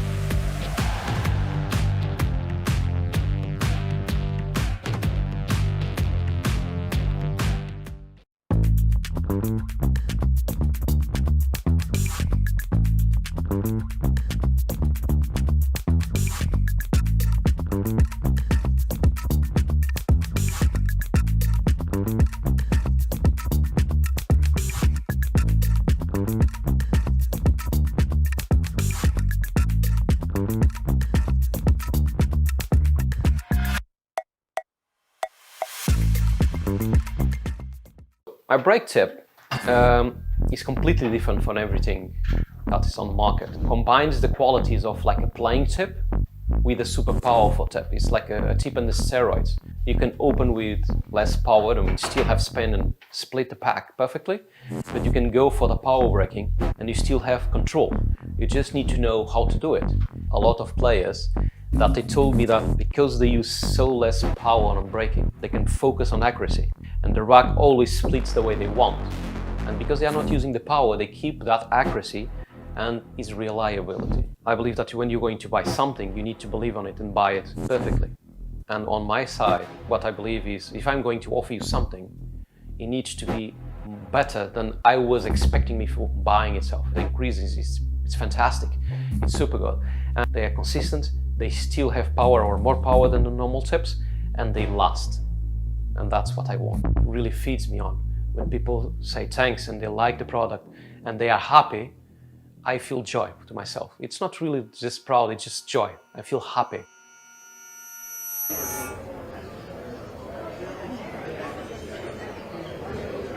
Well, welcome back, everybody. There is Tom Cousins, the #1 ultimate pool professional in the game. He's into another semi-final here at the Louisville Shootout, and he has an Englishman for company. Joe Prince is his opponent, and yeah, no chance to get the interview with Justin Bergman after a brilliant match in the last one, simply because we are running a little bit behind here. We're meant to be finishing fairly soon. We've got 3 more matches still to come tonight, 2 semis and a final. And we're going to rattle through them, and I'm sure we're going to end up with some drama. Simon Webb and David Tintworth with you for this match. And David, I'm really excited to have you on comms. Yeah, thanks for having me. Nice to have you come and join us. We'll enjoy the match, probably talk a little bit about league pool as well along the way. Sounds like a plan to me. A lot of great pool ahead. So Joe gets us underway. Now the big story in this match is obviously, you may have heard us talk about it throughout the day, but Joe Prince has, or did, knock out Tom Cousins by himself in the last Open event. Knocked him out in the first life and then knocked him out in the second life. Beat him twice. What makes it more interesting is the fact that Tom didn't miss a ball in either match, nor did Joe. Let's see if he can bring the heat again. He's going to need to. He didn't play. He didn't play anywhere near his best match in the last against Cleve Thompson, but he did manage to get over the line in a 6-ball shootout. Same as Tom Cousins, who needed a 6-ball shootout as well against Sam Henderson. Yeah, that was a great match as well. Good chance here in the opening rack. Yeah, he should take this on his break.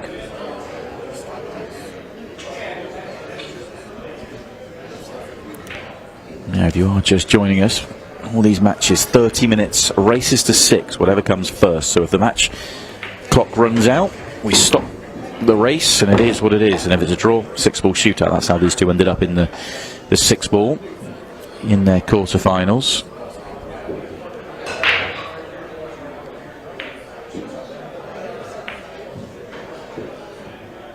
Oh, wow.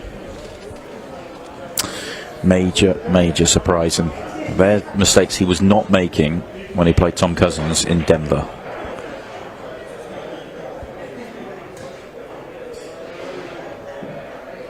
And as we were talking before the match, now we give Tom the opportunity to show us how good he is at developing these balls with the stripe that laid up on the 2 there. So let's see how he deals with it. Yeah, 2 problems. Doesn't have a great way of dealing with it, but he's so good at figuring this sort of shot out.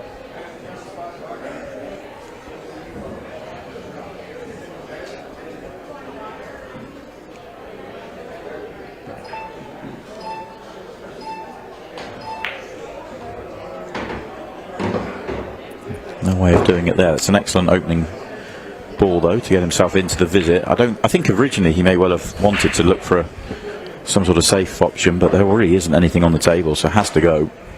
Yeah, you got to go. I think that the one in the side plays nice to open that up as well. Just what the insurance ball is going to end up being is going to be the question, I think.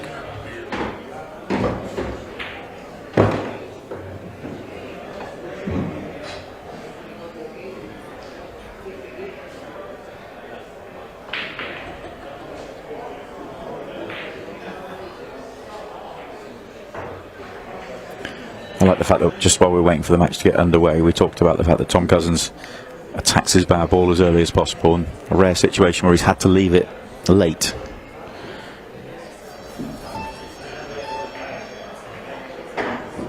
And it's gone wrong. That's why you attack it early. Went for the control, trying to get that a little bit fuller. Hold on the ball up the table.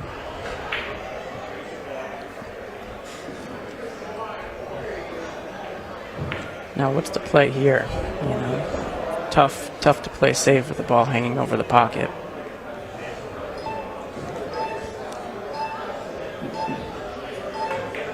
Plays the cross. Just the easy bank. Yeah, hey, another day in the park.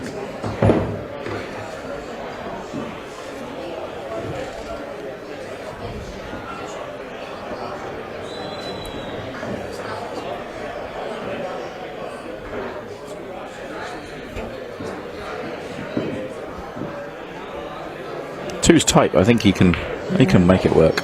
Yeah, I think he just rolls and takes his medicine on the 8 in the side, but see if he tries to manufacture something. Oof. Wasn't taking any chances there, was he? That was using it all. Mm-hmm.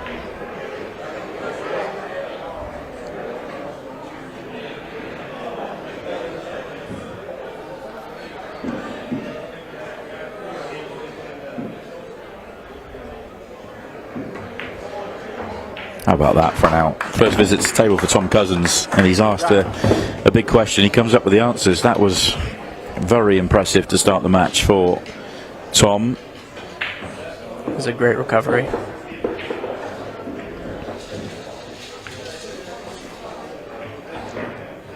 And he gets to have the next break as well. He changed his break from the first round to the second round. Was cut breaking first round and not having much success. Second round he's gone front ball, found more. So a couple of dry breaks in there which were punished by Sam Henderson.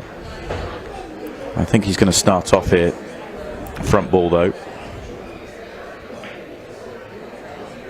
Yeah, it seems most guys have been breaking from the center today and making balls, so a little bit less pace too, where it's been a double-edged sword of some balls tying up towards that short rail at the top, but no problem for these guys. Do you think there's any going to be a hangover from Tom in terms of the last two times he's played Joe, he was beaten, and I'm not sure if he thinks too deeply about that. But no, it doesn't seem like a guy who's phased by much. He doesn't seem like a guy that's phased by anything. He really isn't. He's very laid back. He is. Even let me pick his brain a little bit on some 8-ball pattern play there.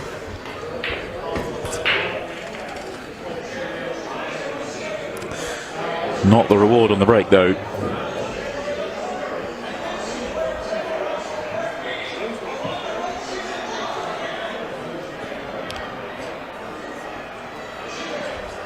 I was surprised that Joe didn't make the last run out. He's got a good opportunity here.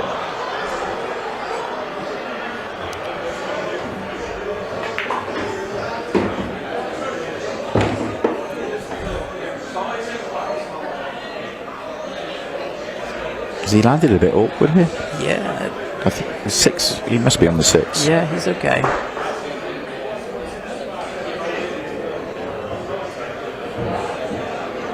It was a big draw stroke to not go too far. It's interesting play.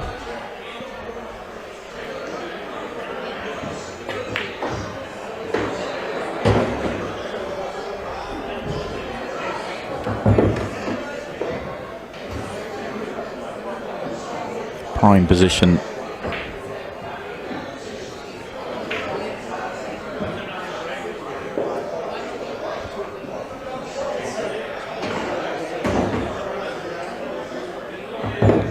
Well, he was in prime position. Yeah. That's not taking him long to get back out. That's oh, this must go. There's not much room here. Okay, great shot. Oh, he's hooked himself on the one he wanted to be on though. Mm-hmm. Certainly is working for it.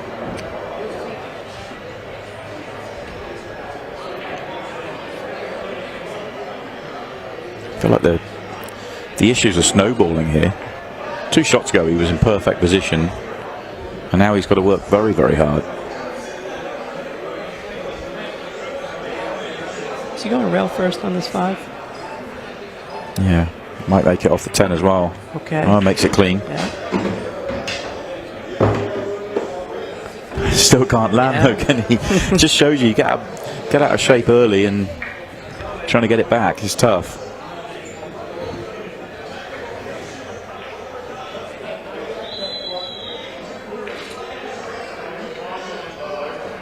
He's got to get good on the 4 to get shape on the 8 gear. He's okay. Yep.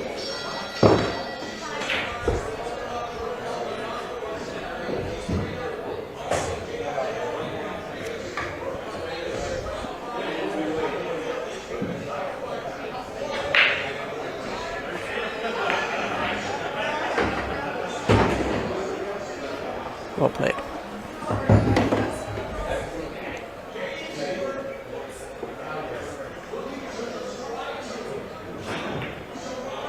That's a little bit more like it for Joe Prince. Yeah, he'll certainly be relieved seeing that 8 ball go down after that one. Yeah, especially after getting in trouble. But a very workmanlike run out. So, especially when you lose the opening frame on your own break against Tom Cousins, you're kind of fearing the worst for 2-0. But 1-1, he's taken one chance and let one go. But he's into the match. Gaining a little bit of that confidence back for sure. Yeah. Joe's played in 2 tournaments with Ultimate Pool USA, 2 finals. That's impressive. Very impressive, coming over from England for the first time in playing some US pool over here, and made the final in Kansas City and Denver, losing out to Chris Melling and Jordan Shepard. That's what's earned him a place in the shootout. Yeah, I really like his tempo, you know, especially when he was in the 6-ball shootout with Cleve before, that, you know, he looked back at the clock and saw that he had 10 seconds and made sure that he put that ball down with controlling the tempo very nice. So, very disciplined player. It's been a pleasure to watch.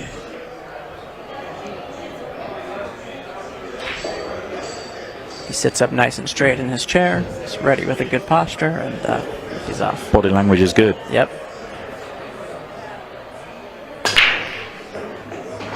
Oh, wow. Cue ball's going to scratch. It's rare as well. Very unfortunate for Joe Prince, and well, what damage has he done? Plenty. So just looking at the 3. Just looking for a pocket for the 3, I think, if he's going solids. Yep, he's certainly limited there with it. I just wondered if he needed to. I think the stripes are good here. Yeah, play the 11. Just use the 2, and then everything just everything's goes. Open, yeah. Play it fairly gentle. You don't want to move the 2 too far down the table. Very smart. Work is done. Now he just has to find the route, something that Tom Cousins is very good at. So you said you were talking to Tom earlier today and asking for a few tips on the. Did he give you any secret sauce for the patterns? I'm gonna have to charge for that based on what I learned. So,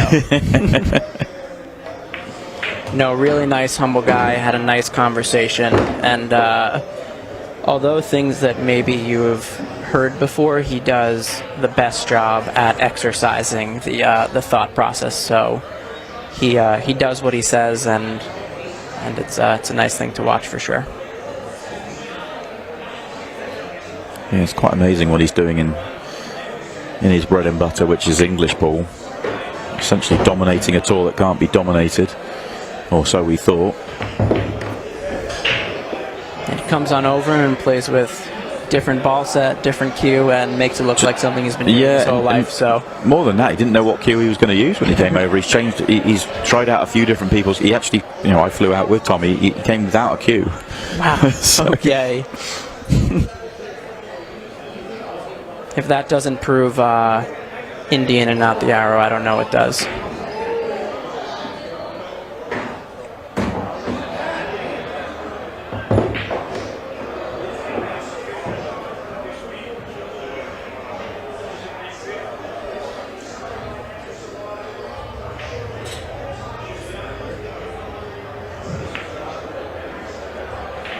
Nice shot there.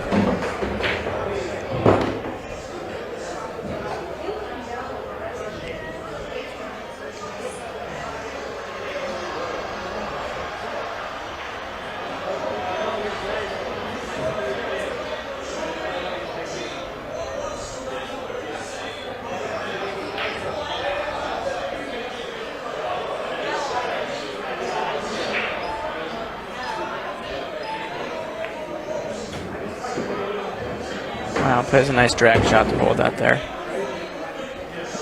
I think in an ideal world he would like to have been straight in on the previous shot, so he didn't have to do that. But yeah, it looks a little tight to the corner. Mm-hmm.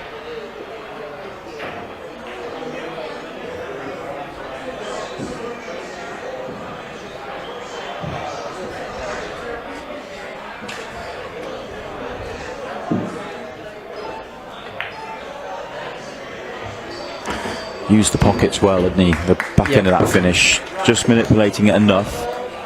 And very good from Tom Cousins. Fully expected the run out from the layout he had, but puts it away. Coming up towards 12 minutes played, and 2-1 to Tom Cousins. Still 18:24 to go. Still have a chance for the same shootout final that we had in Denver last time out. What would be the odds of that?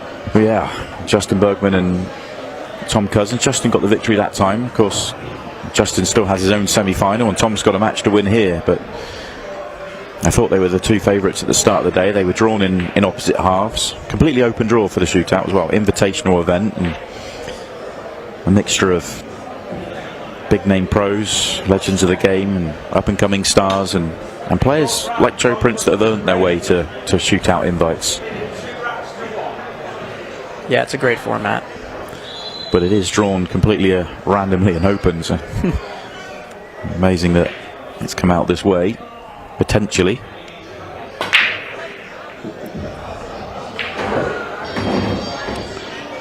Back to the cup break. Yep. Everything is wide open. Level of deflation for Joe Prince sat in his chair, I'd imagine. Look at you. Yeah, You do though. Don't you, you analyse the table as you're in your chair, thinking, what chances do I get to the table here? Right. Yeah, he's not looking as stout as he was before, all propped up. So. Yeah.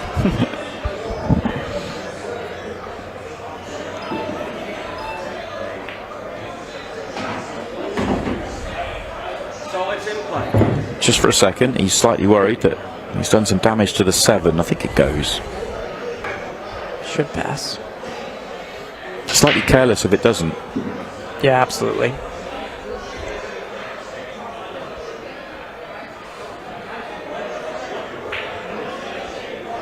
And it does look like it passes both ways. Not that you really want to shoot past that side pocket, but yeah, I'm looking right down it. It goes. Yeah.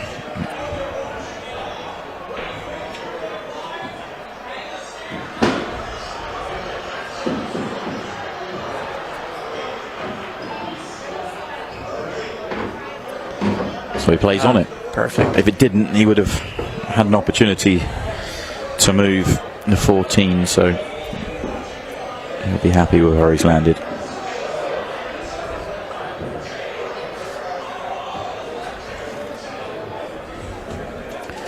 I say he'd be happy where he's landed. He would like to have a little bit more angle than he's got.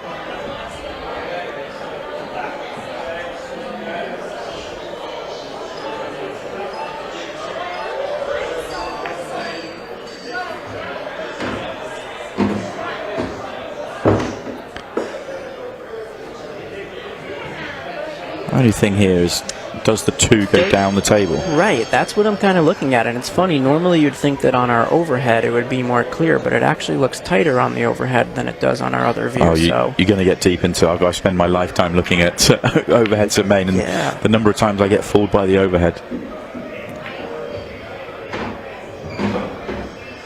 Let's see what the plan is here. It's a little steep on the 1.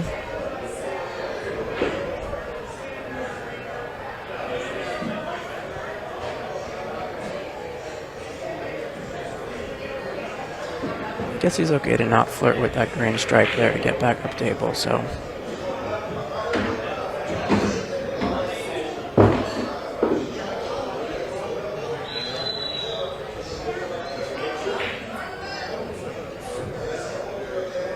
He's not sure either, huh?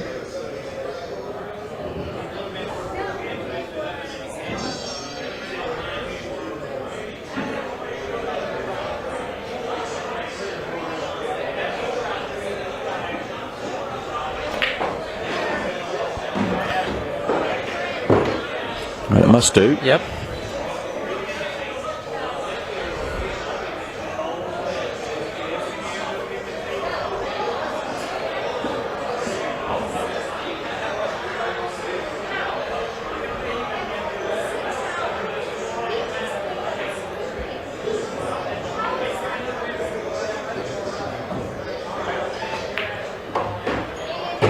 With ease.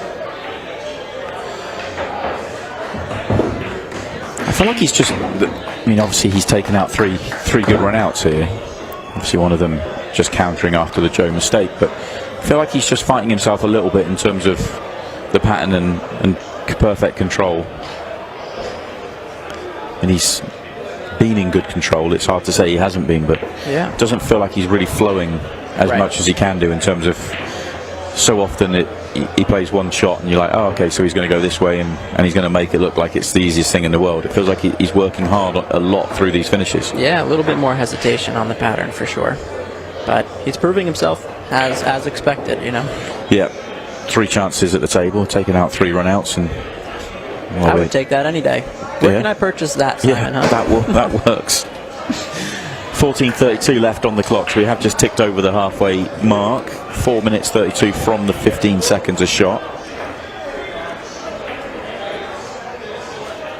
I think I said we'd talk about the league a little bit. I think with the Ultimate Pool leagues that are now growing around the country, is the shot clock's one of the things that a lot of players talk about, is that they're worried that it's going to be a lot harder playing at 30 seconds, but I think the feedback from, and you've certainly had some, has been different to that. But players are really embracing it. Yeah, absolutely. It's a twofold thing. First of all, everybody is really noticing that 30 seconds is a lot longer than you need or than you think, first of all.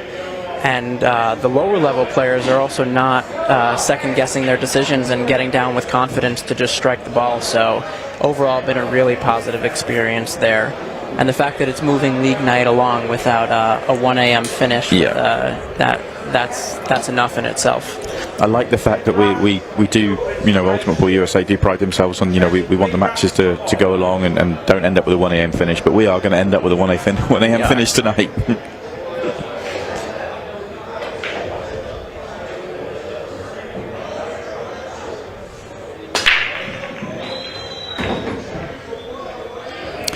Wow.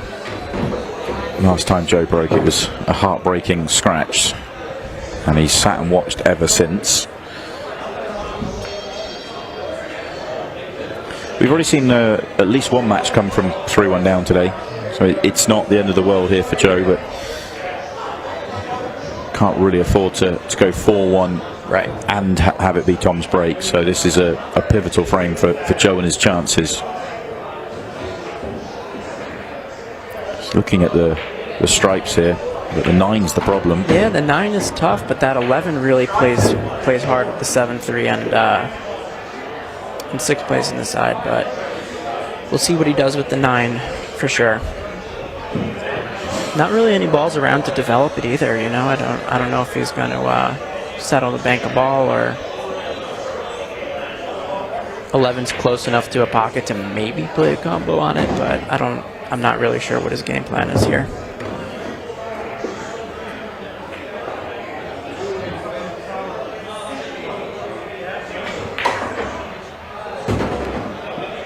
He's just going to try to get under it. Yeah, that would suggest it. Yeah, difficult to tell from my vantage point, but I think it must do.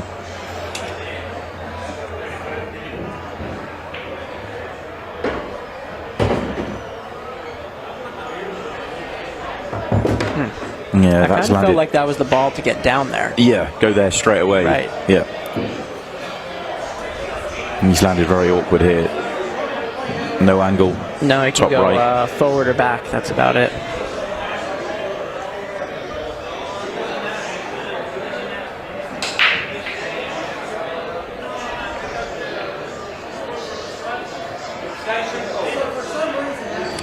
calls for an extra 15 seconds just to consider his options, which aren't great.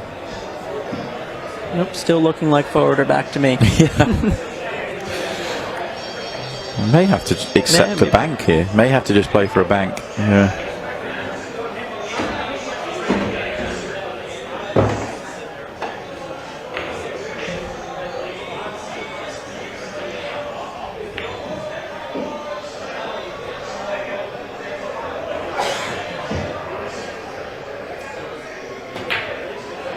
He does, and it goes wrong. Could be a big blow for Joe, that. When he made it to back-to-back finals of the Open, he wasn't missing those sort of chances. He was being very clinical. And he's missed a couple of them in the match. That was a disciplined choice to play safe there and force him to kick. You know, I thought he could have played the combo and maybe made something happen there. Maybe speaks back to the level of comfort and confidence in the flow right now of... Possibly. Yeah.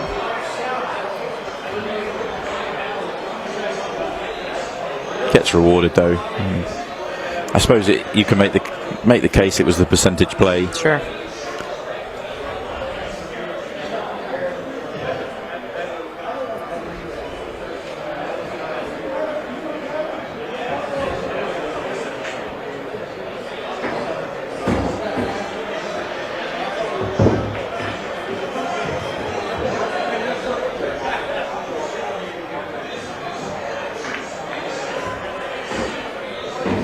That's not his best shot. I wanted that 7 just to stick over the corner.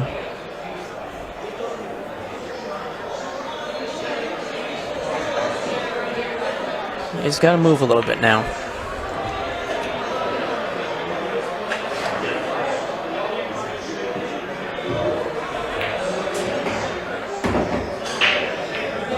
Won't want to land flat on the cushion like that. He's got a tiny amount.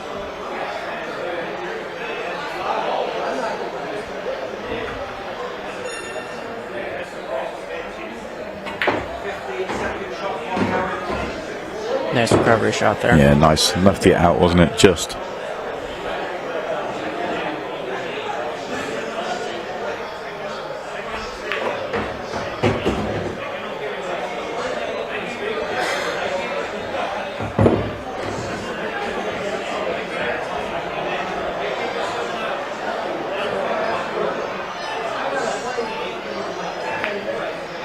Oh, wow. Wow. Did not see that coming. First mistake in the match from Tom Cousins, and it's a big one. That was 4-1 right there. 4-1 with what would have been 9.5 minutes left. That was huge. That potentially, if Joe can pull this one out, is massive. You know, he's going to have to find a shot though. Wasn't the best of cue balls. Stands on Tom Cousins' toes for good measure.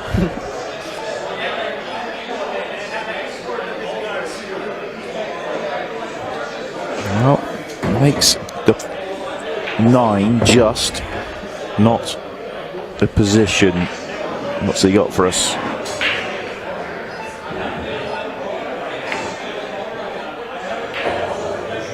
Oh, misses the bank. Can you believe it? You've got the ultimate pool #1 player missing 8 balls and can't punish him. That is a recipe for disaster. No, I don't think he's going to get another opportunity for that in this one. All that's happened there is it's wasted a minute and a half.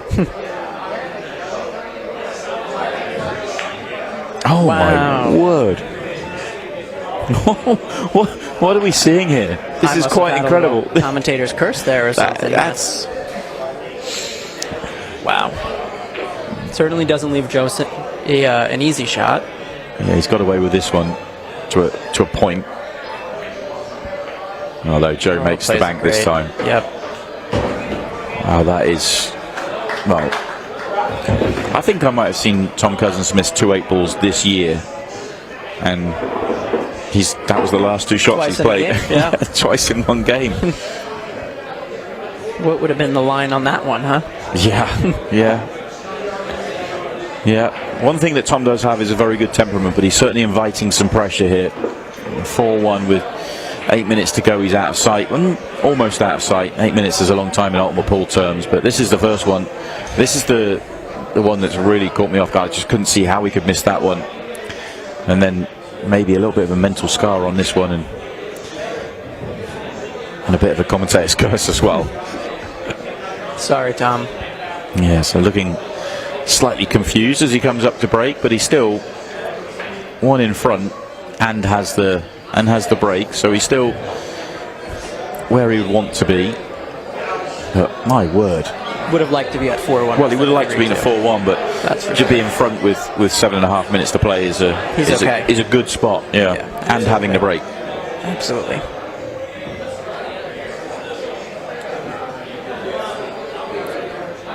Well, it's I said at the start of the match when he lost those 2 matches to Joe in Denver, he didn't miss a match, didn't miss a ball in either match. Well, we can't say that here. If it turns this match around and he goes on to lose, he knows the moment. That's it.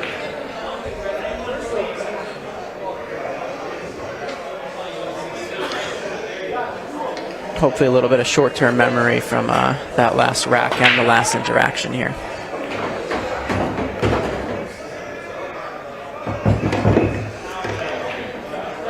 Tom always seems to have a pretty short memory when it comes to mistakes in the pool world,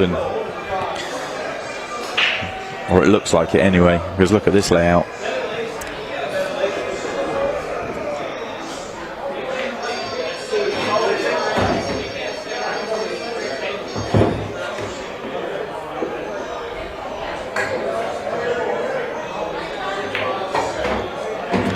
That's all you have to do.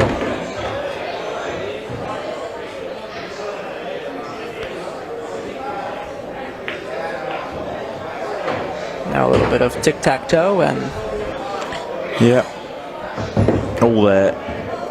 Just a case of whether you decide to run the clock down here or not. I really don't think you should. I don't think Tom's going to. You never know. 2 quick frames the other way and you might want that times.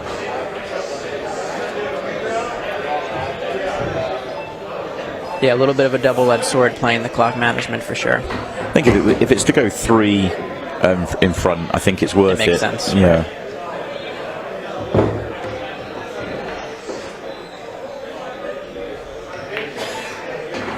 And especially if this gets down to a 15-second clock, hard to run the clock down at that point, that you want to have the leeway there. So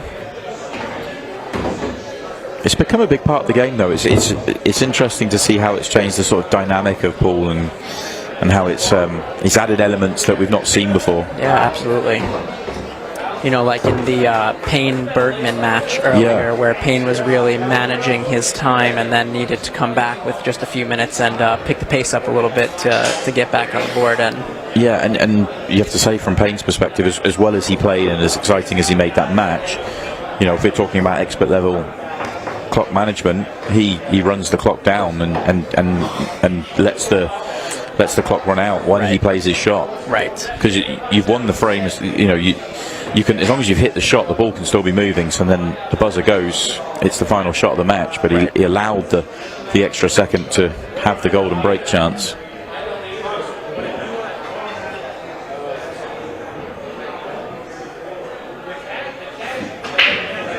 yeah, it was a very exciting finish there.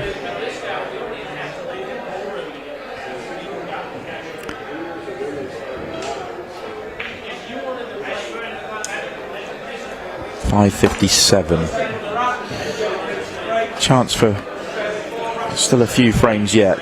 Joe's not out of this, especially as it's his break. So yeah, he's got to put this one on the board.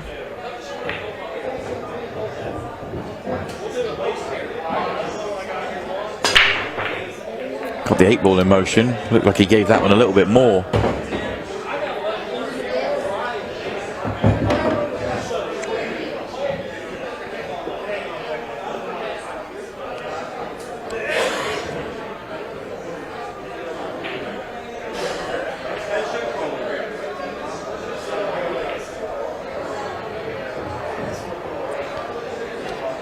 Wow, he is opting for stripes, huh? But I don't think he's got a solid. You didn't think he could see the 3 there? I wasn't sure. Yeah, I thought that he could, actually. But based on choosing stripes here, I got to assume that he couldn't.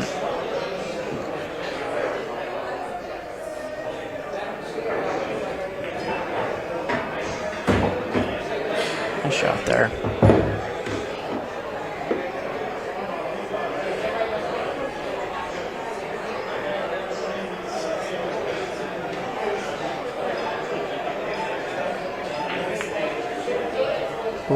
That gets another one wrong. Yep.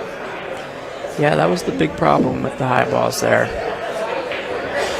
Played a nice little bump. I think came off of the long rail just a little too far, and I really expected Joe to step up from his last match against Cleve to this one. I really did, and he's just hasn't quite been able to put together the clinical finishes. A couple of silly mistakes. And in all honesty, the double missed 8-ball from Tom Cousins is the only thing that really kept Joe in the match. Other than that, Tom will be out of sight by now. Absolutely.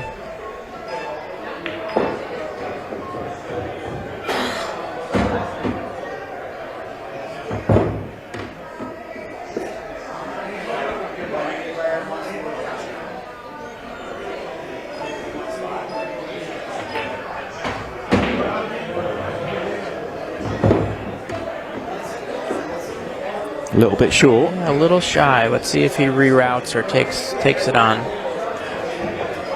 He's taking it on.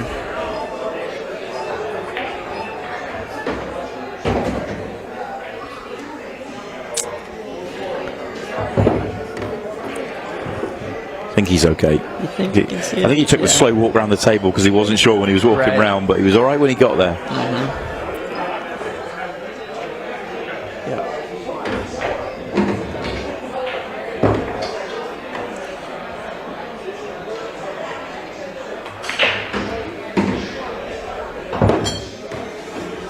So nonchalant.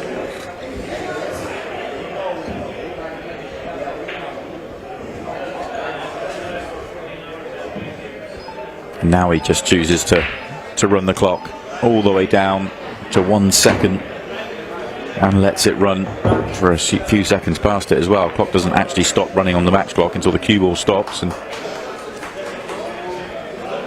that takes us under the 3-minute mark. It puts him 3 in front, and he has the next break. Well, it looks like Tom Cousins is going to get himself back into another Ultimate Pool USA final. He has won so many tournaments, it's quite ridiculous. Impressive to say, none the least. Yeah. Just his whole demeanor, the way he moves through the rack is just, it's comfortable, it's beautiful, it's a pleasure to watch. For the spectators at home, pool is not as easy as Tom Cousins makes it. It's very true.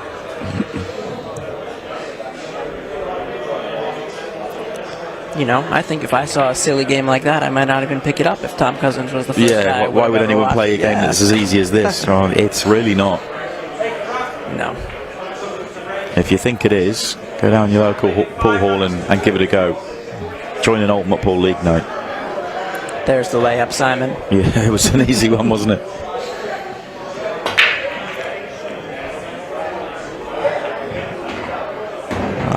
I would say a chance to finish it off straight away. Not a very easy layout, though.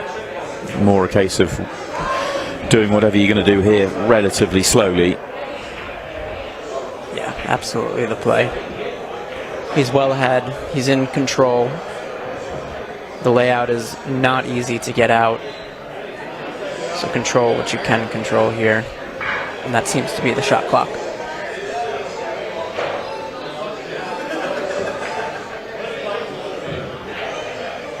And that's a nice play. Yeah, just keep it tight.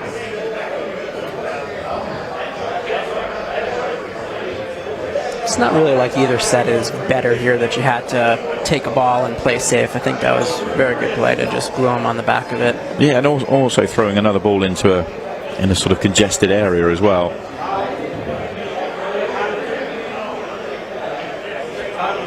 Not sure what he was trying to do there. That was a strange one. Yeah. You'd think he had to have been trying to thin it. I think he must have been trying to thin it with some English just to get it middle of the top cushion. Or maybe he was looking for a call of intentional foul to get him out of this one. Yeah, maybe. We've already seen that today. Yes, we did. Chris Mitchell did it a little bit earlier on.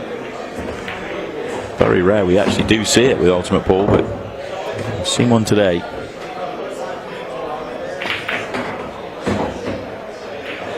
Oh, well, that'll work. Right.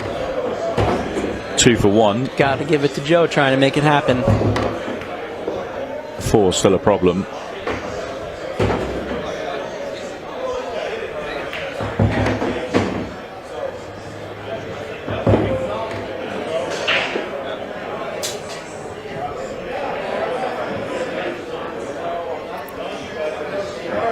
And that should be that. We're under a minute. And all Tom Cousins has to do is put a couple of balls and it will run this clock out. But even if he doesn't,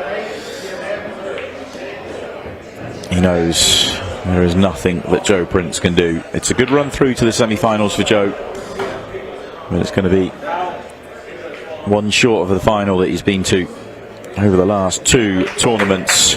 But it is Tom Cousins back into another final. He's back in the shootout final. He was there in Denver. He's back here in the shootout final in Louisville, and he may well have the same opponent yet. Justin Bergman up in his semi-final against Chris Mitchell after the break.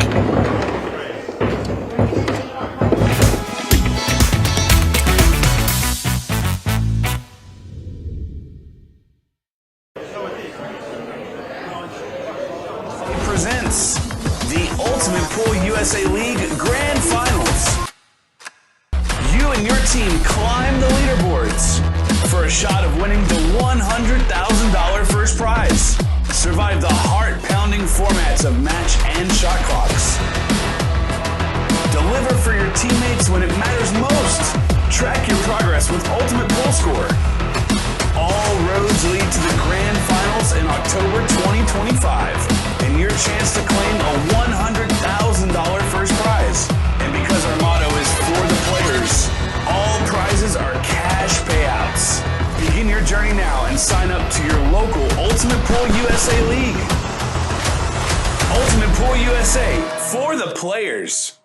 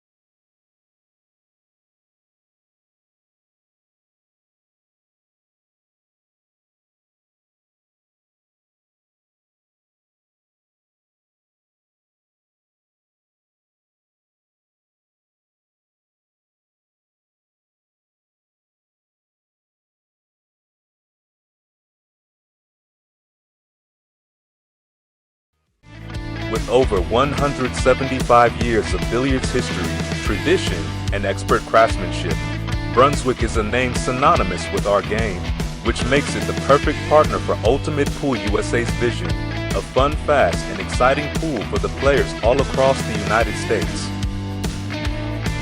Brunswick, Ultimate Pool USA's official table partner.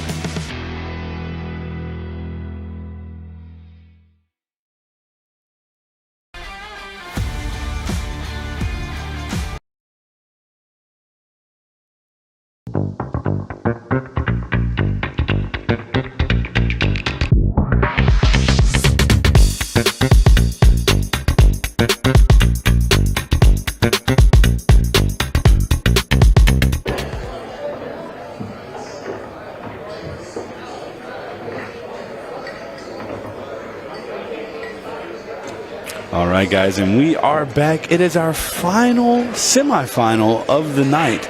The winner of this will meet Tom Cousins in the finals of the Louisville Shootout.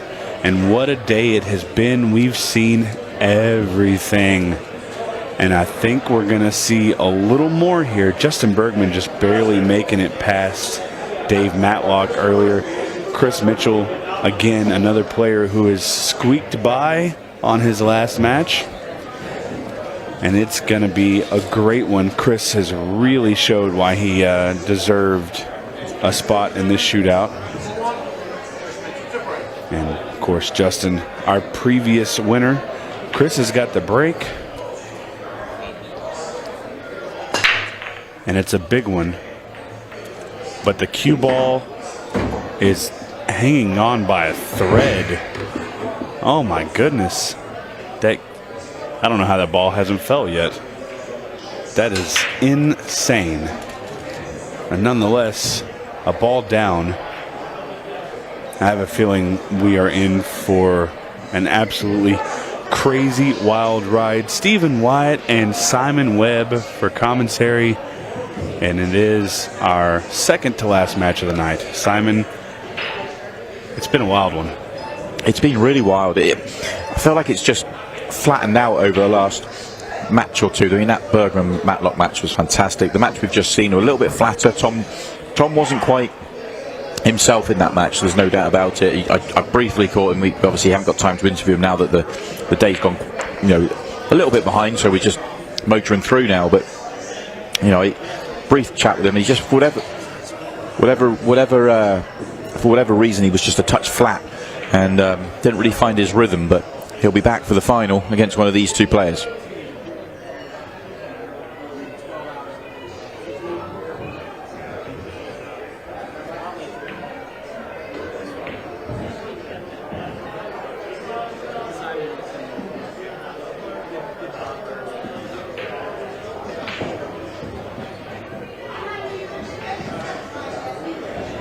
Well, and this is an interesting start to this rack. Yeah. And this sort of rack, early in the match, will just take a little bit of a chunk out the clock. We've got 30 minutes to start, race to 6, but just take a little piece out of it, although that's an excellent shot from Justin. It was such a good match against Dave Matlock. It really was. So enjoyable. It was phenomenal. Having Ricky Evans in here to really break down the patterns. He's another good pattern play guy. Having him here to break down the patterns, it was great to watch.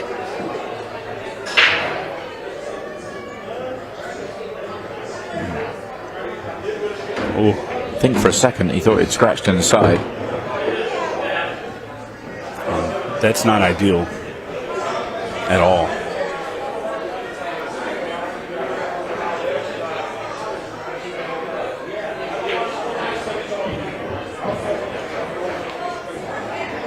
Is he going to try and thin this and come down and break everything out? Or is he going to play for the 7? Oh.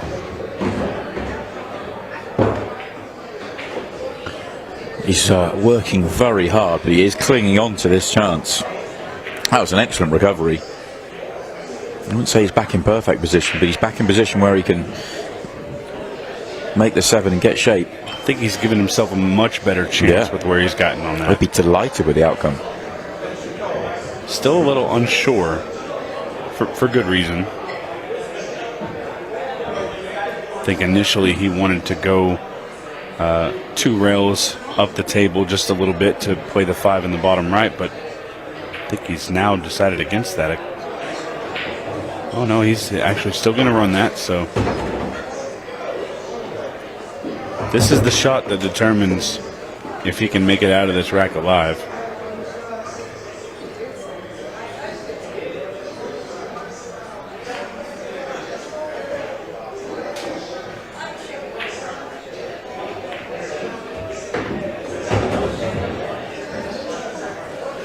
That was a really good shot there. He's played himself into a position where he can get out of this rack. Not as time consuming as I'd expect, but still, you know, a decent little chunk off the clock. Yeah, it's going to be over, well, around the 5-minute mark, isn't it?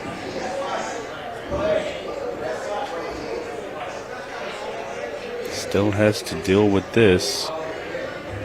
Not too far. Oh, no good. No good. Yeah, and this makes things tough. Is he going to try and cut this in the corner? I feel like the cue ball's going for a ride like that.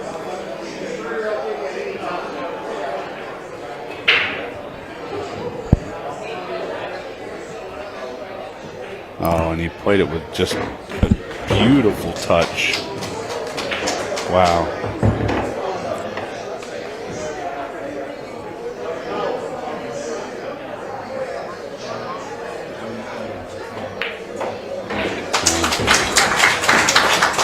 It was a long one, but you hear the crowd there celebrating Justin Bergman taking that rack down. Over 5 minutes off the clock. And you have a feeling that because that rack was long, it's definitely going to come into play later in the match.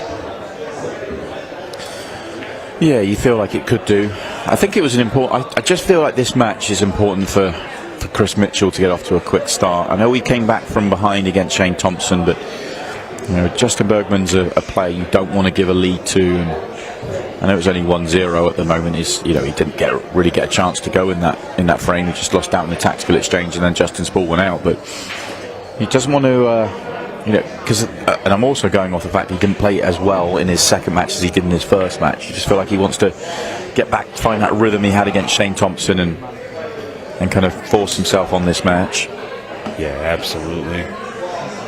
Chris had a little bit of a weird match in his quarterfinal with Greg Hogue. There was a little bit of rule issues and a couple of drama, and that might have worn him down a little bit.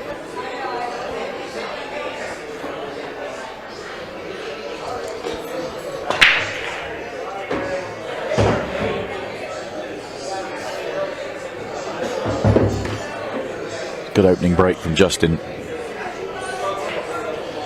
Not a great layout. 7's an issue if he goes for solids. I think it passes by the 14 in the corner. Do you think? Oh, okay. It's possible. Well, he's going to go stripes anyway, so stripes aren't bad. I guess with taking stripes, he doesn't have to worry about it passing because he's got a clean shot at it.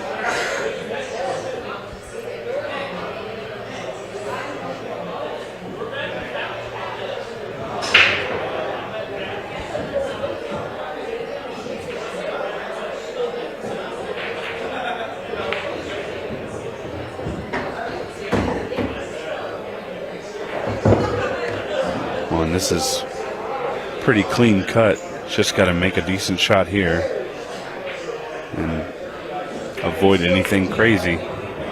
No time fouls, no shirt fouls. And he's going to kick things off with a lead. Just got to squeeze through the rest of this rack.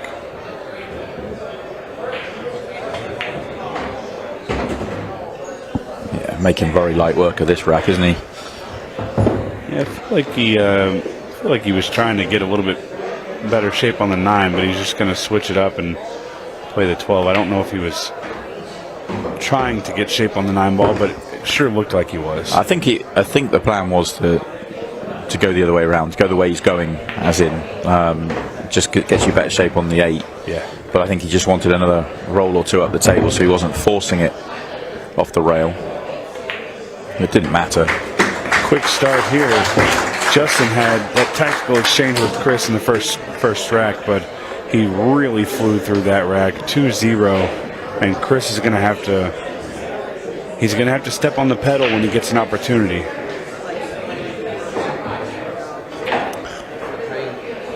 Yeah, that can't let too many get away. He's not done much wrong. He's not done anything wrong. It's really just a tactical exchange, but it's going to come down to, can he take his chances when they come along?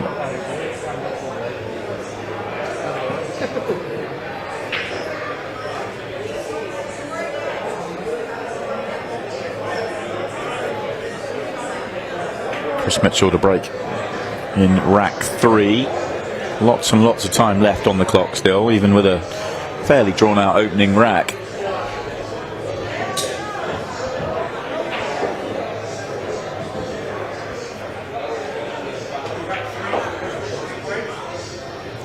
Chris has had probably one of the more successful breaks throughout the shootout. Oh, that's a great break. Deserves a good layout. The balls are laying well, but does he have a good opening shot? Yeah, I was thinking the same myself. He wants to be solids.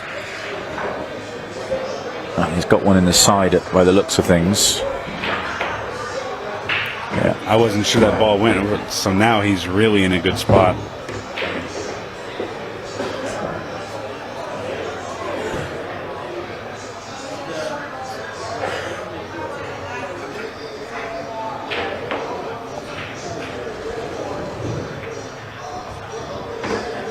This should be his way to get a rack on the board. The first shot was everything, wasn't it? Once he made that, that was the only one that you feel was going to be a challenge. He's got it in, and I mean, guess what?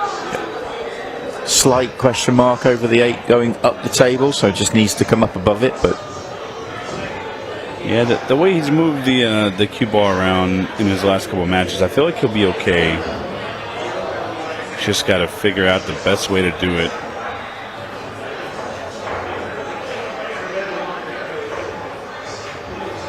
Yeah, I like the way he's going here. I definitely like that shot. Yeah. The 2 in the side was always the way to get high on the 8 ball, and if he goes to bottom left first, just brings the stripe into play. Yeah, maybe a little timid here.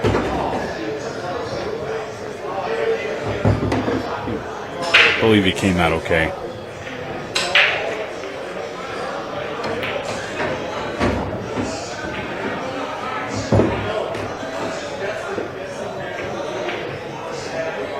And exactly what he needed there. Chris Mitchell goes back to just trailing by 1.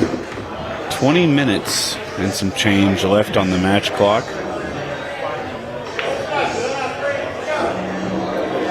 Just what he needed, though. An opportunity. It all came from a great break. I think you're right. I think his break today has been up there, if not the best of the day. I mean, he's really hitting it well, giving himself a lot of good chances. He's had a few that were questionable, but for the most part, I think his break has been the most solid. Yeah. Had Payne McBride overcome Justin Bergman in the first round, I feel like we would not be saying the same thing, because Payne was breaking incredible. Definitely excited to see more of him. Yeah. He'll still be hurting from the way he went out. Golden break with a couple of seconds to go from Justin Bergman just to steal away the win. I'm sure you've all seen that on social media now. And if you haven't, yeah, you're in for a treat. It really was an incredible ordeal. The last 3 minutes of that match were some of the most heart-pounding moments I've ever experienced, and I'm sitting in the booth.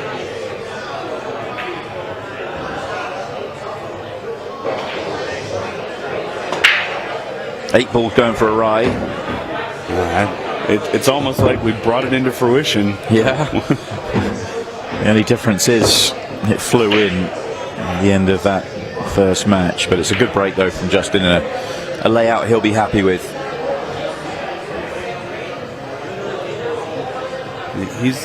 Is he eyeing up the solids? 'Cause I feel like the stripes. The 14 ball doesn't really have a great spot, so yeah, I like the that's why solids. he's taking it. Yeah, all the way. There's no issues on solids whatsoever.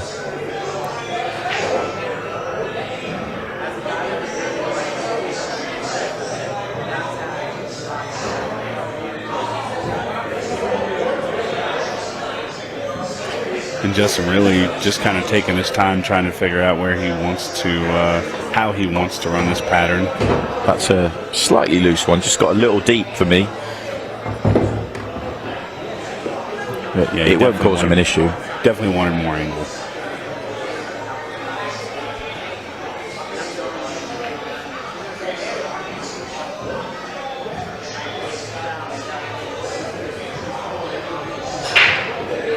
This has been one of the most incredible shootout events we've ever had, and we're not even to the finals yet. And we still have 2 more full days of pool.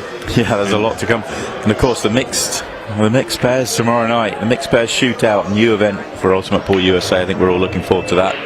Justin will be playing; he's in action.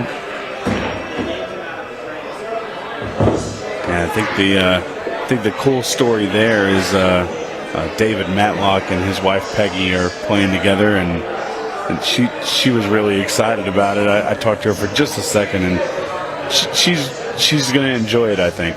Yeah. Well, just getting deep on the previous positional shot means he had to work hard on this one and didn't quite come up as far as he wanted. So he's working very hard at the back end of this finish.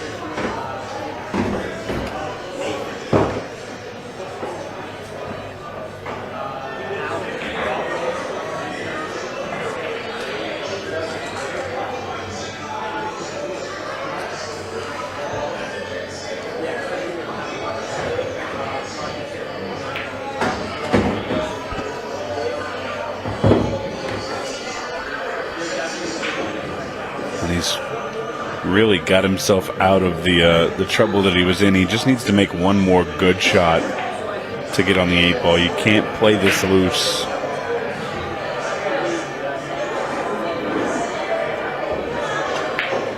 That's perfect. Wow, did he hit that ball good.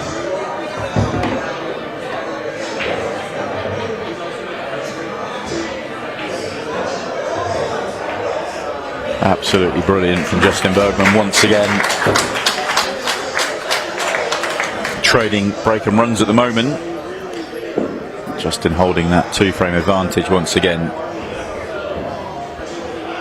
I feel the way that Justin's playing, the way he played against Dave Matlock, the way he came back against Payne, Chris is going to have to get more chances off the break. He needs to keep his break rolling, and he needs Justin's to come off the boil, because you feel he's not going to live off Justin Bergman mistakes here. Yeah, and if we talk about how Chris's break has been successful, we also have to talk about how Justin's break has been inconsistent. He's had some great breaks, but he's also had quite a few bad ones. Yep. And that could be the key to Chris's opportunities. But, hoping that your opponent breaks bad is one thing, but you also still have to get out on your breaks. It's a hill. It's a big hill to climb. As long as Justin keeps dealing with his, it puts so much pressure for Chris at 2 behind to do the same. And he makes the ball, and that was the layout. Not bad.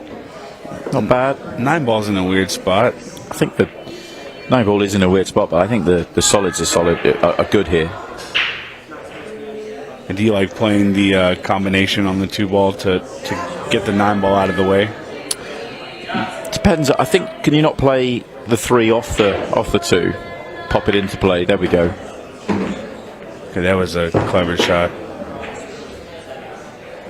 I wasn't sure if he had enough angle to really move it. Played it maybe a fraction firmer than I was expecting, but it's worked out.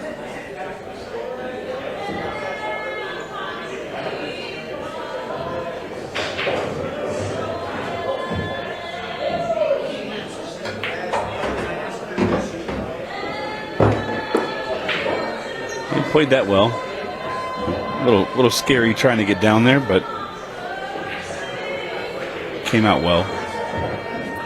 He's got a decision to make here, really, hasn't he? How is he going to go about the way these connect? The stripes are all kind of in the way. It looks easy, but it just needs some thought. I think the key here is he needs to handle the 2 and the 5 pretty quickly. I don't think he needs to wait till the end for those. Which he can do now, but he's going to have to hit a gap. I personally prefer the 2 there, but... Yeah, I was with you, because I don't like... Even if he hits the gap, I don't like the 2 up the table. Yeah, and I definitely don't... I don't want a chance getting straight on it when I need to come back up the table like that. He's got a little bit of angle, so that definitely helps. He's going to play just a little bit of top right and try and come around 2 or 3 rails. Oh, is he drawing?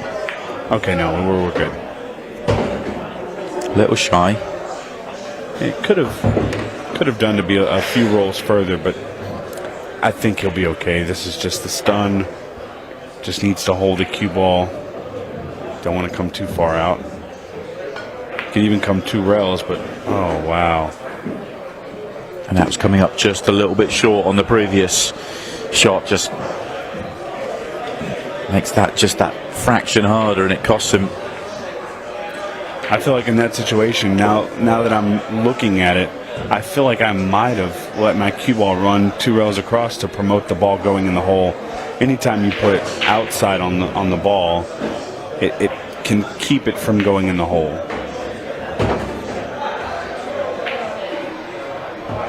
A little spin on the object ball can hurt you when you're trying to go into a pocket with a semi-deep shelf. And these Brunswicks definitely do have a little bit of a shelf on them.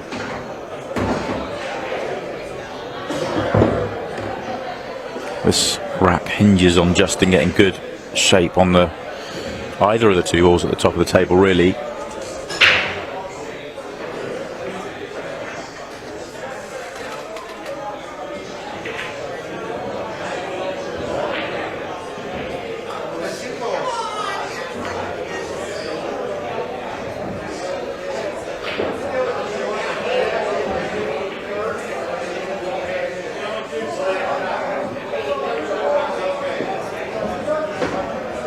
This is a very pivotal shot here. Taking the 15. He's going to need to be left well on his next ball. Good news is he's got options. If he rolls too far on one, he'll have the other, but... Yeah, just ideal, isn't it? I don't know if he could have taken ball in hand and felt better about it.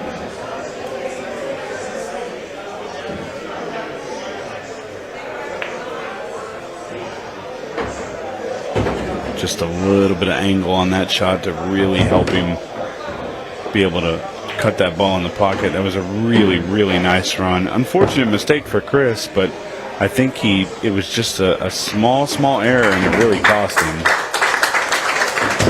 And I think it all stemmed back from the shot choice on the pattern. Yeah, it was one of those, wasn't it, where there was just enough stripes in the way, making you have to kind of work hard, and you pick a good pattern there, you make it look easy, and you get it slightly wrong, all of a sudden it gets tricky, and you end up not winning the rack. And well, 3-1 becomes 4-1, and 12:57 left to play. You're in trouble. Yeah, absolutely.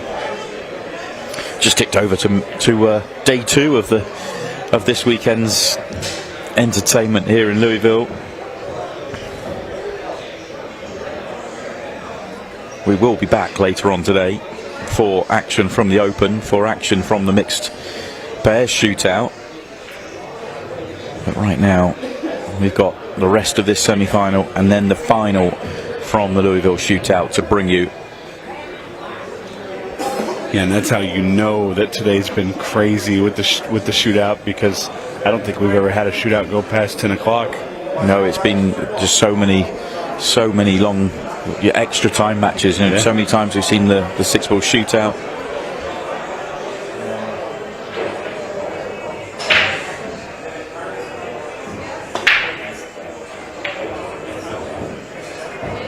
Oh, and this is not a good break at all.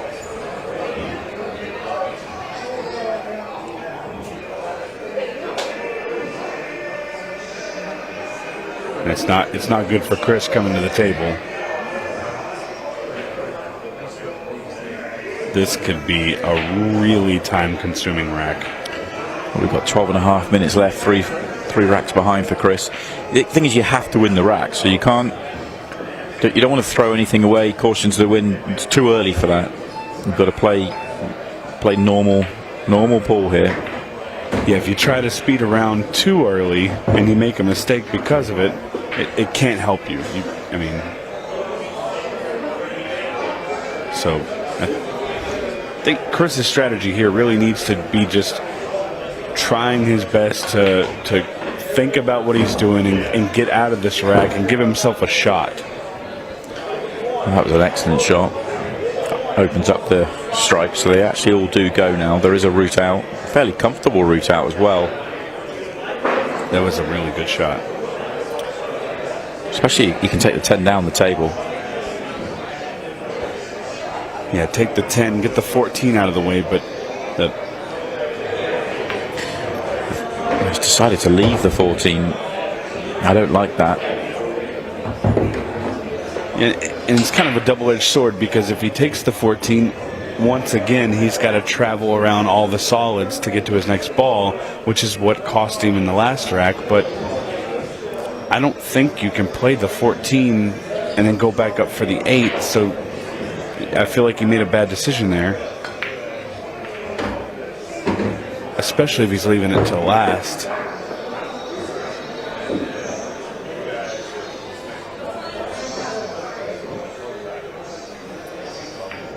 And you don't really want to go 14 to the 15. He's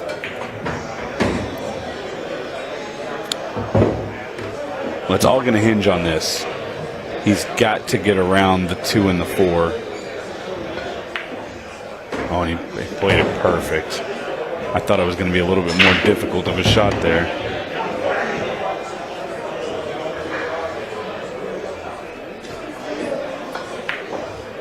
Yeah, very good. When this is the start that Chris Mitchell needed on the comeback. We're just almost to the 10-minute mark, so time is going to start to become a factor, but he did well of taking his time to get through the rack, and he is still trailing by 2. Current score 2-4 for Mr. Bergman. Right around 10 minutes left. Chris still has a chance in this, and it's going to be his break. If he can get a big break here, he's got an opportunity to get within one game. Which we know he's got in the locker. We know he's got the big break.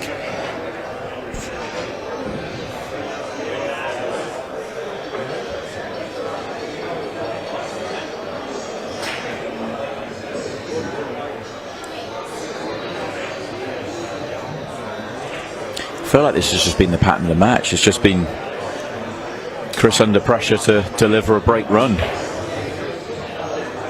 Yeah, this is the rack.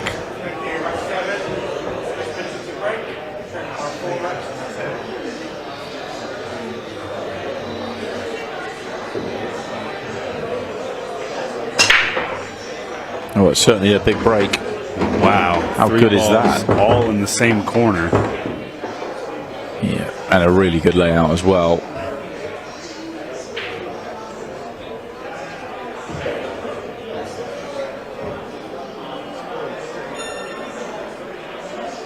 And there we are, under the 10-minute mark. After this shot, everything will be a 15-second shot clock.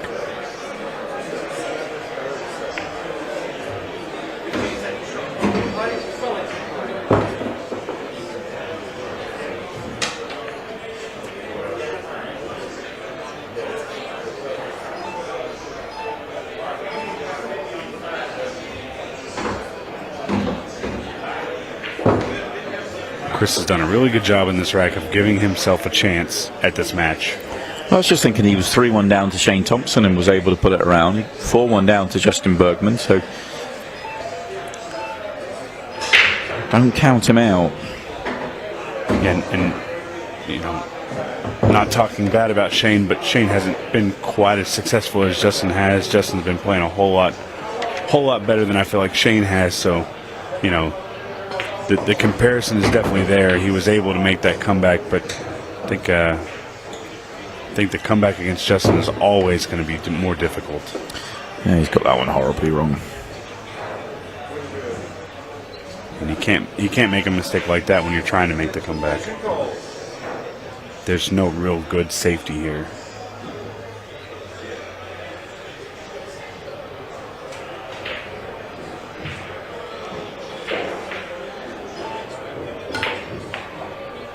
Well, he went for a little bit of a flyer. Is he going to get paid off for it? Not really, is he? I mean, even if Justin has to play a safe, it should still be fine.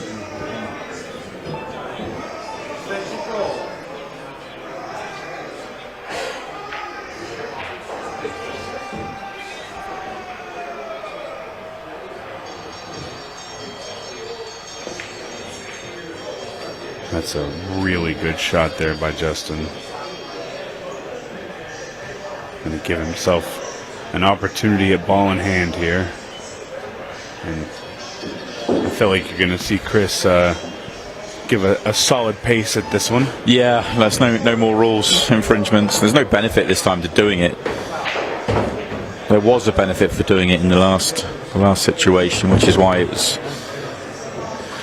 was played, I suspect, although he did say it was a miscue, but that should spell the end of the frame, giving away ball in hand, and Justin with an easy run out here to go on the hill. And you really got to give it up for Chris, because he has played very well to get to this position. I think a few mistakes with his pattern play have hurt him. And it definitely looks like Justin's going to be the first one to the hill. And we're almost to the point of no return. You would have to see some crazy things happen for Chris to get back in this match, which we have seen them today. So it's not impossible. It's very unlikely.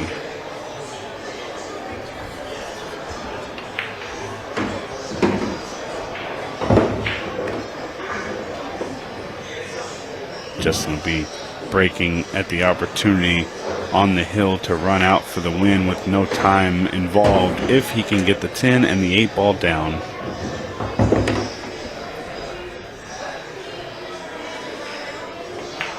Another one that gets away from Chris Mitchell.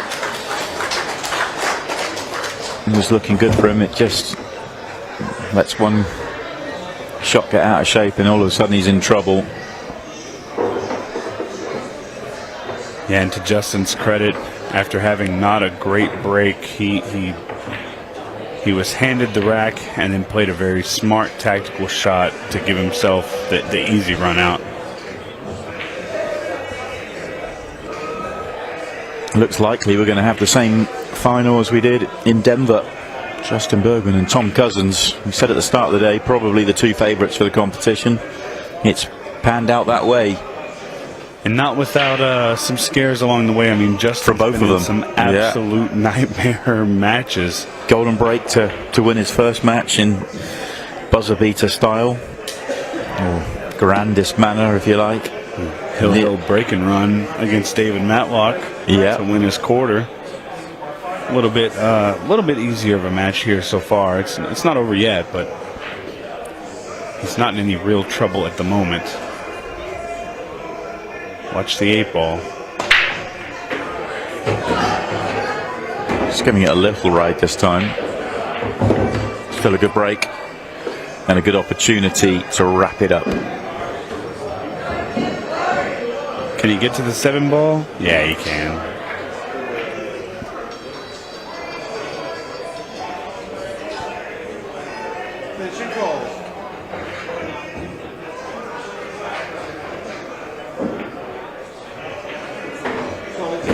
This looks pretty cut and dry for Justin here.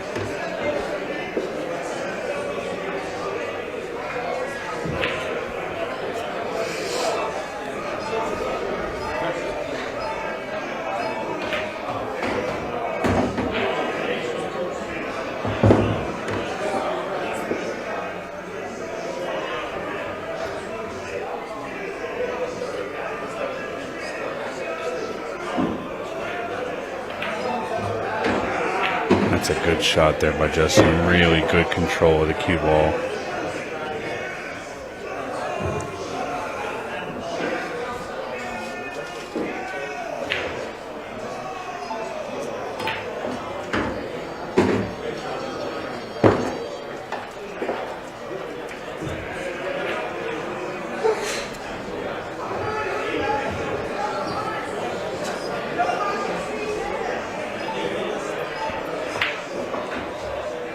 Another good shot.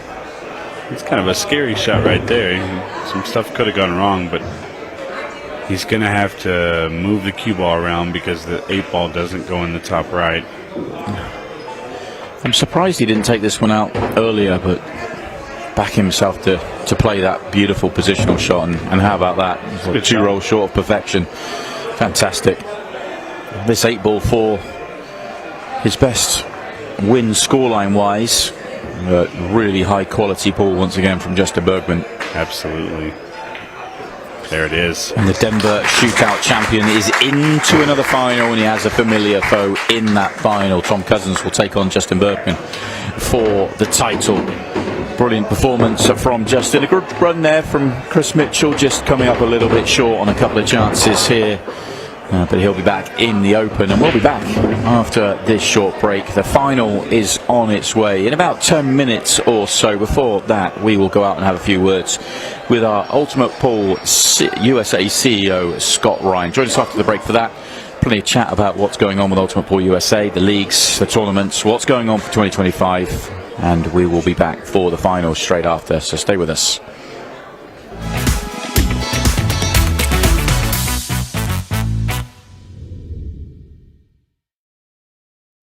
Ultimate Pool USA presents the Ultimate Pool USA League Grand Finals. You and your team climb the leaderboards for a shot of winning the $100,000 first prize. Survive the heart-pounding formats of match and shot clocks. Deliver for your teammates when it matters most. Track your progress with Ultimate Pool Score. All roads lead to the Grand Finals in October 2025, and your chance to claim a $100,000 first prize. And because our motto is for the players, all prizes are cash payouts. Begin your journey now and sign up to your local Ultimate Pool USA League. Ultimate Pool USA, for the players.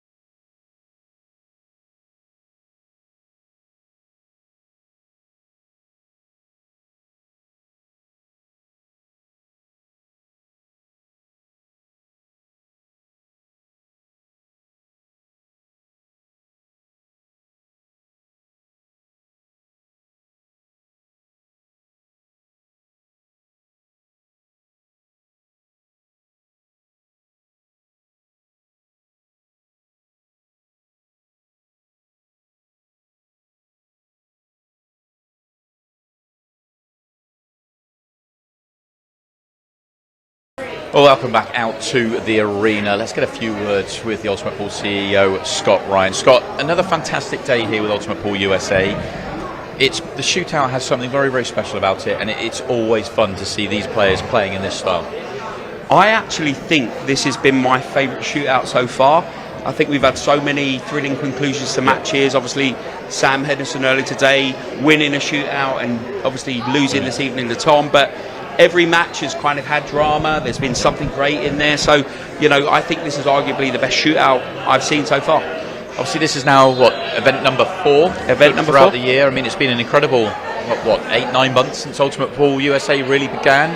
How pleased are you as CEO with the journey so far? Where are we on the sort of plan of where we're going, and what can you tell us for 2025? I think I've probably aged 20 years in the last 8 or 9 months, but for me the proof's in the pudding with going out to the venues, seeing the Ultimate Pool leagues being played, getting the great feedback from people, which is literally, we're having a lot of fun doing this. So, I wanted to say to people that are watching this evening is, go out there, go to your local venue, get an opportunity to play in some of the Ultimate Pool league formats, and you'll understand why America has embraced the format, and why we're growing so fast in America.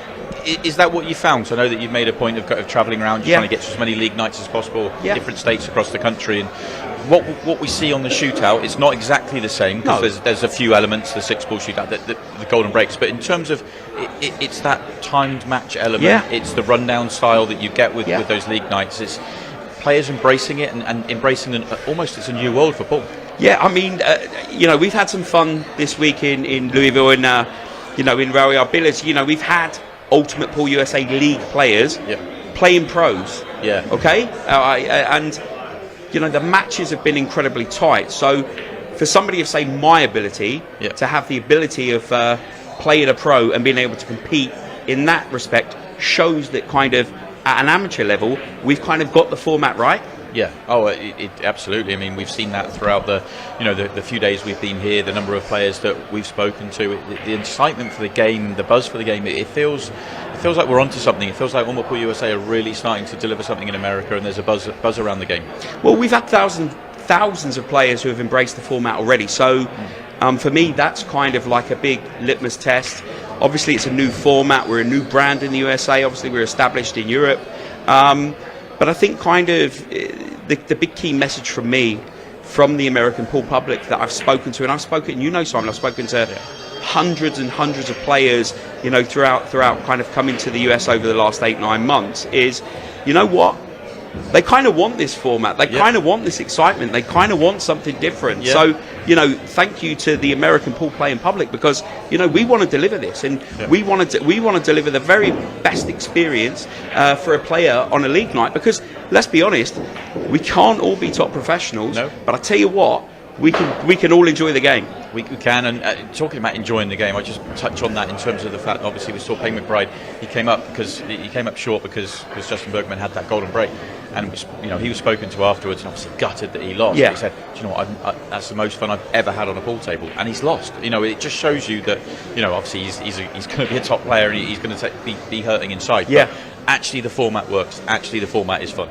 Yeah, it really is fun, and like I say, I mean, you can just look at the comments on social media when people watch the events and talk. It's like, we're very lucky in a period where, people can have their say on social media, and I'll be honest with you, the positives have far outweighed the negatives. So for us in 2025, we want to bring more of these events to the United States. We're really looking forward to our national event next year in October. And we truly believe that what we're trying to do is bring something to the United States that it's been crying out for. Yeah, and I feel like we're seeing the journey, seeing the evolution has been fantastic. I do want to talk to you about the Brunswick table as well, because of course. I think that's the other thing that stands out to me is the fact that what's Ultimate Pool USA, 9 months old now? Yeah. Obviously, Ultimate Pool's been around a little bit longer, 4 years or so. Brunswick have been around 179 years. And in that 179 years, it would not have seen anything like what it's seen today. And I spoke to Nick Brown, who's the president of Brunswick, and it's quite amazing that he's here to see that as well. Well, I mean, do have a bit of a kind of a. I'm a bit of a nerd when it comes to pool, so that's probably why you've asked me the question. But the reality is, the Brunswick table. Ever watched the movie The Hustler? That's the table that they play on in The Hustler. And also, I think that kind of the greats of the past in terms of Minnesota Fats, Willie Mosconi's, they might get a kick out of the fact that they were playing straight pool back in the day. Yeah. And now they're seeing this fast-paced, high-octane format played on a Brunswick. I think they might get a kick out of that. Yeah, I mean, and what a debut for there being a Brunswick table, and of course there's going to be an Ultimate Pool USA Brunswick table next year. Well, that's it, and I think kind of the big thing for us is actually the feedback from the players in relation to the table, how much they've enjoyed playing on it, how kind of true and consistent it's been, and I've got a responsibility as the CEO of Ultimate Pool USA, not just to go out and seek the best commercial deal, but actually what's right for the players, and kind of, so for us to meet with Brunswick, to kind of speak to Nick and his team, and to kind of talk about our thoughts in terms of the games and kind of the tweaks and stuff we can make to our version of the table. I think it's a very, very, very exciting partnership. Yeah, I have to agree. It's been great to see, and I've actually had a couple of frames. I probably shouldn't say this. I've had a couple of frames on it myself, and I really enjoyed it. A really good table. Did you run a rack, Simon? No, but Absolutely of course I tried. But it's been fantastic to see. Before we let you go, I can't have you out here for an interview without saying, is there anything you can hint towards for 2025? Because we know this is the final event of 2024. Is there anything you can kind of can I tease out anything? I kind of wanted to let the cat out of the bag this evening, but I spoke to the guys, but we can't. But we've got a big next announcement for an event which we'll announce on Sunday. There is so much coming over the next 3 or 4 months. There's going to be a lot of sleepless nights, Simon. Yeah. There's going to be a lot more grey hair, and there is going to be a lot of excitement for the pool community in the United States. Well, you heard it here first. Looking forward to it, Scott. Thank you for your time. Thank you. Who's winning the final? Just got to mention the actual shootout. Don't do this to me. It's the same final as we had last time, same result, or are we going to see a different result? I think we could go all the way. I think it could be another 6-ball shootout. And the only reason why I say that is, listen, Justin has had an unbelievable moment, with the golden break with 3 seconds to go. And sometimes you need that luck to win a tournament. But on the other face of the coin, yes, Tom got through in a 6-ball shootout, but he played pretty much perfect pool. Yeah. To get to that 6-ball shootout. So, listen, it's I think there'll be a lot more action on this table than there will be in Jake Paul and Mike Tyson tonight. Quite possibly, and I think a few more people might come over and watch this as well. But Scott, thank you very much for your time. We will have the final coming up very shortly. Before we do that, let's have a quick look at how we got down to this final.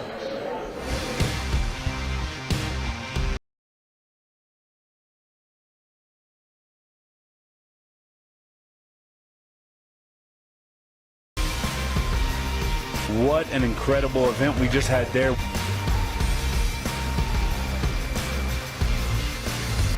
Makes it, he wins it. Makes it, he wins it, and wins it, he does. Joe Prince went through the ringer in that match, but he comes out on top in a 6-ball shootout over Cleve Thompson, who played his part in the drama, but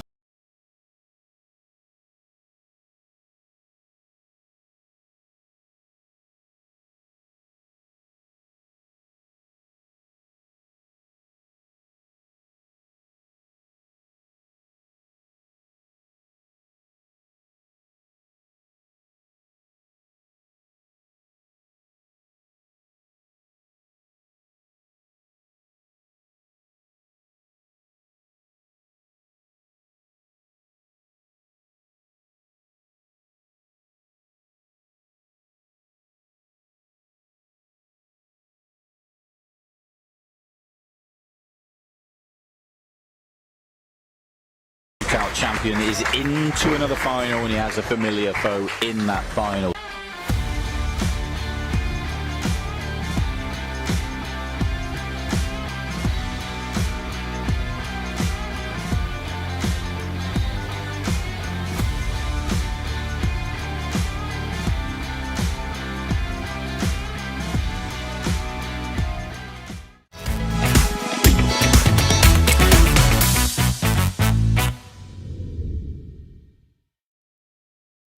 Ultimate Pool USA presents the Ultimate Pool USA League Grand Finals. You and your team climb the leaderboards for a shot of winning the $100,000 first prize. Survive the heart-pounding formats of match and shot clocks. Deliver for your teammates when it matters most. Track your progress with Ultimate Pool Score. All roads lead to the Grand Finals in October 2025, and your chance to claim a $100,000 first prize. And because our motto is for the players, all prizes are cash payouts. Begin your journey now and sign up to your local Ultimate Pool USA League. Ultimate Pool USA, for the players.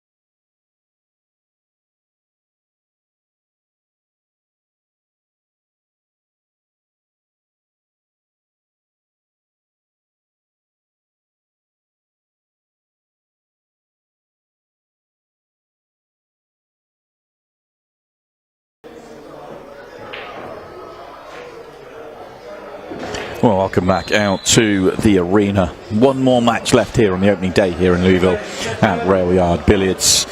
And it is a big one. It's the final of the shootout. And it is exactly the same final as we have seen before. Last time in Denver, it was Justin Bergman that got the victory over Tom Cousins, who will walk away with the title and the trophy here in Louisville. It's Tom Cousins with the opening break, and Simon Webb and Stephen Wyatt with you for the final. We've been with you all day long, and Stephen, I think, is it fair to say we've seen both players play some unbelievably good pool today? But I think if we go just on the semi-final performances, maybe Tom's just was a bit flat. He didn't play his best game in the semis for whatever reason. Didn't find his rhythm. He said he wasn't feeling great, but Justin's just played all but lights out in that semi-final. That's fair to say, but it's also funny because Tom kind of had his way with Joe and was a really comfortable win, whereas Justin's had to fight for all of his matches today prior to the semifinals. So I think at this point, because it is later in the night, I think this might come down to stamina. Who can hold that head game better in this final? Because Tom's had a few bit easier matches, if you want to say it like that. He hasn't had as many close calls other than the 1-6 ball shootout. But he did have the early start. You know, Tom was first match of the day at 11 a.m., whereas Justin was, what was he, final match? Yeah, he was the final. So maybe that's a factor. I don't know. Pool players are used to playing late into the night. I mean, we don't see it as much with Ultimate Pool USA, the way the tournaments are scheduled. This is a significantly late finish, really. The first time I think we've seen anything go close to midnight. Yeah, by far our latest running event that we've ever had. Most of our events are no matches past 11. A little bit different here under the circumstances that we've had so many close matches, but that goes to show you the talent here at the Louisville Open and the Louisville Shootout. It's very high, and so we've been in a treat today with what we've seen, and we're not quite done yet. We're almost there, but I think there's a few more fireworks left. Tom's done really well here in the opening rack, though. This was a challenge and had to do a lot of work early. He's done it well, and said he was flat and struggling a little bit with control in the semi-final, but if he can start with a nice run out here, he might start to find a rhythm, although he would like to have had an extra turn on that one. Yeah, and he's going to come out fine, but you know, sometimes this opening rack is the precedent, and this he came up very short on. This is not what he wanted at all, and if he gets out here, he should feel fortunate. It's not that difficult of a shot, but it didn't have to be this hard at all.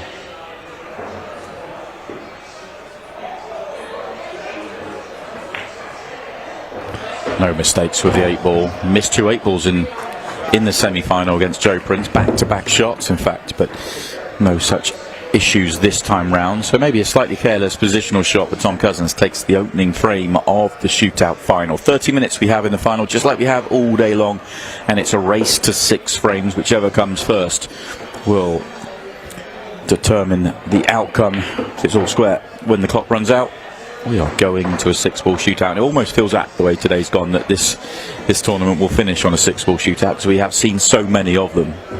As much as I don't want to say it, because I don't want to hear that word, that phrase, I think the only thing we haven't seen today is a golden duck. We haven't seen a golden. We've seen everything else. We've seen loss of frame fouls, golden breaks to win it. We've seen a number of 6-balls. We've seen the quickest ever 6-ball shootout with Ultimate Pool USA as well. That was by Tom Cousins against Sam Henderson, who set the quickest time, only to be beaten by Tom. And that includes a missed ball that had he made, he would have set the quickest time, and I don't think Tom would have beat him. Yeah, it would have been down at 20, wouldn't it? We've really seen some crazy matches. You know, Justin squeaked by against Payne McBride in his opening match. Oh, look at that ball. Very nearly a golden break in the opening break for Justin, but look at the leave. Just really awkward. On the bottom rail, and there's nothing for 3 diamonds on his end of the table. Very awkward.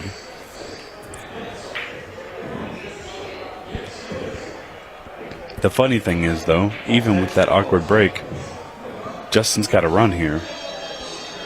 If he can make this opening shot, he's definitely a favorite to clear this rack out.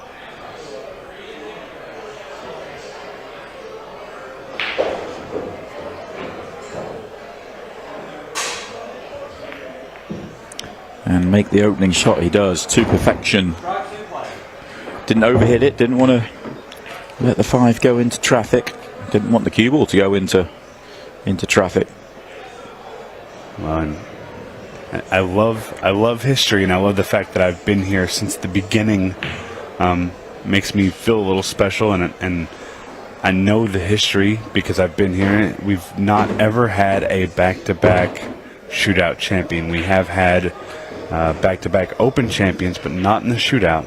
So Justin's really looking to make a little history here, and Tom wants to break history and keep him from doing so and take that shootout title for himself. Yeah, we've had Darren Appleton, we've had Jordan Shepherd, and we've had Justin Bergman take down the 3 shootout titles so far. Can Tom Cousins join the list, or it will be 2 for Justin?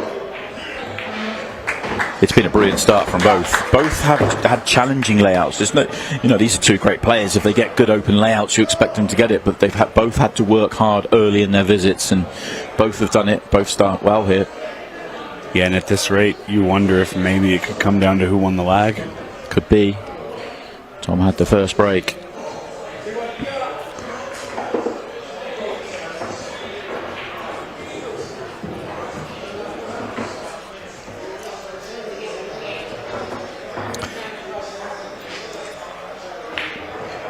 Does that mean we've had 3 opens as well, 2 for Chris Melling and 1 for Jordan Shepherd? Jordan's won 2 titles, both his trips out to America. He's won a shootout and an open. Correct. So he's gone really well. In fact, the only person who has more titles than Chris and Jordan would be Sophia Mast. Sophia Mast has got the 3, isn't she? And she's with the double. She's looking to take down even more. She's given herself a spot of bother, though. She's going to be starting in the losers bracket in both the women's and in the junior event, having gone so well in the World Championships in Puerto Rico. She's not going to get here until tomorrow lunchtime. But she will be here. That's the good news. Sad news is obviously that she lost in I think it was the quarterfinals of the World Championships. But the nice news for us is that we get to see her here in the mixed pairs tomorrow night. Yeah, and that's going to be a real treat because, as we saw, Sam Henderson, who had a absolutely brilliant run here in the shootout, only going down to that 6-ball shootout. He's got a strong partner in Sophia, so they'll be looking to make their own history tomorrow as the first ever mixed pair shootout.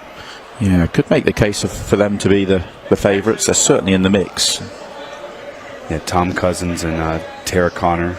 Yeah, it's tough to actually to pick a favourite for that. Well, a lot more to discuss on that tomorrow. Really looking forward to that tomorrow night from 6 p.m.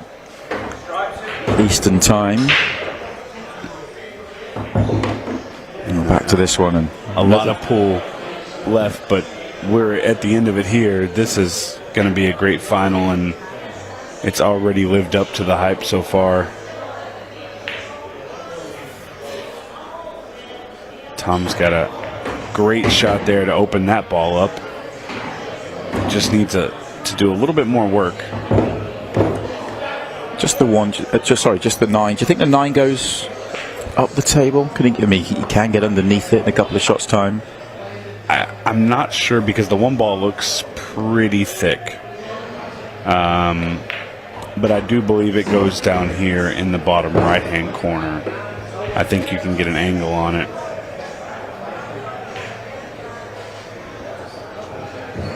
And I feel like if it didn't go, Tom would have already moved to break it out. Yeah.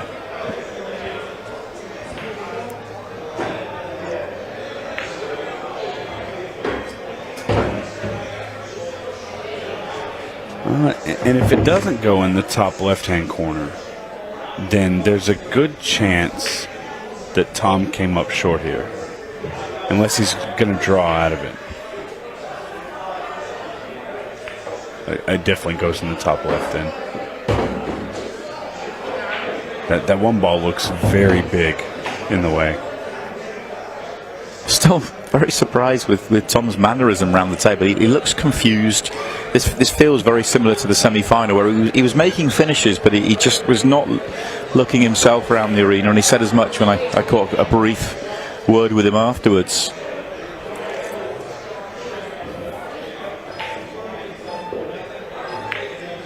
For not feeling at his best, he's definitely ran through this rack pretty well. Yeah.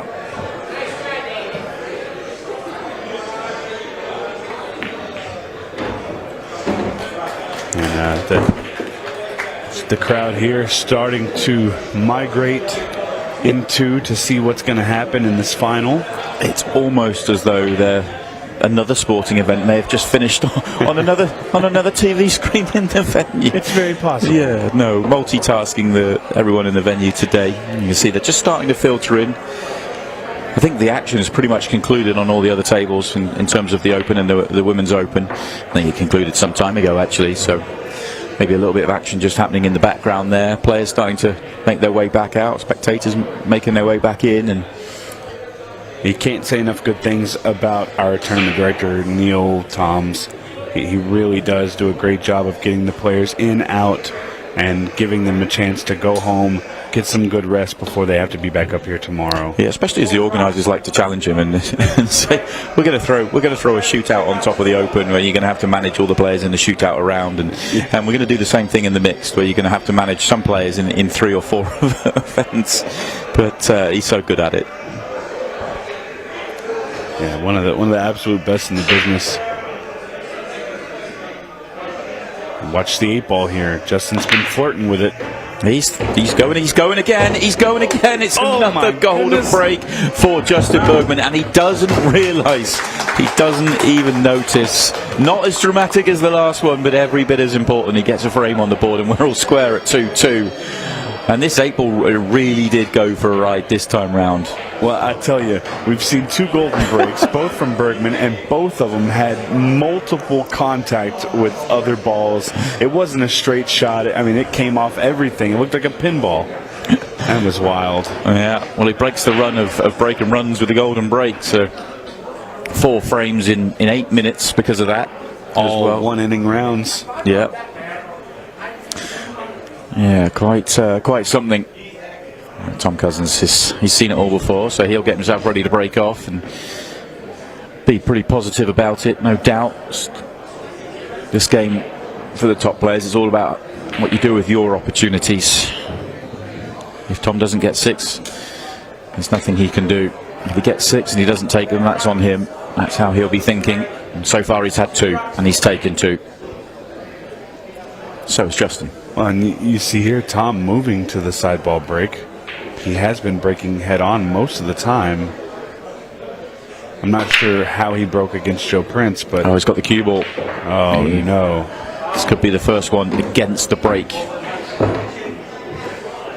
And no more holding serve here.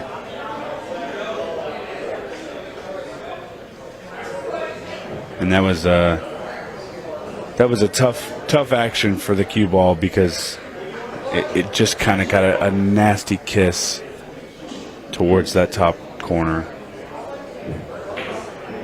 Justin's got an opportunity to, and I almost want to say steal the shootout from Tom because neither one of them had really made a mistake.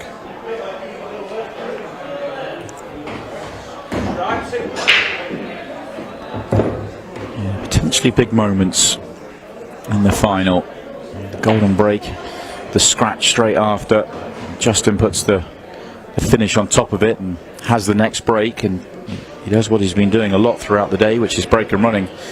It just could be the moment where he starts to steal a march on this final. First things first, though, he's got to take these out.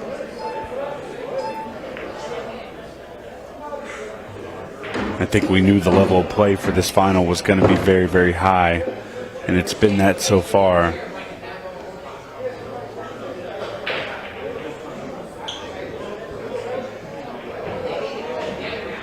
Justin just trying to figure out the best navigation for this. He knows the 15 goes in the right-hand side pocket,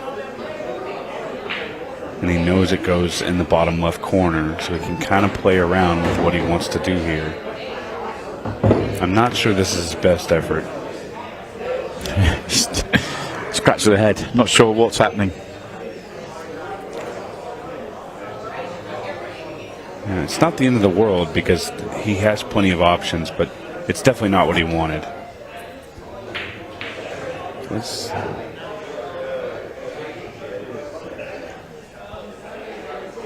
going to cut it in the side and trying to leave himself for the 12 ball on the bottom, I think.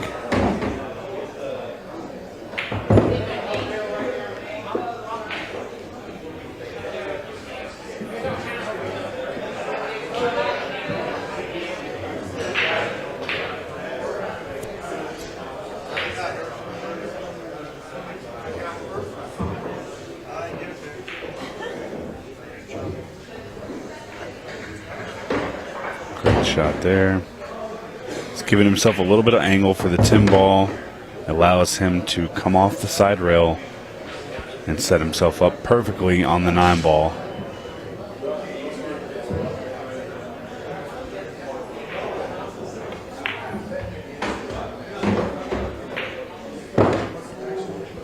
And you couldn't have asked for a better lead than that.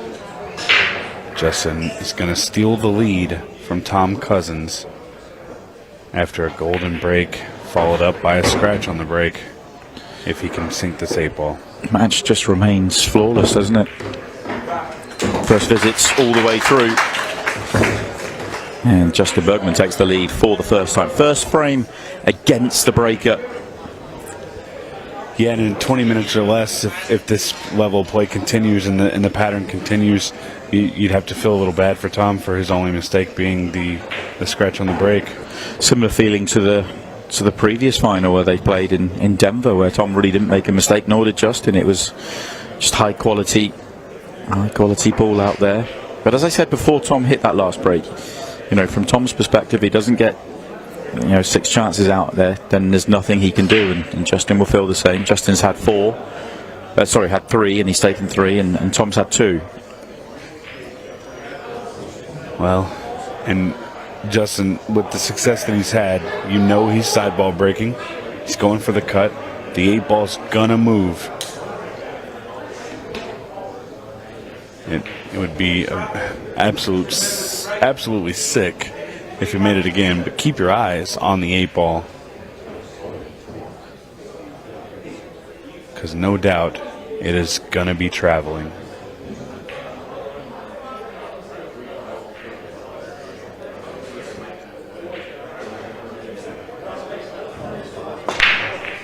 Oh, it is. Oh, I thought he had it again. Can you believe it? A little kiss kept it from going into the side pocket. It was tracking for a moment, wasn't it? It's insane.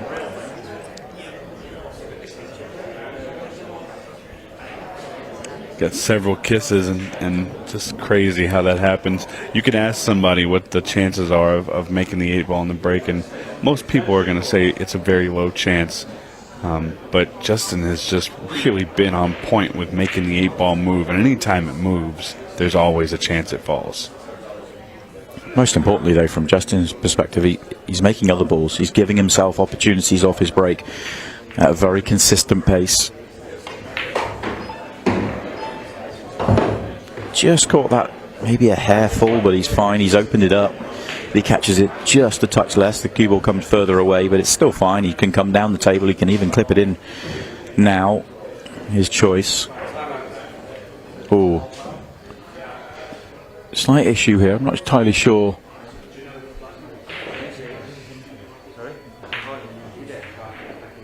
Okay, there's a foul's been called here. Hopefully we get to see this one again. Tom asked Justin, did you know the black moved? And he said yes. So there must have been a foul there. I'm sure we'll have a replay coming in any second to show that. Let's have a look. Yeah, just barely.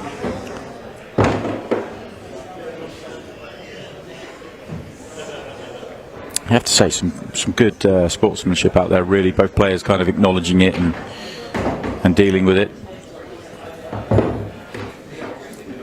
And, the referee staff is great, but they can't always see everything, so it's always good to have class between the players.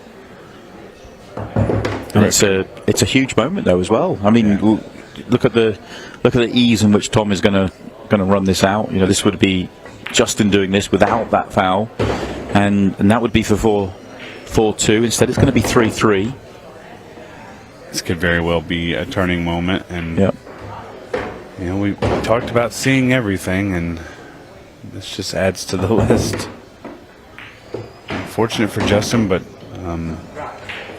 very sportsman-like moment there.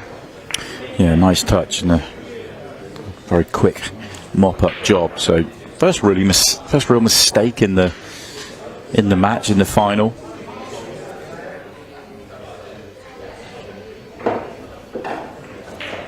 Now a frame apiece against the breaker. So we're back to Tom Cousins with the next break. Both players halfway to the mark, and we're not halfway to the match clock yet. This has gone along at a big pace. And also it brings the advantage back to Tom. If they played perfectly for the rest of the match, Tom would win 6-5.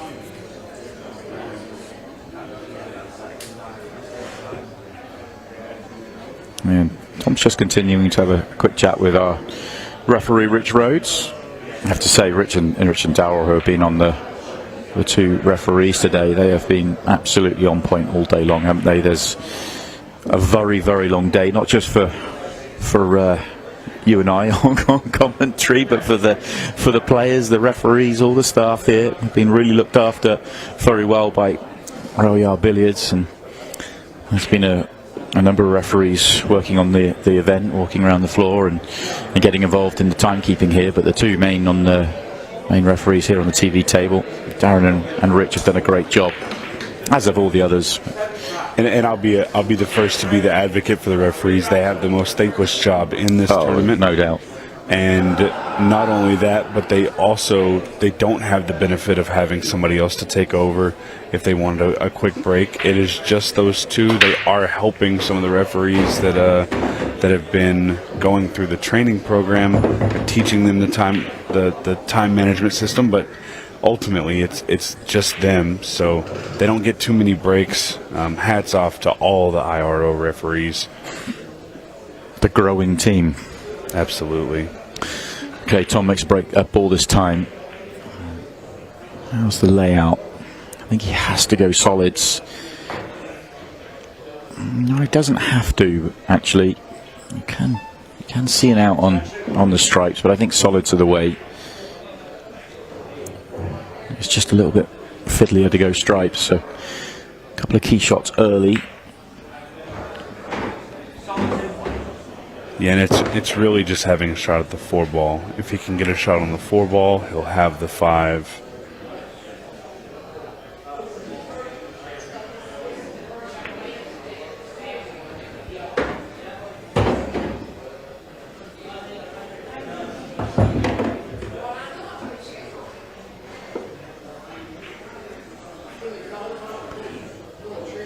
You'd think he'd want to come across and try and get somewhere near straight in on the 4 to top left. He's now having a look at it to right centre.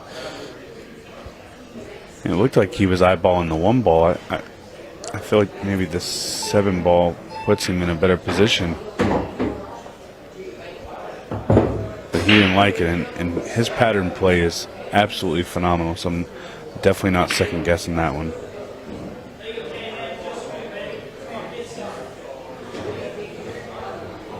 He can generate the same area for the cue ball with this 3.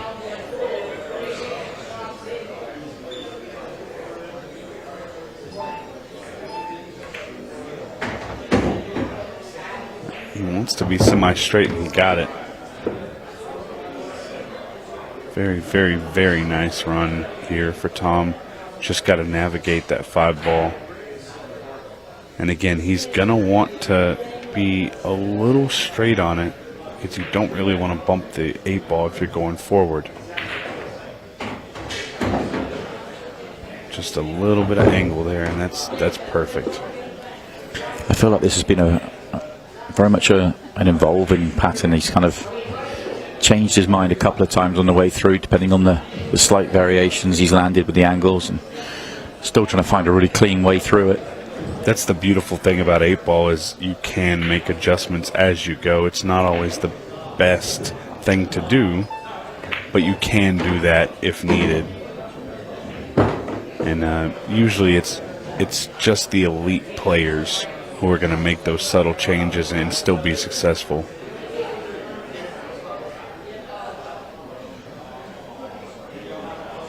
Not the best cueing angle there. He came out fine. He came out fine. Still in the lead back from Justin Bergman. 4-3, Tom Cousins. Yeah. Another break and run. And he gets himself a couple away from his first title with Ultimate Pool USA. He's building a very nice collection of Ultimate Pool trophies. He has a ton of Ultimate Pool themselves on the Pro Series, on the Pro Circuit. He went out to Morocco recently and played in Ultimate Pool Morocco and took down 2 titles out there. Went back there and won 2 titles in the same venue a few weeks later, playing with Ultimate Pool Morocco in a Chinese 8-ball event. And here he is on the verge of an Ultimate Pool USA trophy. All I can say is he must have a very big trophy cabinet. Well, I've got to say, if this is the very first Ultimate Pool USA event that you've watched, and you've been watching since this morning, You have absolutely gotten the best show you could get. I don't know how we're ever going to be able to top this with the shootout. We'll try. Because We'll try. It's absolutely been incredible, but I know the level of play is just going to keep going up the more events that we do, and it's been exciting today, and I can't get over just how incredible the level of play and the ups and downs have been, and to think that we can do better. It can get more exciting. It's crazy. Justin touches the table for the first time following that foul on the 8-ball. He's lost 2 frames since. Once again, gets the 8-ball moving. And what a break this is.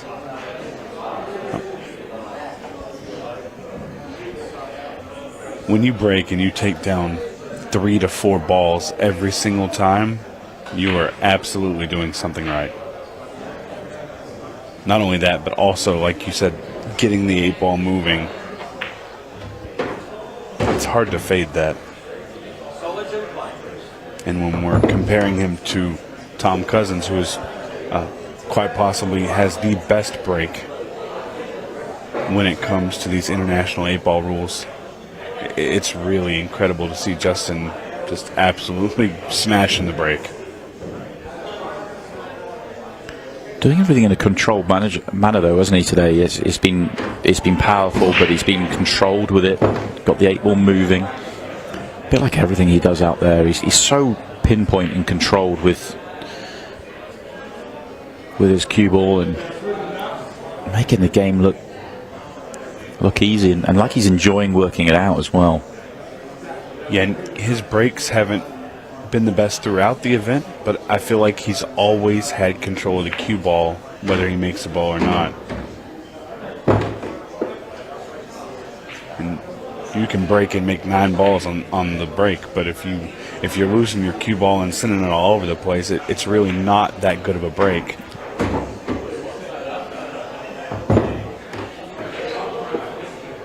You're gonna see him.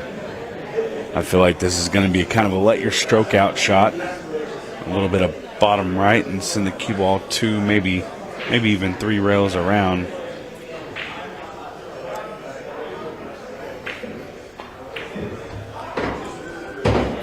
Great visit, this really is.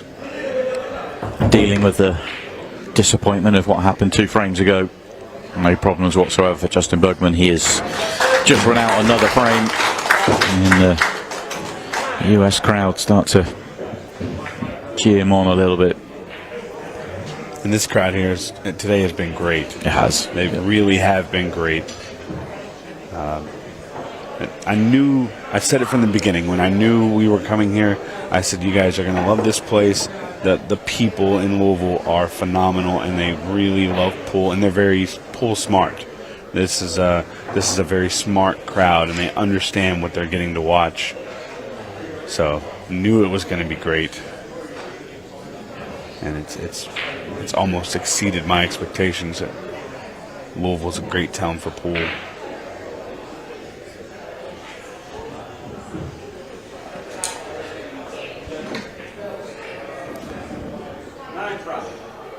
.10:40 left, so we're going to be playing quite a bit of the rest of this match. Under 15 seconds a shot. We're going to get there with 40 seconds time. Tom's trying to find the spot that Justin's sitting from, I think, here. We have got 3 racks left. Both players need 2 for the title. 8-ball moving. Not going to get there, but a ball does. And it's an interesting layout. The reason I'm saying that, does he have a good option as an opener on solids, which I think he'll want to be? Well, maybe the 1's a problem though. So how dangerous are the stripes? I suppose the first shot goes well for the stripes. He could deal with the 9. He could go top left and play a little bump into the 9 and get rid of the 7.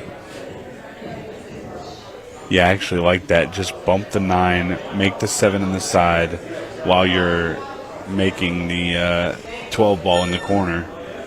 No, changes his mind back to the solids, which was always my first thought. It's just the just the one ball. I'm wondering. I wonder what his plan is for the one. Well, the one works in the side if you leave the 7 there, and he's not going to.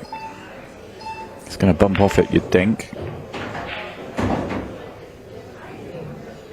Well, this actually came out pretty well because he still has the ability to use that side pocket to move the 1. He can just play the combo of 1 to 3. He's just got to be able to get to that side of the table. I think he's convinced himself he can use the rail and make the 1 past the 8. He's looked at it a few times, and just knowing Tom, I think he would have dealt with that ball by now. If that he didn't feel he could make it in the corner, it would have gone. He would have been chasing it. I know the camera can be deceiving, but that's a hard stretch for me. I'm having trouble seeing it, but I'm not at the table. Tom is, and if he believes it goes, I have to agree with him. Well, he's played on it.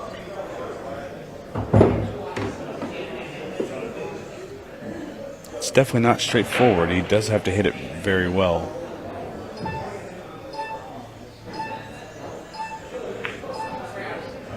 Yeah, just used it all. Very clever. You cannot argue with that.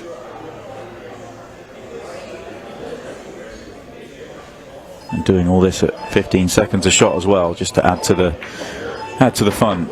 Simple enough 8 ball then to get himself on the hill.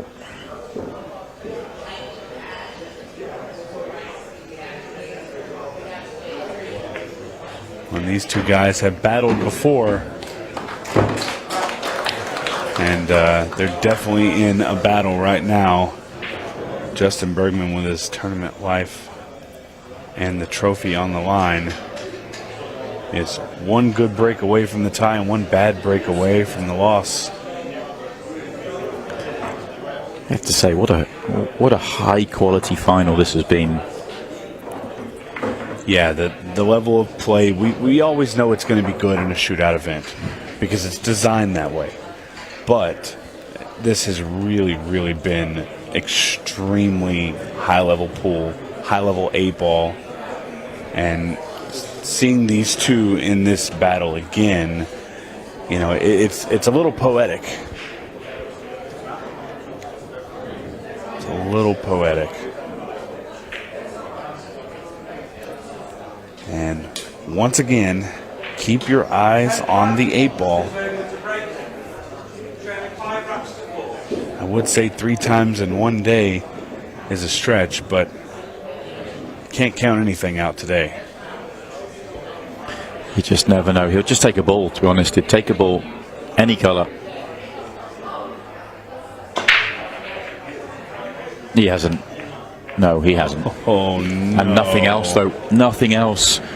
And the stripes are really in a good spot. Yeah, this is the chance for the title. The way that Tom Cousins has played today, the way that Tom Cousins has played in this match. Does he have a good opener? Yes, I think he does, doesn't he? Does he have to? I don't think the 12 ball, I don't think he can see it. He's okay. He's okay, I'm sure.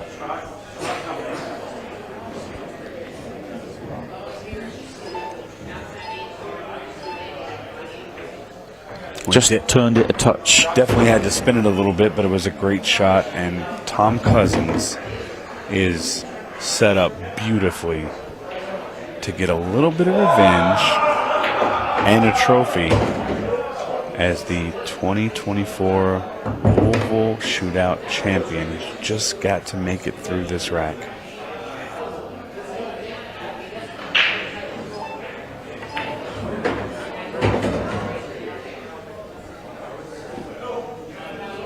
Rub on the 11 there. Yeah, not quite where he was playing.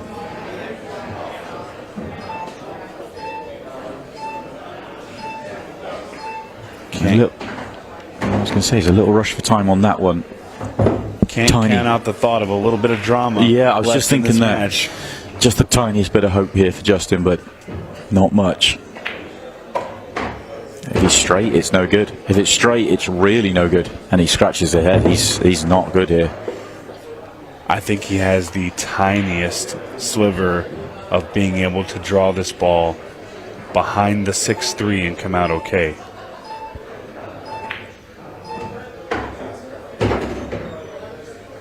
Did he get there? He's okay. He's already looking at the angle. I'm assuming the 8 must go in the same pocket. Yeah, absolutely. I think it does. And he's on it. This 8 ball for the title. Well, there was just a little bit of drama there, but Tom really played it out. And he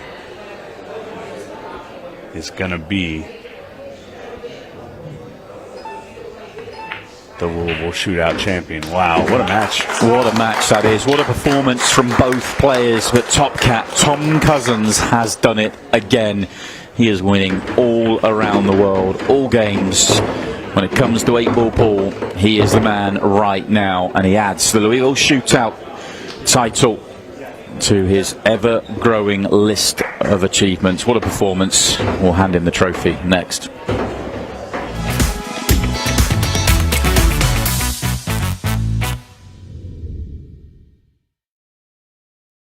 Ultimate Pool USA presents the Ultimate Pool USA League Grand Finals. You and your team climb the leaderboards for a shot of winning the $100,000 first prize. Survive the heart-pounding formats of match and shot clocks. Deliver for your teammates when it matters most. Track your progress with Ultimate Pool Score. All roads lead to the Grand Finals in October 2025, and your chance to claim a $100,000 first prize. And because our motto is for the players, all prizes are cash payouts. Begin your journey now and sign up to your local Ultimate Pool USA League. Ultimate Pool USA, for the players.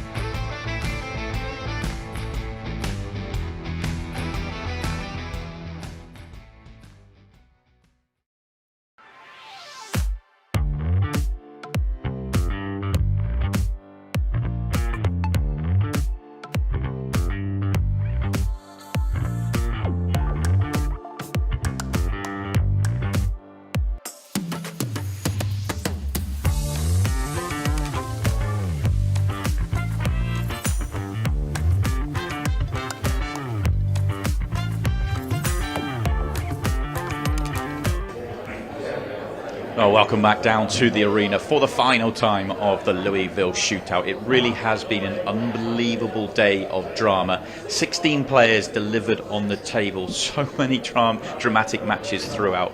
So many moments we can look back on. And we ended up with a final with two of the greatest players around delivering brilliant performances. Let's hear it for both players before we hand out the trophy. Let's bring up Justin Bergman, our runner-up on this occasion. Justin, come up for a few words. Justin, hard luck. A brilliant defence of the title that you won 6-7 weeks ago, but just didn't quite get enough chances there in the final. Oh yeah, he played perfect, and I had a couple bad breaks, and I fouled that one shot. That was, I didn't have a prayer from there. So. I guess it was obviously a brilliant day to run through to the final once again, but it just shows that you just continue to play really good stuff and entertain us with some brilliant pool in this great format. Yeah, I'm trying. Well, congratulations on a great performance. We look forward to seeing you in the Open later today. Yeah, right. Yeah. 10 a.m. Congratulations. It really was a brilliant performance from Justin all day long, but it also was a brilliant performance from Tom Cousins. Before we hand out the trophy, let's get him up for a few words. Tom, I've done this sort of presentation with you many times. First time in America. You're now winning all around the world in all different styles of game. How pleased to get your first Ultimate Pool USA trophy? Yeah, I mean, I might not look it, but I'm absolutely buzzing, to be fair. Yeah, Justin's a great player, and I know I need a little bit of rub here and there to beat somebody of his class. But yeah, I played well, and luckily had a dry break, and I got over the line. I guess you knew, because you played him before, that coming into a final of this magnitude and this quality, that it was going to come down to the breaks, and you knew you had to take every chance that came your way. Yeah, that's why I changed my break again to the cut break, and yeah, luckily, I know I went in off one, but I couldn't have asked for much better, really. And you even managed to get the title, winning a 6-ball shootout along the way with probably your quickest time ever. That is definitely my quickest time ever, yeah. Yeah, you know, to win one of these you need a little bit of luck, and I had it in a 6-red, and I've had the odd bit of luck here and there, so yeah, just over the moon, Simon. I guess you also made a habit of winning doubles. I guess your attention now turns to the Open and maybe a chance to add another trophy. Wow, that would be nice, but yeah, I'll just take one at a time, I think, Simon. One will do. Well, congratulations on another brilliant through. Let's bring out the two presidents from Brunswick and from Ultimate Pool USA, Nick Barron and Jordan Chavouche, to hand out the trophy to our champion, Tom Cousins.